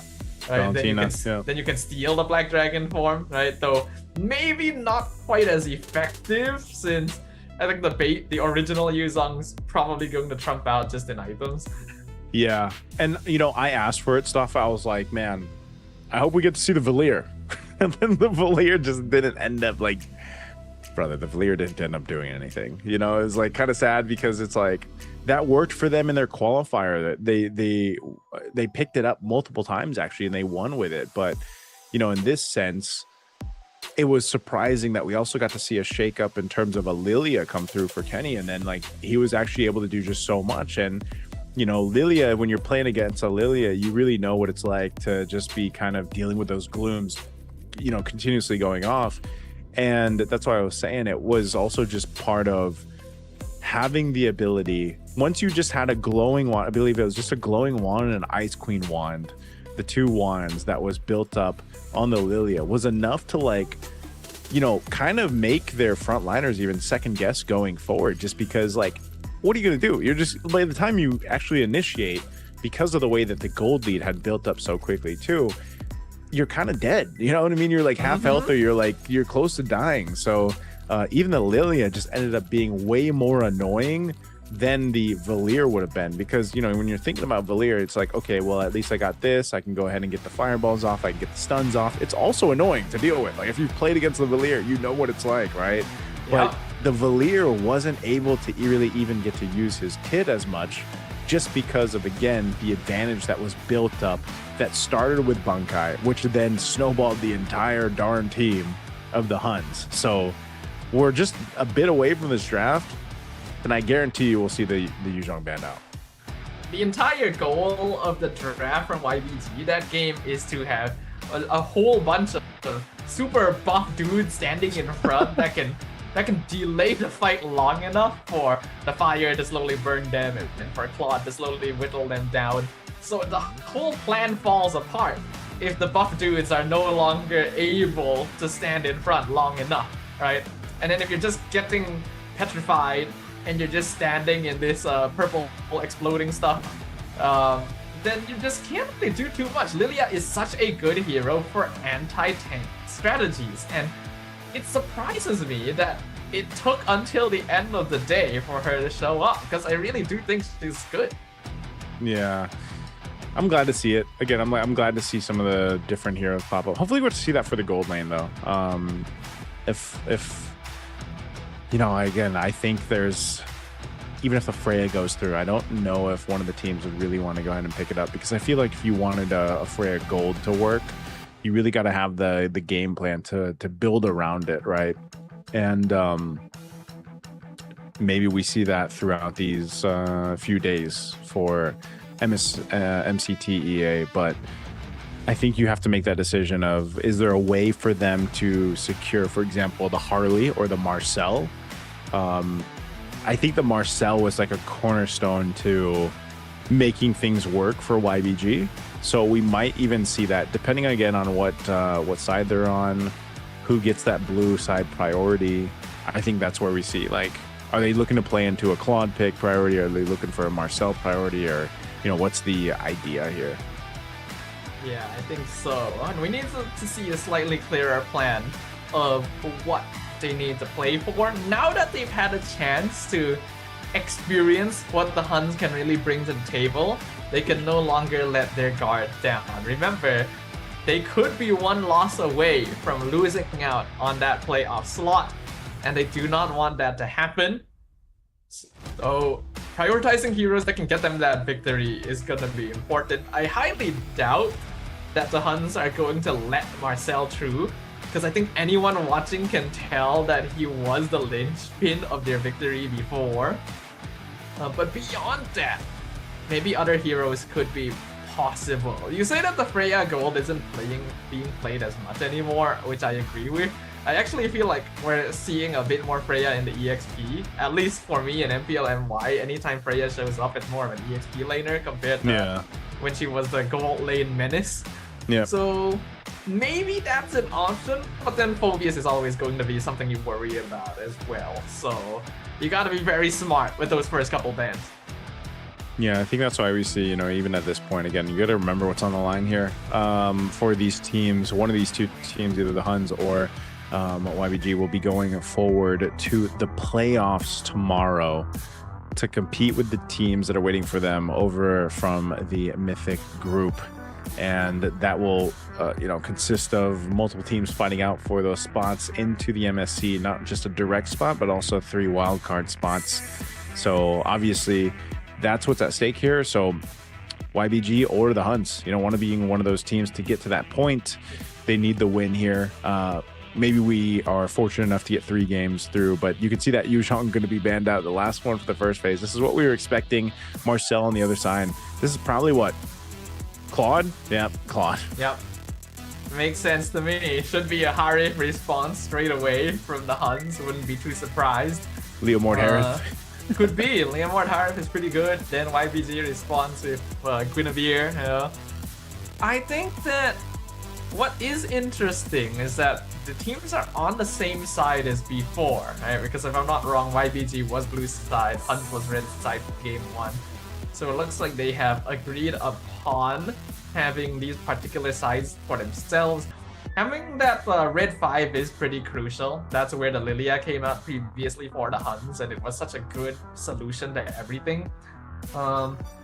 The HUNS also don't actually need to pick Harif straight away, since there's no risk of it being stolen anymore. They can save it for 3, and that is exactly what they will do with the Leomord Hilda.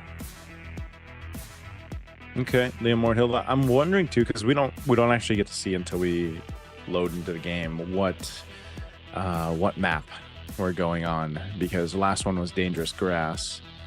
So I'm wondering what map 2 is going to be, but the answer right now, the Fredra and the Valentina come through.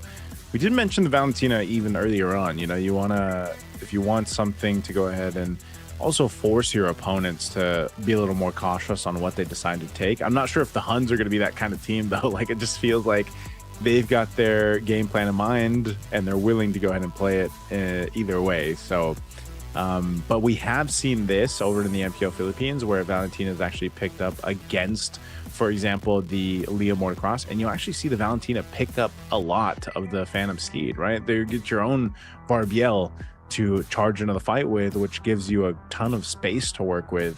And that's why the response, because that Valentina is there for now too, and the rest of the picks here from YBG, you get a Phobius, and this is one of the heroes you really pointed out earlier on, Staffan.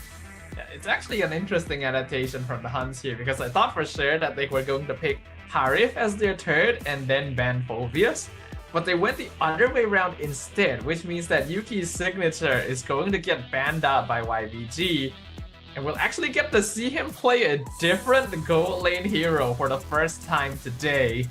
They will get rid of the glue themselves, but I'm wondering what else that they're concerned about. If they are countering for the EXP lane, then probably next would be Alice or Uranus, since those are typically the EXP laners that Phobius has the most difficulty playing against. That was banned out in, was it match 1? I was trying to think. No, we saw the Uranus banned out at some point. Oh. The HUNS is gonna ban out Cho though. So they ban out a Cho. They focus in on the roam options. What's left here for Swim?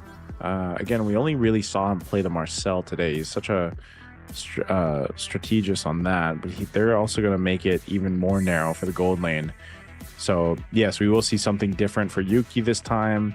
I think because you have the Harith banned out, like, just go Bruno or Clint. Oh, he's going to go Moskov though. Okay, so he goes Moskov, wants to play the map. Usually the answer so far, at least here in the Philippines, has been Bruno does pretty well against the Claude. Even the Clint has popped up a couple times. So, and also the Moskov. Moskov is another option where it's more so of just kind of this comfort thing. But you also again, one of the great things about the Moskov is you really don't have to be there for the fights, right? You can just Spirit Destruction on in, join the fight, and you're there.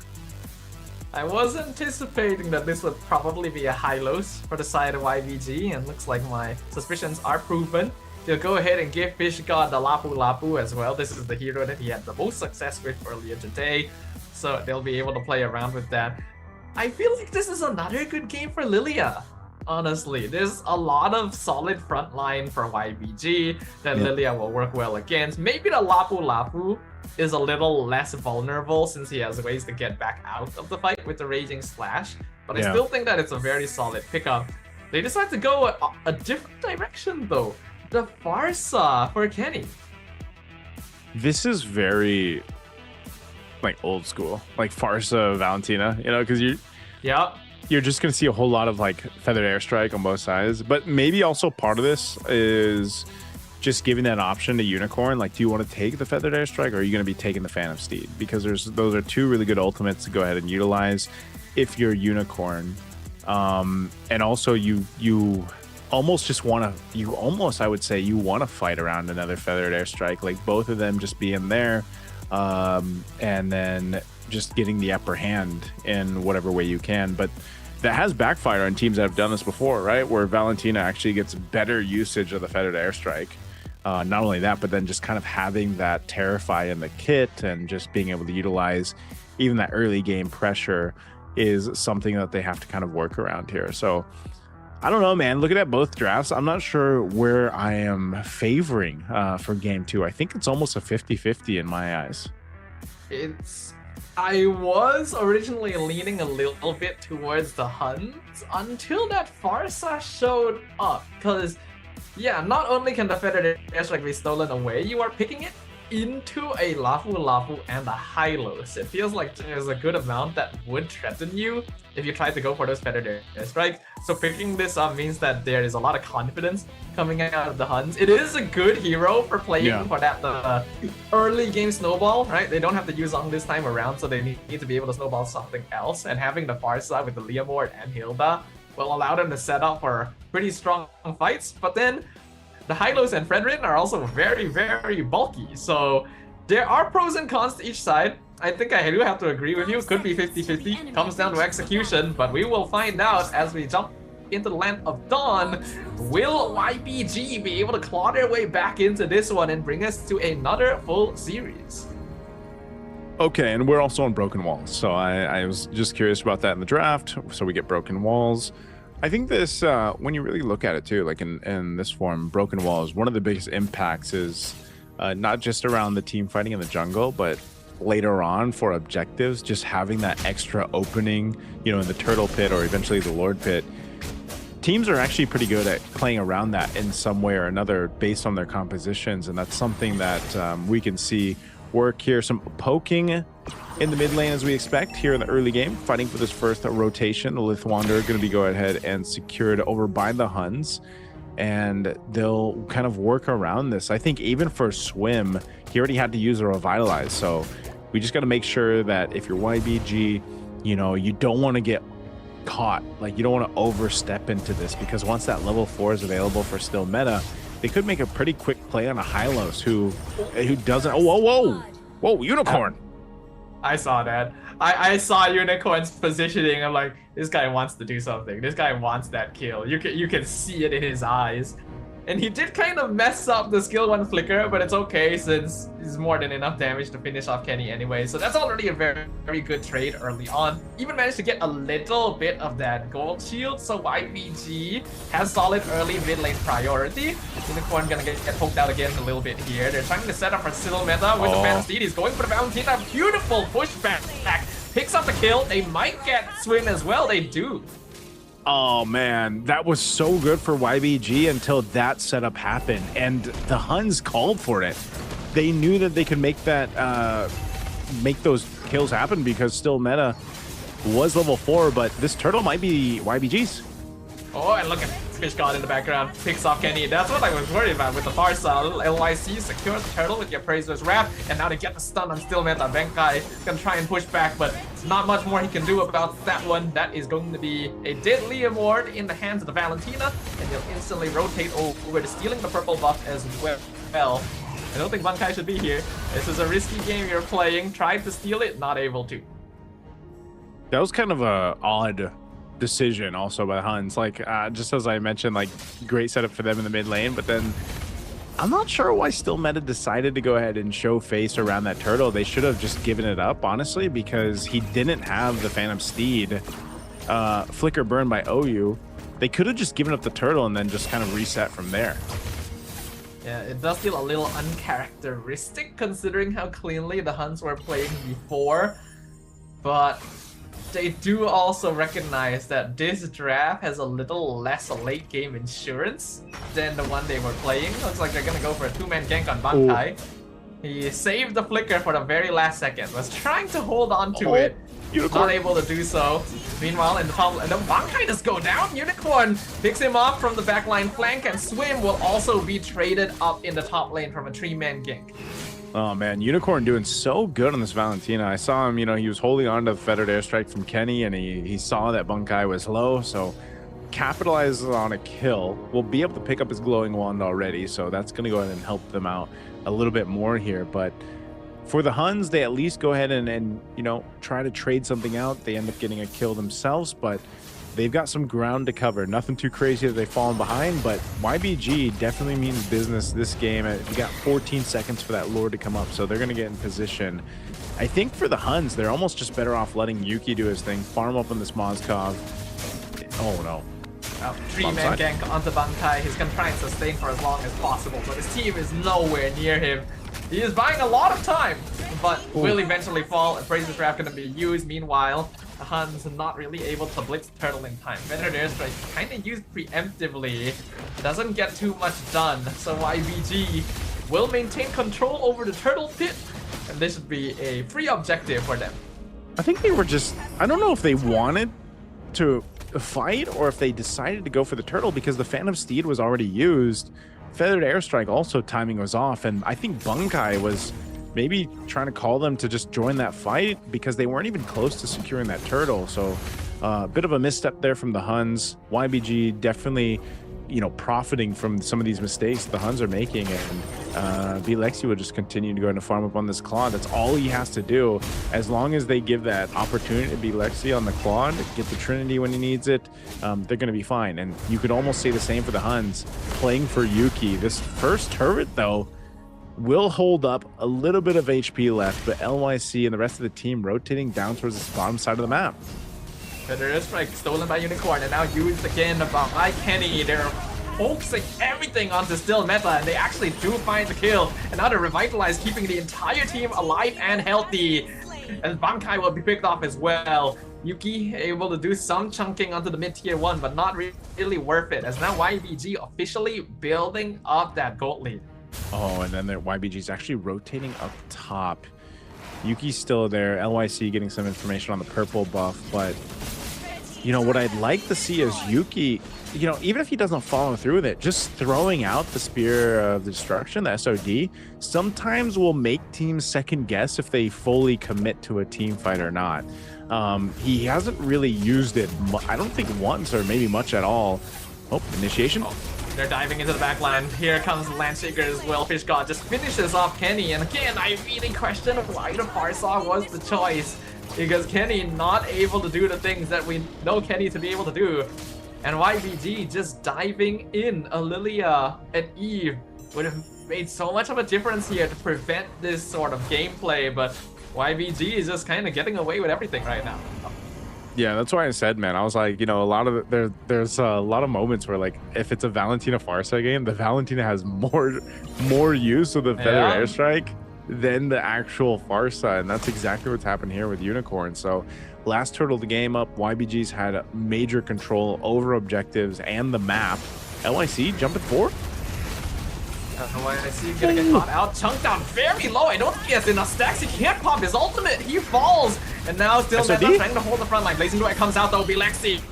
Unicorn sets up the killing spree. Spree of Destruction will connect, but the rest of his team is already dead. So Yuki is not gonna take that for sure. YBG once again coming out on top in that fight, and this time Bilexi able to pick up multiple assists from it as well. See, I'm just so curious because LIC gets killed. There's a team fight that follows through.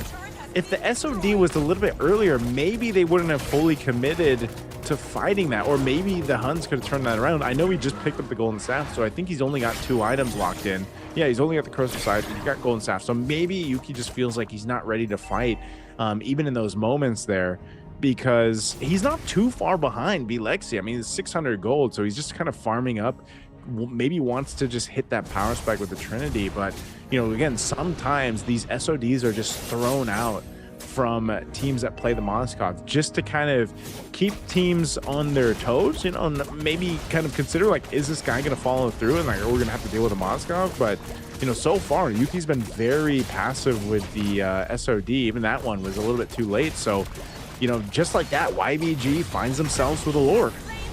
Yeah, I agree with you. I've seen cases where Moskov players are just basically dropping the Spear of Destruction off cooldown as a way to hope to get information, to pressure, and we're not really seeing that right now. I understand that the Huns are behind, but you could still try to get something done with it.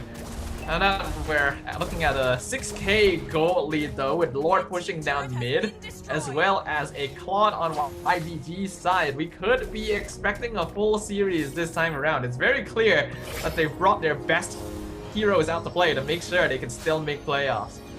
I'm almost wondering if this is a case of Sodalfo, where Yuki really isn't comfortable on the Moskov, you know, just positioning wise. Maybe. Not being able to, you know, because we've only seen him really play the Harith. This Lord is going to charge into the mid turret.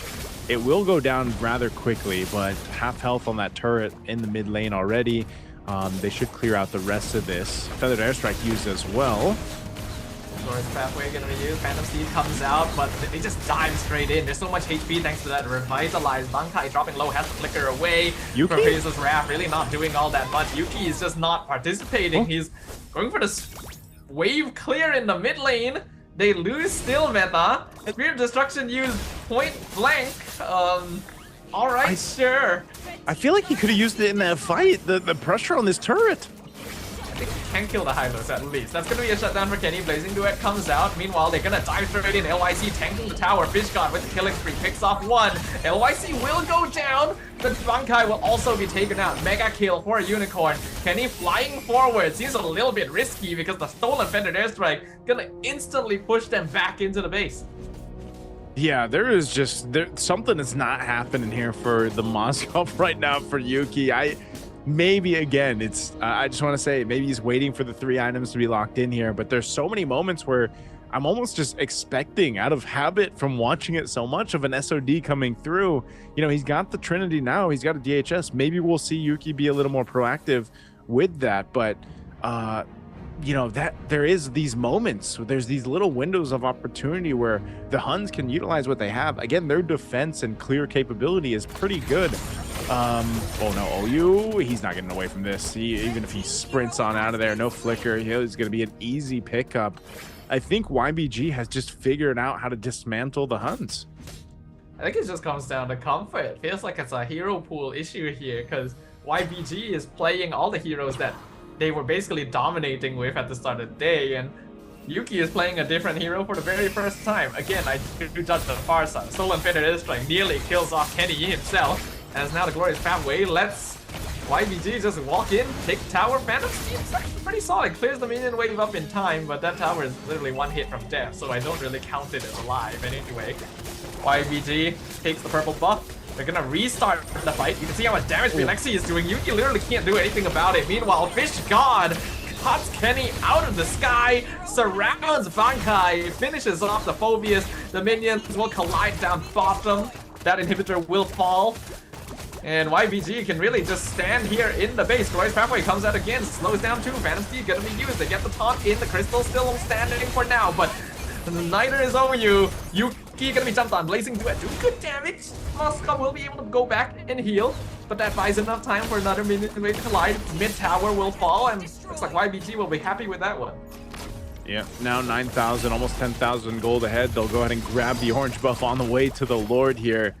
The Huns, I don't think they want anything to do with YBG in this game.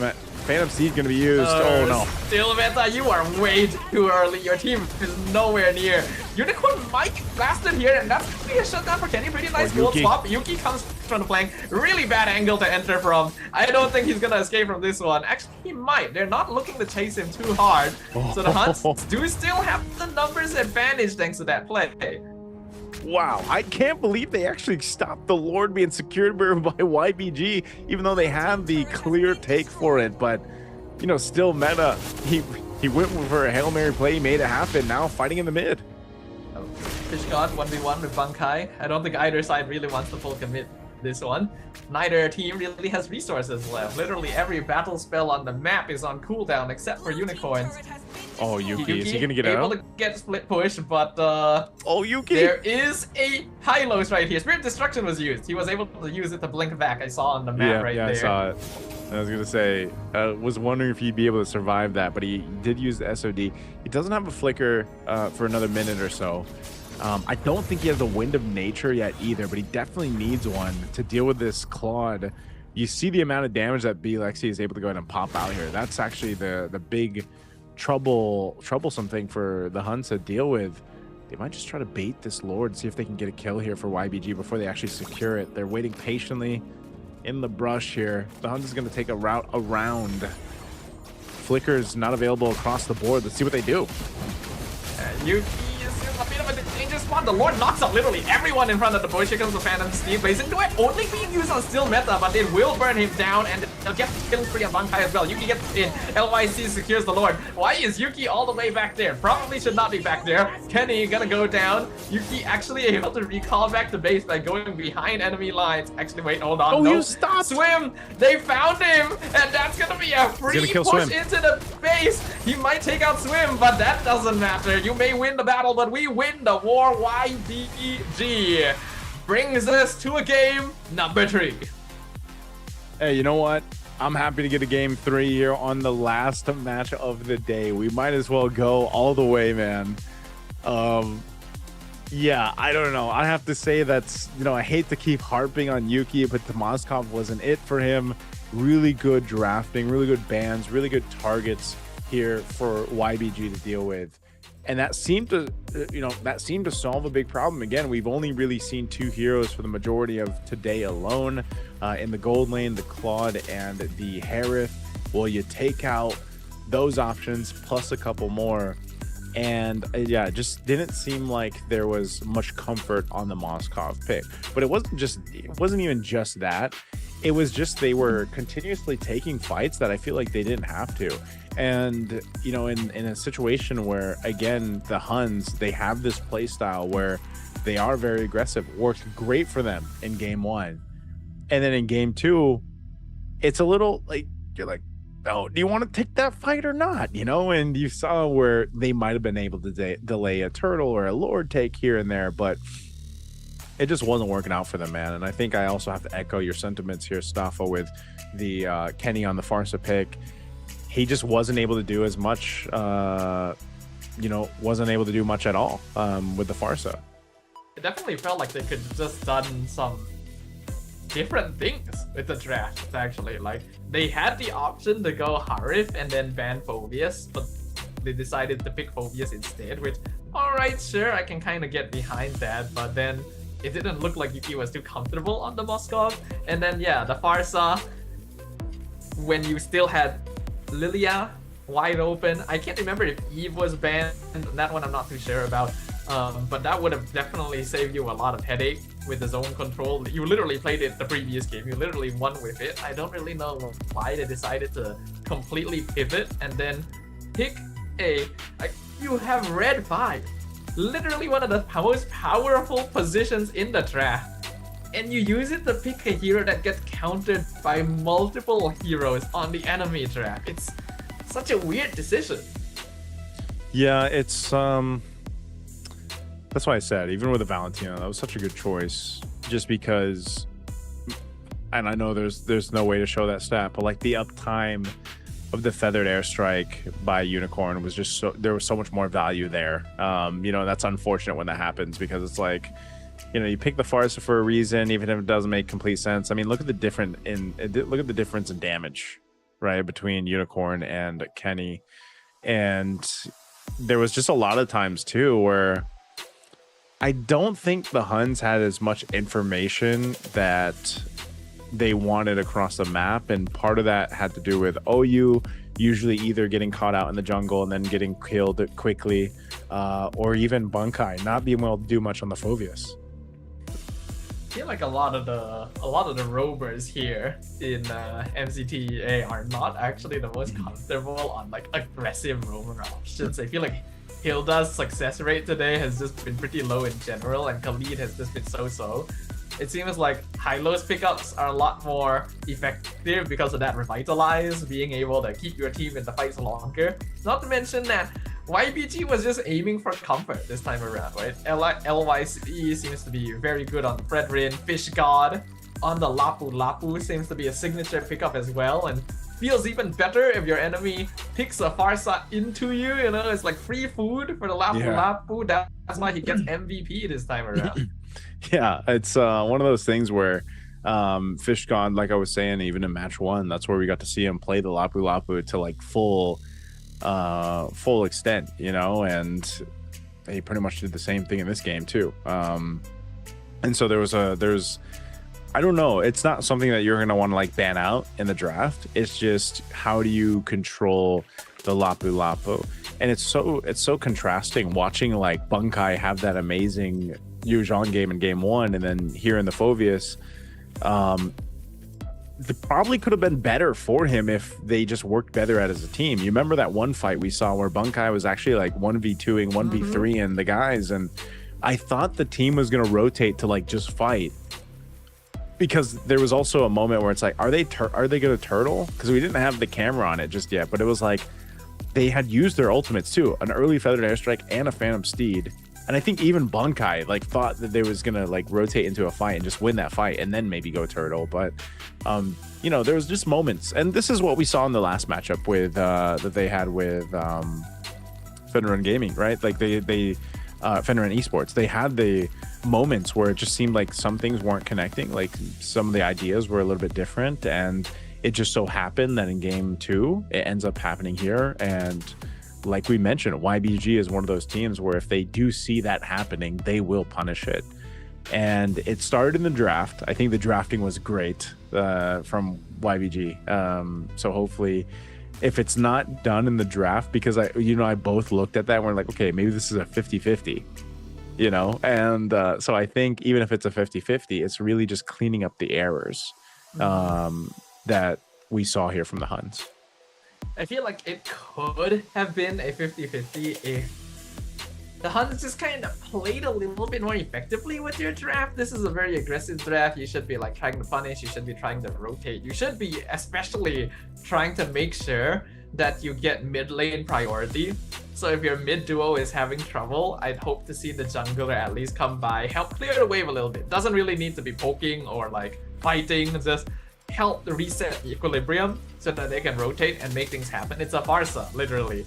But then, you know, the Valentina literally just eyeing the Farsa like a hawk in the sky. You see them low on HP, instantly flicker in, get the kill, and then the game is just, alright, now you don't have the mid laner that you literally tried to play for. Yeah. And what do you do from there?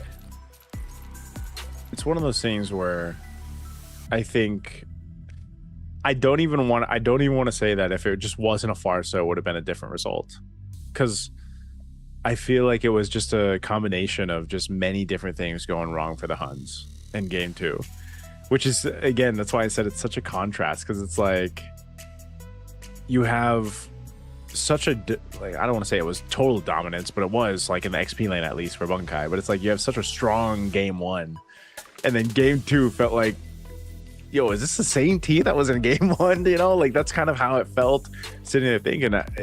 Maybe that's part of the result of just Yuki also not being on comfort. Just because, again, we've only seen Yuki play the Harith essentially throughout this. So I think even that information is enough for YBG to say, you know what, let's just go ahead and keep those bans up, you know, keep that advantage if we can have it.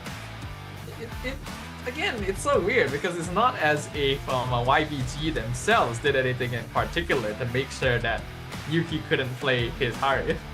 The HUNS did it themselves. They decided like, hey, we want the Phobius more than we want the Harith. And then it got banned because, like, who wouldn't at that point?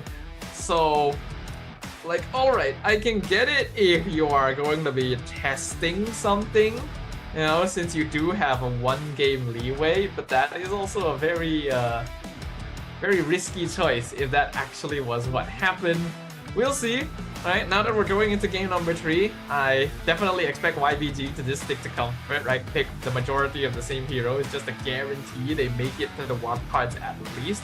So the ball is in the court of the HUNS, right? What do you pull out? Is it time to just return to the Harith, make sure that Yuki gets to play the game that he wants to play, or is there something else that they still want to show us? Oh man, I think there's a lot. This is also really good information for the teams in the playoffs, like waiting tomorrow for this to see which team like will join them, just because of the way that it's been so different from team to team to team. But I feel like when you start off in the playoffs tomorrow, you have a lot of teams that are very similar in experience or very similar in like drafting style. The HUNS would be I think if I could see the HUNS being one of the bigger shakeups if they manage to get it tomorrow, but I almost want to also see YBG make it so they get the rematch versus Guangzhou Gaming, man, because there's already, I feel like, these little rivalries building up within their own regions. And, you know, I think a lot of people, like a lot of the fans of MLBB have been waiting for that to happen over in, ever since like China, for example, joined competitiveness, or the competitive scene of MLBB. It's like, now you've got these own kind of rivalries building up over there, and we could essentially see that matchup tomorrow. But I don't know, because it's tough to see which team, or like look forward to which team is going to make it past today. Because even the HUNS, they've impressed me, but I'm also sitting here wondering like what happened. I would say the same thing about YBG in game 1. They were so dominant. I'm talking about 19-0 and 18-1 games in their match 1. And then you see them get handled by the HUNS in game 1 of this series. So it's like, what's going on here on both sides? So it's perfect. Stop off of that, we get a game 3. Yeah, it feels like Destiny has wrote this out for us, because there really is no other way this could have concluded based on what we've seen already. I think it does just come down to draft though, right? We know that in this meta, there's a lot of pretty viable heroes in the meta pool. There's a lot of different strategies that you can play for. There's no necessarily one strat beats all, you know, even with heroes as strong as Harley and Claude running around. So you gotta make sure that you have the right hero composition, right? The one that allows you to win early, plays for the style you want, you know, especially now that we are starting to notice that these players seem to have specific pocket picks as well, right? Certain heroes that seem to just excel beyond the rest. The Bankai was like basically carrying the entirety of game 1 with Yuzong alone, and Yuki had totally 180 performances on Moskov and Harith. So take that into account as we jump into the draft phase, because it looks like this time the teams will actually swap sides. Okay, so they're gonna go for the swap sides here. The HUNS will be on that blue side. Again, I'm wondering what map we'll be on. We'll find that out once we jump into the game. But yeah, nonetheless, you got the bans that you're expecting. The Phobius Marcel over here. Harley Jushin. We'll see if they ban out the Yuzhong still, because most likely the trade, they might prioritize Harith, honestly. Like, just to get that comfort for Yuki, man. If that's the move, then they kind of have to decide. That's why they banned out the Phobius too. So Fredrin will be the other one. Ooh. So I expect this, the trade is, that's going to be the trade. Like, you get the Harith, they might, do they ban out Yuzhong here if you're YBG? Trying to think, because there's still some good heroes left. The Freya at the forefront. I feel like we need to think about this a little bit. If you don't ban Freya and you ban Yuzhong instead, would the Huns first pick Freya? There's a possibility, yeah, because the Phobius is banned out. They do ban Yuzhong. Oh, okay. So the Freya is open for the first time in the entirety of the play-ins. So what does YBG do now? There's no Phobius as a way to counter. We know that she can be flexed into both side lanes too. I think you just gotta take Claude at this point. Oh, Yeah. the Kimmy? And like on this swing, that's, I wasn't expecting the Kimmy right now, but they'll get the Kimmy Baksha. Really? So, okay. This is a little bit different pattern than I was expecting. But yeah, the Freya has been banned out throughout the day, so they end up going this, which is, you know, ends up, I think it'll end up working out. But yeah, I know you mentioned you see it more so in the XP lane, right? Yeah. Okay. Well, we've seen it in both. So this could, we can't completely count it out that this is actually flexed in the hands of Bunkai. I wouldn't be surprised. I feel like Bunkai would probably be able to play it pretty well. Yeah. And then they grabbed the Khalid and Suyo. Kind of a shift here. This is not the typical opening for either of these teams. Okay. Oh, the carry as well. I guess I can see that. Probably one of the better marksmen for dealing with Freya, at least. I feel like Claude would have still been fine, personally, but alright, I guess both teams are just having that gentleman's agreement. Hey, last game, time to do something different. Yeah, time to make it happen. Mid lane options are going to be narrowed down here for Kenny. He could, I don't know, maybe he just ends up going to Lilia again here. They ban out the Hylos, so the Hylos Kadra, like I was saying, for YBG, Kadra seemed to be one of the picks that they really leaned towards to get to this point, to the qualifiers. They'll go and pick up the Kalea anyway, which is surprising that the Kalea has been kind of slept on. It's one of those picks that just is still basically meta, great potential. You almost force the team to take 2 Purifies when the Kalea is picked up. We'll see if they end up doing that or not, or they just kind of play with a little risk here for the Huns, but their next 2 picks will really tell us the picture here if this is going to be a Bunkai Freya or not. Nope. So they're going with the Lapu Lapu. So gold lane Freya. Maybe this is way more comfortable than what we saw with the Mozkov for him. I hope so. I thought that Moskov would be okay, since it's also a dash type marksman, not too dissimilar from Harith, but it really did feel like a different performance entirely. They'll pair it up with the Eve, so Eve Khalid should be pretty strong overall and do pretty well in matching up to the Kimmy's clear, but oh, the Benedetta!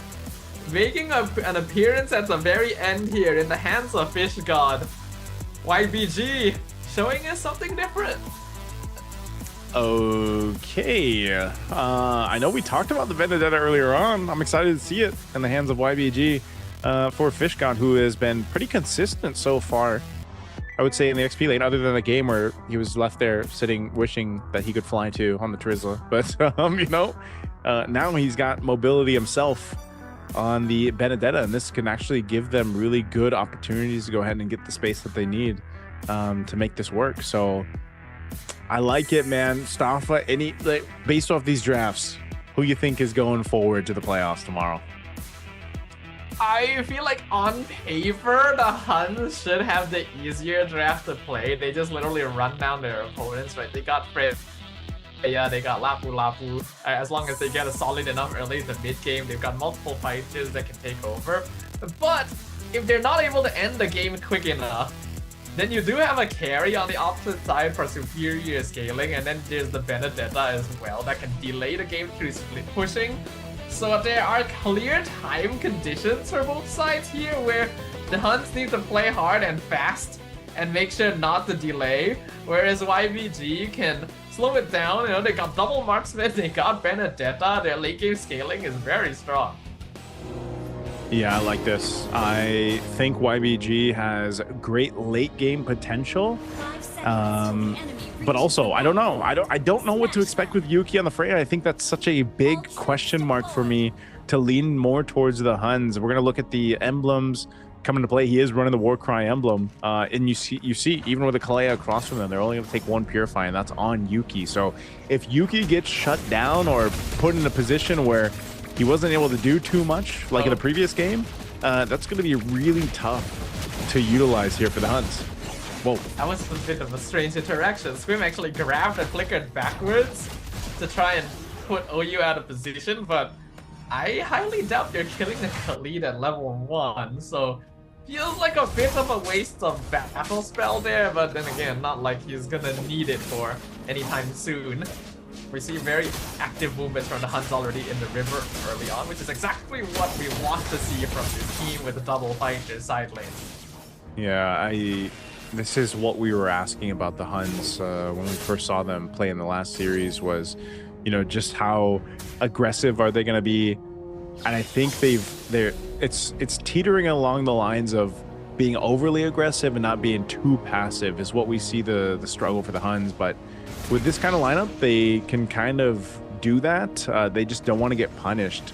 I think a big part of this too is not letting Fish God get an advantage on the Benedetta. You can see he used the Petrify earlier on, but you know, if you get into these team fights, especially that first hurdle, since it's going to be up towards that XP lane, you have to be very cautious if you're the Huns, because a Benedetta early game with a Petrify like the final blow is enough to just shred through your team.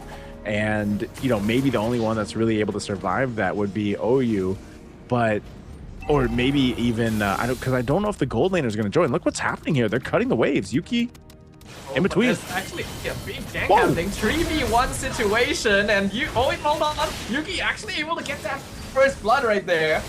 So already good start for the Freya. When you go when you go fight or go lane, you definitely want to snowball early if possible. We see a bit of an exchange happening up top as well between Fish God and Bankai. But still, Meta is going to be the one on top of the turtle here. Rolls in. LYC steals the turtle away. The drive-by. Electro-Final Petrify going to miss thanks to the flicker from Kenny. RWM catches 3. Forces the flicker from Unicorn as well. But that's going to be it. Man, I was going to say, like, YBG should just give up that turtle, but LYC drive-by gets it secured. Great pickup for him. And it's a good thing they didn't overcommit to that, because I feel like the Huns could have really punished them if they continue to try to fight it out. But Swim's level 4 now. He's got the Tsunami Slam. Is he going to go for it? Oh. Then he's going to grab the Khalid instantly. Tidal Strike sets up the kill and even gives it to Lexi. So that's basically the best case scenario for them right there. Yeah. Didn't even need to use the flicker, obviously, for that one. So good pickup there.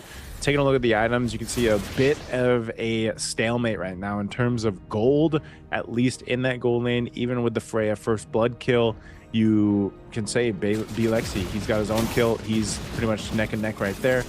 Same with the roams. The mid's not too far apart. Jungle slight lead, but XP the same. So, you know, really good kind of equilibrium happening here across the map to all the roles. So now that the level 4s are in play, you have to look at the roamers. How aggressive are they going to be on trying to set things up for their teams? Both roamers have great potential, but it's more so going to be Swim, because that's just the job with the Kalea. You want to go ahead and get these Tsunami Slams down, and now that it's available, you can see, you know, they're kind of looking for a pick if they can find one. The only thing is, you have quite tanky durable heroes over here for the Huns. And yes, you have a carry. You can shred on through some of that tankiness, but you've got to go ahead and build up on those items. And that's one thing is, can you maneuver around these fights against a Freya that's going to be jumping for you? I think YBG needs to be aware this game that most likely they're not going to be able to contest a lot of objectives even with the tank jungle on their side just because of the double fighters. They're still going to try though. So they have control over Turtle first. I'm kind of surprised the Huns are letting them do this. Freezing Sensor Flicker connects on 3, but there's just no follow-up. Turtle is secured. Here comes Yuki from the bot lane. RWM doesn't really hit anyone, but the damage is really building up next to the Freya in the backline. Like the final blow used to escape, but BLXC not going to be quite as lucky. LYC should be tanky enough to get out of this one. And the Huns will convert over to stealing the buff as well. Okay, he takes it. That's exactly the question I asked earlier on before that turtle even broke out. I was like, can BLXC maneuver around these fights when you've got Yuki just kind of zoning in on you? So Yuki's answered my question, man. I had said it. I was like, I have a big question mark on the Freya for Yuki after seeing the Mozkov performance in game 2. Well, hell, he's doing great here in game 3. And as long as Yuki is able to go ahead and continue to scale up, get this threat that a Freya gold lane provides, you know, when you have 2 fighters on the side lane, like you mentioned, this is a huge amount of work that has to be done by YBG, and why we say, you know, for BLXC, he needs the support of his team here, just like this. They're gonna full collapse in the top lane. Swim ends up going down. That's actually ideal as long as BLXC survives. And they actually pick up the kill on Bankai as well. They're not able to move away. Well, we can see Fish God trying to cut them off from behind. Not really able to find the angle for it, so they'll convert over to mid lane, make sure that Yuki is unable to get free tower down there, and leave BLXC up top to farm up the Indian. Yeah, a bit of a trade happening here across the map, but I will say this again, for game 3, this has been so far just an equal game. They're managing things really well. There is a little bit of a breakthrough now for the gold lane, of course, for Yuki. Turtle's going to be up last run of the game. YBG has controlled the turtle pit so far. They've made really good decisions on fighting it, but they've got to deal with Yuki. I think that's, if somehow, some way they can take Yuki out of the picture, YBG will have a opportunity to scale into where they need to be, especially with a carry here. That's why they're going and trying to set things up. It's the responsibility, basically, of Swim to make something happen here with the Tsunami Slam. OU also playing up front, doing a really good job at that. Fish God trying to go on the off angle here with this Benedetta, not going to be able to pull through on it. He does have a Petrify, though, so the positioning is what matters so much here. Yuki jumps in, Valkyrie form. They're going to fight for it. It's going to be you. RWM drops down. LYC is trapped inside it, and the Baxia goes down. Meanwhile, in the backline, Bankai going and picks up Unicorn. Does end up going down to the tower thanks to Tsunami Slam, but they also pick off Fish God on the opposite side. The Huns definitely winning this fight out right now, and Swim not going to be able to escape either. Double kill over for Kenny. Free turtle, free mid tier 1. A total victory for the Huns here. Just a fantastic team fight from the Huns, and a bit of a whiff from YBG. I mean, they wanted to go and fight for that. Fish God even looking for that off angle, but the Electro Final Blow, the Petrify, just not what he was looking for. LYC trying to desperately hold on to this turret. I'm not sure if he really needs to do this.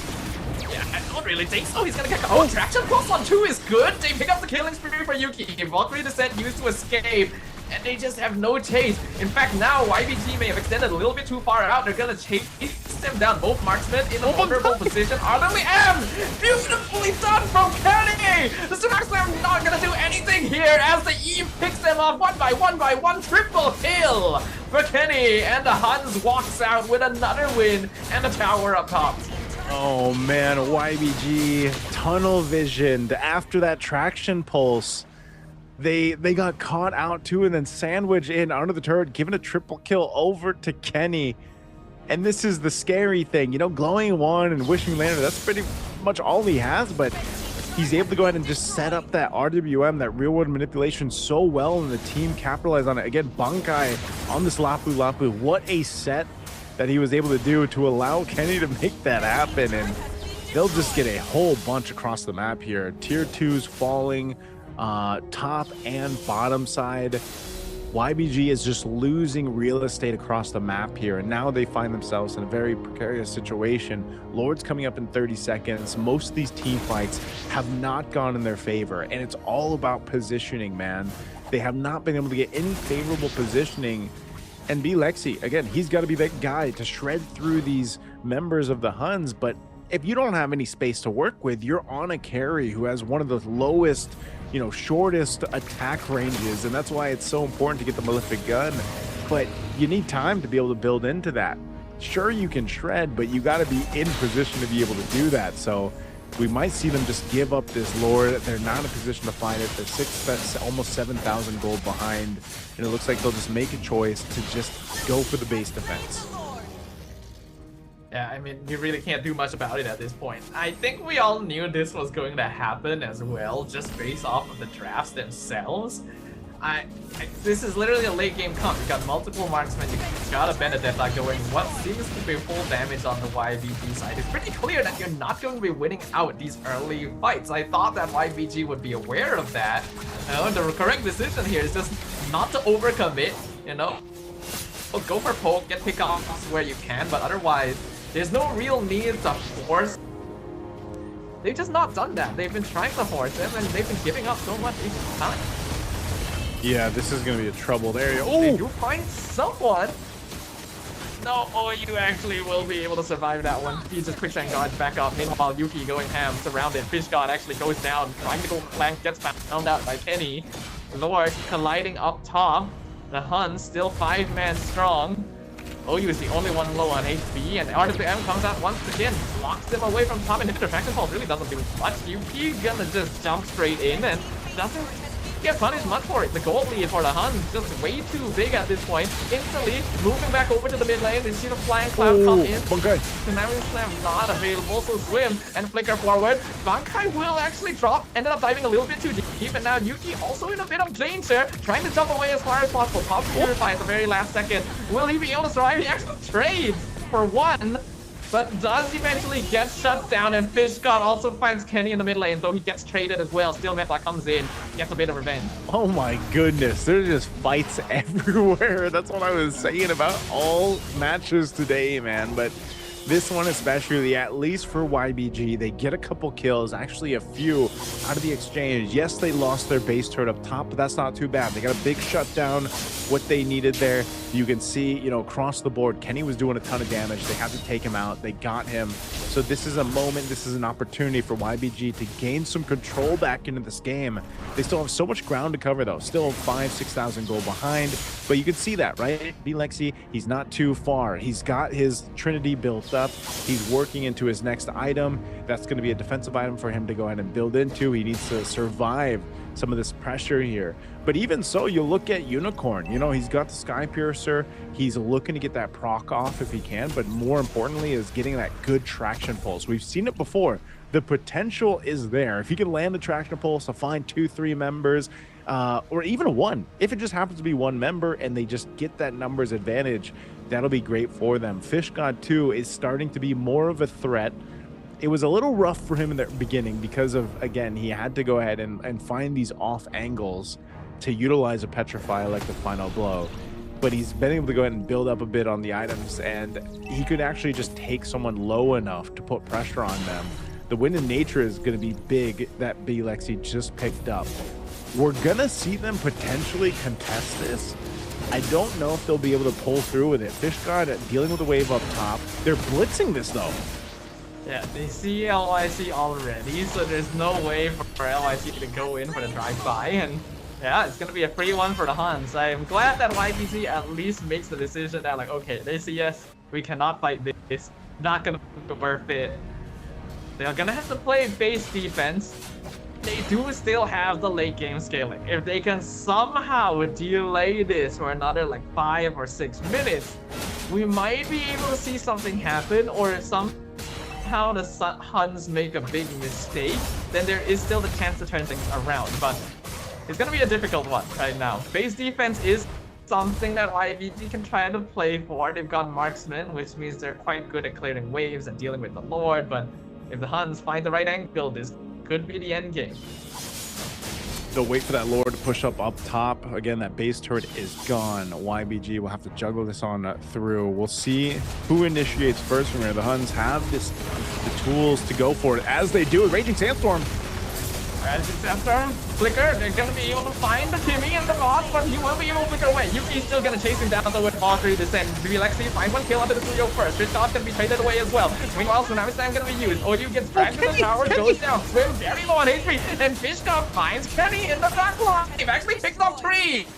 Yuki finds tower. but YBG will actually be able to hold on to the situation. Oh my goodness, that was like such a messy fight. Kenny took like 2-3 shots from the turret, man. I don't know if he expected like that to fully break out, but either it was a void crystal or whatever happened, Kenny took too many shots by the turret, man. And at the same time, they decided to go and force that fight in between two base turrets. Bunkai, he's still got 1 HP on this turret here. Good raging slash. Oh wow, Relaxy actually has got 1 hit! Literally 1 hit from death. That's gotta be a bit of a feels bad. Relaxy was so close to that, but I think if the Huns weren't aware of his damage output, they are definitely aware by now. Yeah, they know now, man. They're saying, okay, you gotta watch out for Relaxy because, you know, he's got the Malefic gun now too. This is the item that I was talking about that really is such a value item for the carry. That little bit of extra range. You also got immortality over here, and obviously even for LYC, he's needed some more time to go ahead and build up. Yes, he's going to be down in gold in comparison to a Suyo, who could just, you know, do everything that he needs to around the map. But it's also just being tanky enough to withstand what the Huns are throwing at them, and also potentially maybe by the next one contesting this Lord in about 20 seconds. Fish God, whoa! Fish God in a really bad spot. Ivor and I, like, the final blow, everything going to be used. Actually managed to get away from Yuki with a Valkyrie Descent, but the RWM catches his team instead. They came to back him up, and they're the ones getting caught out. A massive misplay from YBG. They've lost Alexi, they've lost Swim. Flicker from Unicorn should get him out of that one, but Carry was really the main core, and they will no longer have him for this base defense. LYC still holding on, rolling away from Kenny, surprisingly surviving. But that means it's gonna be a 4v2 defense. LYC finally falls. Fish God picks up still. He's clearing. Holding on! But another minion wave is coming through. Unicorn has got Wind of Nature. The crystal's still wide open. They're still surviving for now, but Fish God will go down to the Raging Slash and they get the stun as well. The Huns have done it! They have found the opening for the punish and they will claim the series. The Huns had to fight for it, but man, they made it happen. It was chaotic, it was messy, but they'll win the series to move on to the playoffs tomorrow here, sending YBG out. Man, that last decision for Fish God. You know, the team wanted to be there for him when he got caught, and then it's his team that ends up getting punished. And he tried, you know, he tried to make up for it, clearing the waves, using it like the final blow and everything, but it was the damage was done. And you could just see, again, just tough one for YBG. Congratulations to the Huns here to move forward to tomorrow. And they'll be fighting it off in the playoffs here to see exactly what happens. But just, what a game 3 that was. Stavo, what a game 3. I mean, it was... Yeah. We knew, we had an idea, we had a glimpse of what the Huns could do from last series. We knew it was going to be messy. We knew that it was going to be enough to put YBG off balance. And I think it did just that.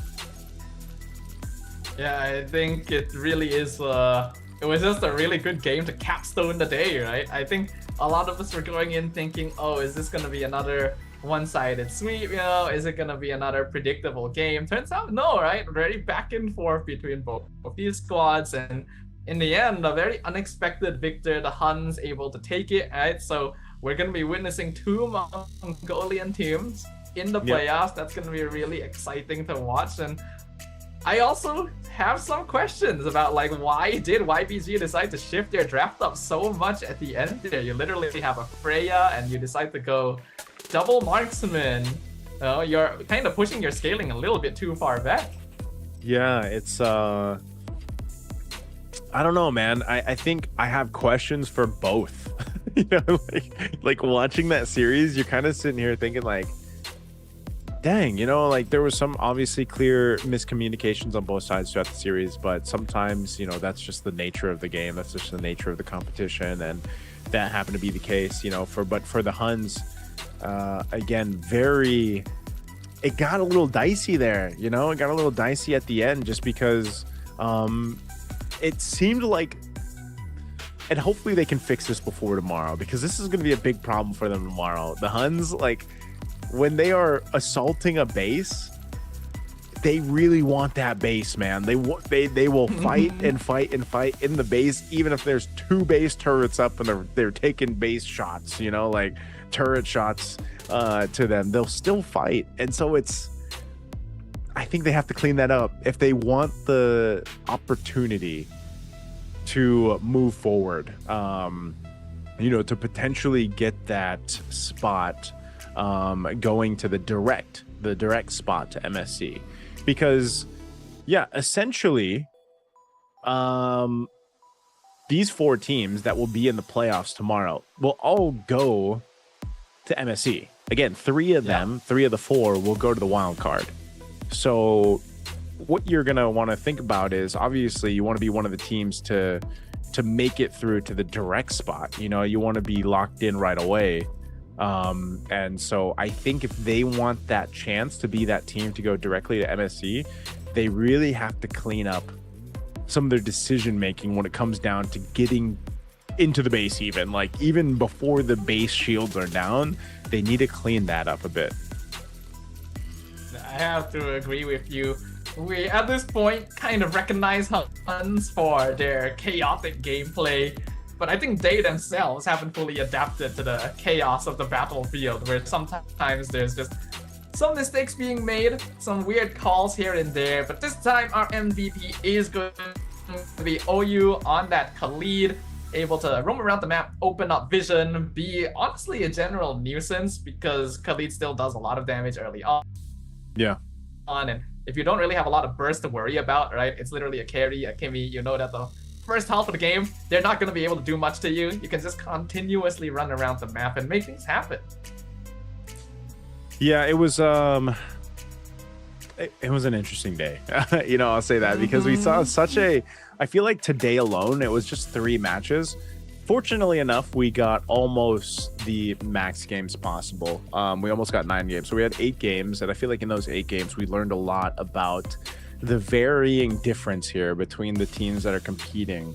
But again, also a really good, I would almost just really say it was a really good depiction of where East Asia is currently in the competitive scene of MLBB. Because, and for me, I'll say this was nice to see, man, because again, you got to look at other regions around the world that are starting to grow, starting to develop. They've got their own play style, even their own drafting patterns. Although there is a lot of similarities to what we're seeing over here in Southeast Asia, it's nice to see that East Asia is, you know, showcasing this. We're going to be heading over to an interview with Michelle and the Huns over here. 本场比赛的胜利，我们邀请到的是经验路选手本凯。Hi, Benkai, how are you? Would you like to say hello to our audience here? 你好，我是本凯。 Thank you, Benkai. So, how's the feeling after this game? It's such a close game, right? Yeah, it feels very good. 我有问到他，就是说打完这么激烈又很接近的一场对局之后，什么样的心情呢？本凯先用中文跟大家打了招呼，然后他说非常的开心，觉得这场对局非常的精彩哦。首先问到他的是，他在6局当中选择了6个不同的经验路英雄哦，分别是我们的特斯拉、塞勒、阿洛特、雨中黑龙以及我们的赫洛斯，还有最后的拉普。他最喜欢的是哪个呢？ So you just pick 6 different heroes in 6 different games, like Terizla, Sora, Arla, Yuzhong, Phobius, and Lapu. Which is your favorite? My favorite hero is Yuzhong. Why is Yuzhong? Because it's OP. Oh, okay. 然后我问到他选择最喜欢的是黑龙，我问他为什么呢？他认为这个是一个非常强，并且他是一个就是可能不那么需要发育就可以打得很厉害的一个英雄。下一个问题想要问到的是，因为其实在第2局嘛，他们那一局还是有出现一些小小的失误的，所以那局是没有成功拿下。他认为第2局可能是哪一个位置的选手给到他们的压力最大呢？ So like in game 2, like which players from YBG you think give you the most pressure? I think Fishgood. Yeah, he's very skilled player. OK， 他说他认为可能那一局是 YBG 的经验路选手鱼神给到他的压力非常的大，因为他觉得鱼神其实他是一个很有技巧的一个经验路的选手，非常老道的一个选手。下一个问题想问到的是，最后一局的时候他们选择了这个版本不太流行，是上个版本比较流行的双边阵容，是为什么呢？ So in the last game, game 3, you pick a double fighter comp. Actually, it's not a meta pick. So what is your reason behind this? We think Korea is the most OP hero in this meta. Then we pick, yeah. Okay, also for the gold lane. Yeah. OK，我有问到他，他说因为他们觉得弗雷雅是这个版本最强的英雄，没有之一，所以哪怕是只能去到金币路的位置，他们也一定要拿下这个英雄。那么最后一个问题下一个问题想问到的是，因为我们稍后会有一个非常精彩的抽签环节啊，那么这场抽签也会决定他们将会在淘汰赛的首轮对战哪支战队，它有什么样的一个偏向号码。So we're gonna have a draw later, you know that, right? Yeah. What is your preference? Which team you want to face against? I want to face GCG. Oh, why is not the Mongols? Because someone said they want to be our nightmare. OK， 然后我们的本卡他有仔细的看我们国内赛区的采访哦，他说他想遇到广州 Gaming， 我说为什么不是想遇到你们同赛区的 Mongols？ 他说因为他听说广州 Gaming 有人想成为我蒙古赛区的梦魇。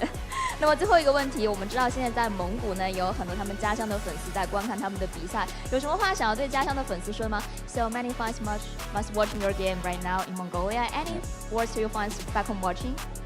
Can I say in Mongolia? For sure. 웃자 보면서 와이프가 좀 생각을 What does it mean? Thank you for watching and keep supporting us. OK, thank you. 本卡说非常感谢，就是家乡的粉丝一直在观看我们的比赛，也希望你们可以继续支持我们在我们 ACL 和 MCT EA 后面的一个赛程的发挥。非常感谢本卡，以上就是我们赛后采访的全部内容了。那么稍后还有精彩的抽签人士，让我们先把时间交回到解说室。Thank you so much, Michelle. And that is Bunkai from the HUNS there. They are live in Shanghai here for the MCT EA. And yeah, congratulations to the HUNS, man. I just realized too, Snafa, that since they go to the playoffs, and again, all the teams competing in the playoffs starting tomorrow, which we'll see the draw later, they all qualify for potential prize pool in MSC. Like even if you're part of the wild card, you get part of that prize pool. So, you know, hey, congratulations to the teams that are going to be moving forward. Again, we'll find out who ends up getting the direct spot to the group stage and who ends up as the 3 teams going to the wild cards. And this is our results today, man. You know, it was a very one-sided first series that we saw, but you know, for FY, for Feiyun Esports, they are new to the MLBB competitive scene from South Korea. Even though they have a couple Filipinos over there on the coaching staff and players, they still have room for improvement, and they are it's really reminiscent, man, of when we started to see China compete in MLBB. Yeah, it's impressive to see the kind of potential that other regions are starting to come up with.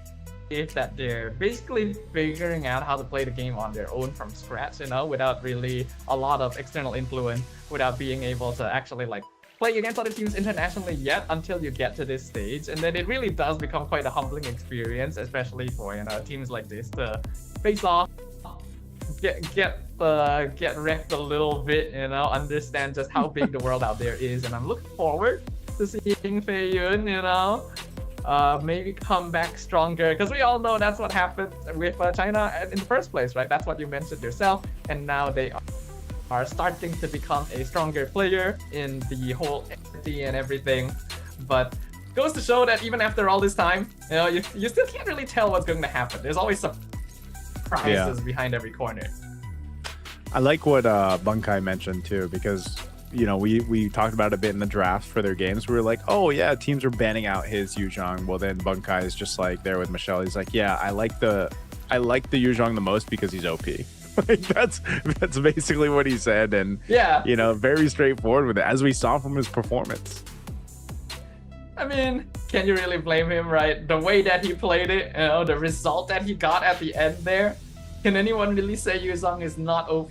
Especially in the hands of Bunkai himself, right? He basically single-handedly solo carried that game right from minute 1. Yeah, I think all the other teams watching in the playoffs, you know, if they do end up going up against the HUNS, they know like, okay, we can't let them have it.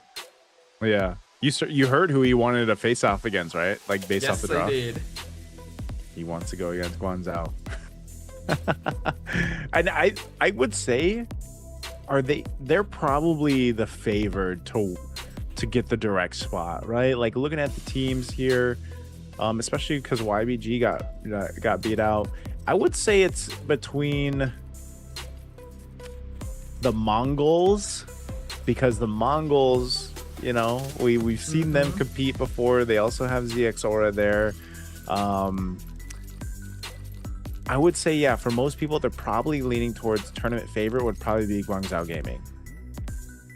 Yeah, I mean, just in terms of like veterancy and experience, it's gonna be either Guangzhou Gaming or the Mongols, right? Both these teams have played internationally. They were both the respective winners of their formats. But now it's time to watch the draw. Okay, let's see our draw here. Where we're gonna have pull through again at this point. You know, we've got essentially two groups that are going to be going forward. Again, there's 4 teams, so we'll just find out who ends up going against who in this matchup. Any idea here, Staffo, who you want to see face off against? I think it would be pretty fun to see the HUNS go up against Guangzhou, just like they asked, right? And then we can see a battle between the Mongols and the Sunset Ravens, which of course is our representatives from Japan. That's also going to be fun. Yeah, I guess that's who my next eyes are on, is like Japan. You know, like Japan is just I feel like it's fun to watch their streams alone, even though they just have Japanese streams, you know. But it's like it's fun to watch to see what they're doing over there. And for Sunset Ravens, I hope that I hope they do well, man. Again, they're in a similar position that China was in just a couple of years ago when their first introduction, and even though Japan had competed years ago. But it's kind of like their reintroduction into the competitive scene, and hopefully we get to kind of see them their play style develop as well. So I would say for me, I'm looking forward to, just so the wish comes true, the HUNS versus Guangzhou Gaming to start off, and then we have Sunset Ravens versus the Mongols. So see if that ends up happening. Again, small draw here, and but this could already kind of paint the picture. They are going to have basically for the playoffs, though, just so you guys know, starting tomorrow, it's double elimination, right? So it will be a double elimination. All matches are going to be best of 3 until we get to the lower bracket finals and grand finals. So let's see. All right, who is it gonna be? Match 1 versus the Mongols. Oh, it's the HUNS. Yeah, it's gonna be the HUNS. Are we gonna be watching? Yes, we are. The Mongolian battle in match 1. Unfortunately, that means the HUNS don't get their wish too soon. But hey, if they do win their match, then maybe they'll get the face off. That also means that Guangzhou Gaming will be facing off against Sunset Ravens in match 2. Okay.